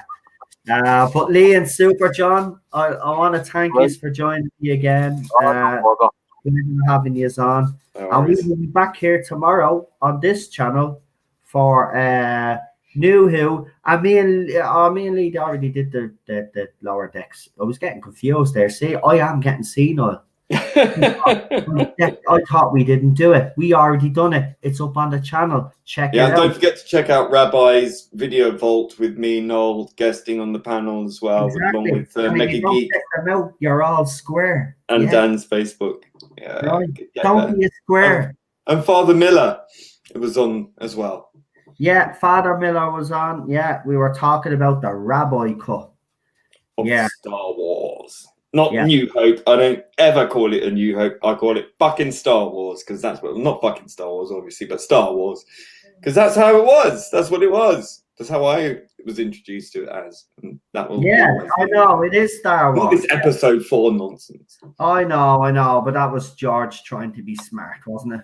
Well, he realised that, right, I'm onto a thing here. Yeah. Well, you know. We still have the origin. It'll always be Star Wars to me. Exactly. So listen, with that, we're going to leave it on a positive note. The Nerd Father will be back on this channel. Don't worry. We have Nerd Father. I can't wait until the Nerd Father actually watches Father Ted with us. That's going to be brilliant. It's going to happen. Third Doctor says, Rabbi will be dreaming of being the filling in a Perry Serverland sandwich. Oh, yeah. Right, and with that, I'm going to leave it before this gets out of hand, because Rabbi has... He's filthied our minds. Yes, he has. Much for his pure heart and his religiousness. Yeah, I know. Religiosity. Yeah. He's toxic. They were all right all along. Yeah, they were, and he's going to hell like us all. He's gonna take us all with him. All right, yeah. Well, listen. It's what did someone say? What was that in the Derry Girls? It's basically the same religion, but just a different manual or something, or whatever the line was. Right? Yeah, different flavors. Yeah, different flavors. We're all gonna still end up in a hole in the ground, or whatever which way we decide to go. You know what I mean? And then we're all going to be, no matter what, because it's the one God, if you know what I mean, we're all going to be either in heaven or hell, or as I believe, I go into the ground, worms are going to eat me up, then a bird then eats that worm, shits that worm out, then, and then I grow into a lovely little tree. An old tree. Yeah. Good night, folks. Yeah. See you later. Good night, everyone. That's what we're all mix. Goodbye. Why is this taken? Hit it.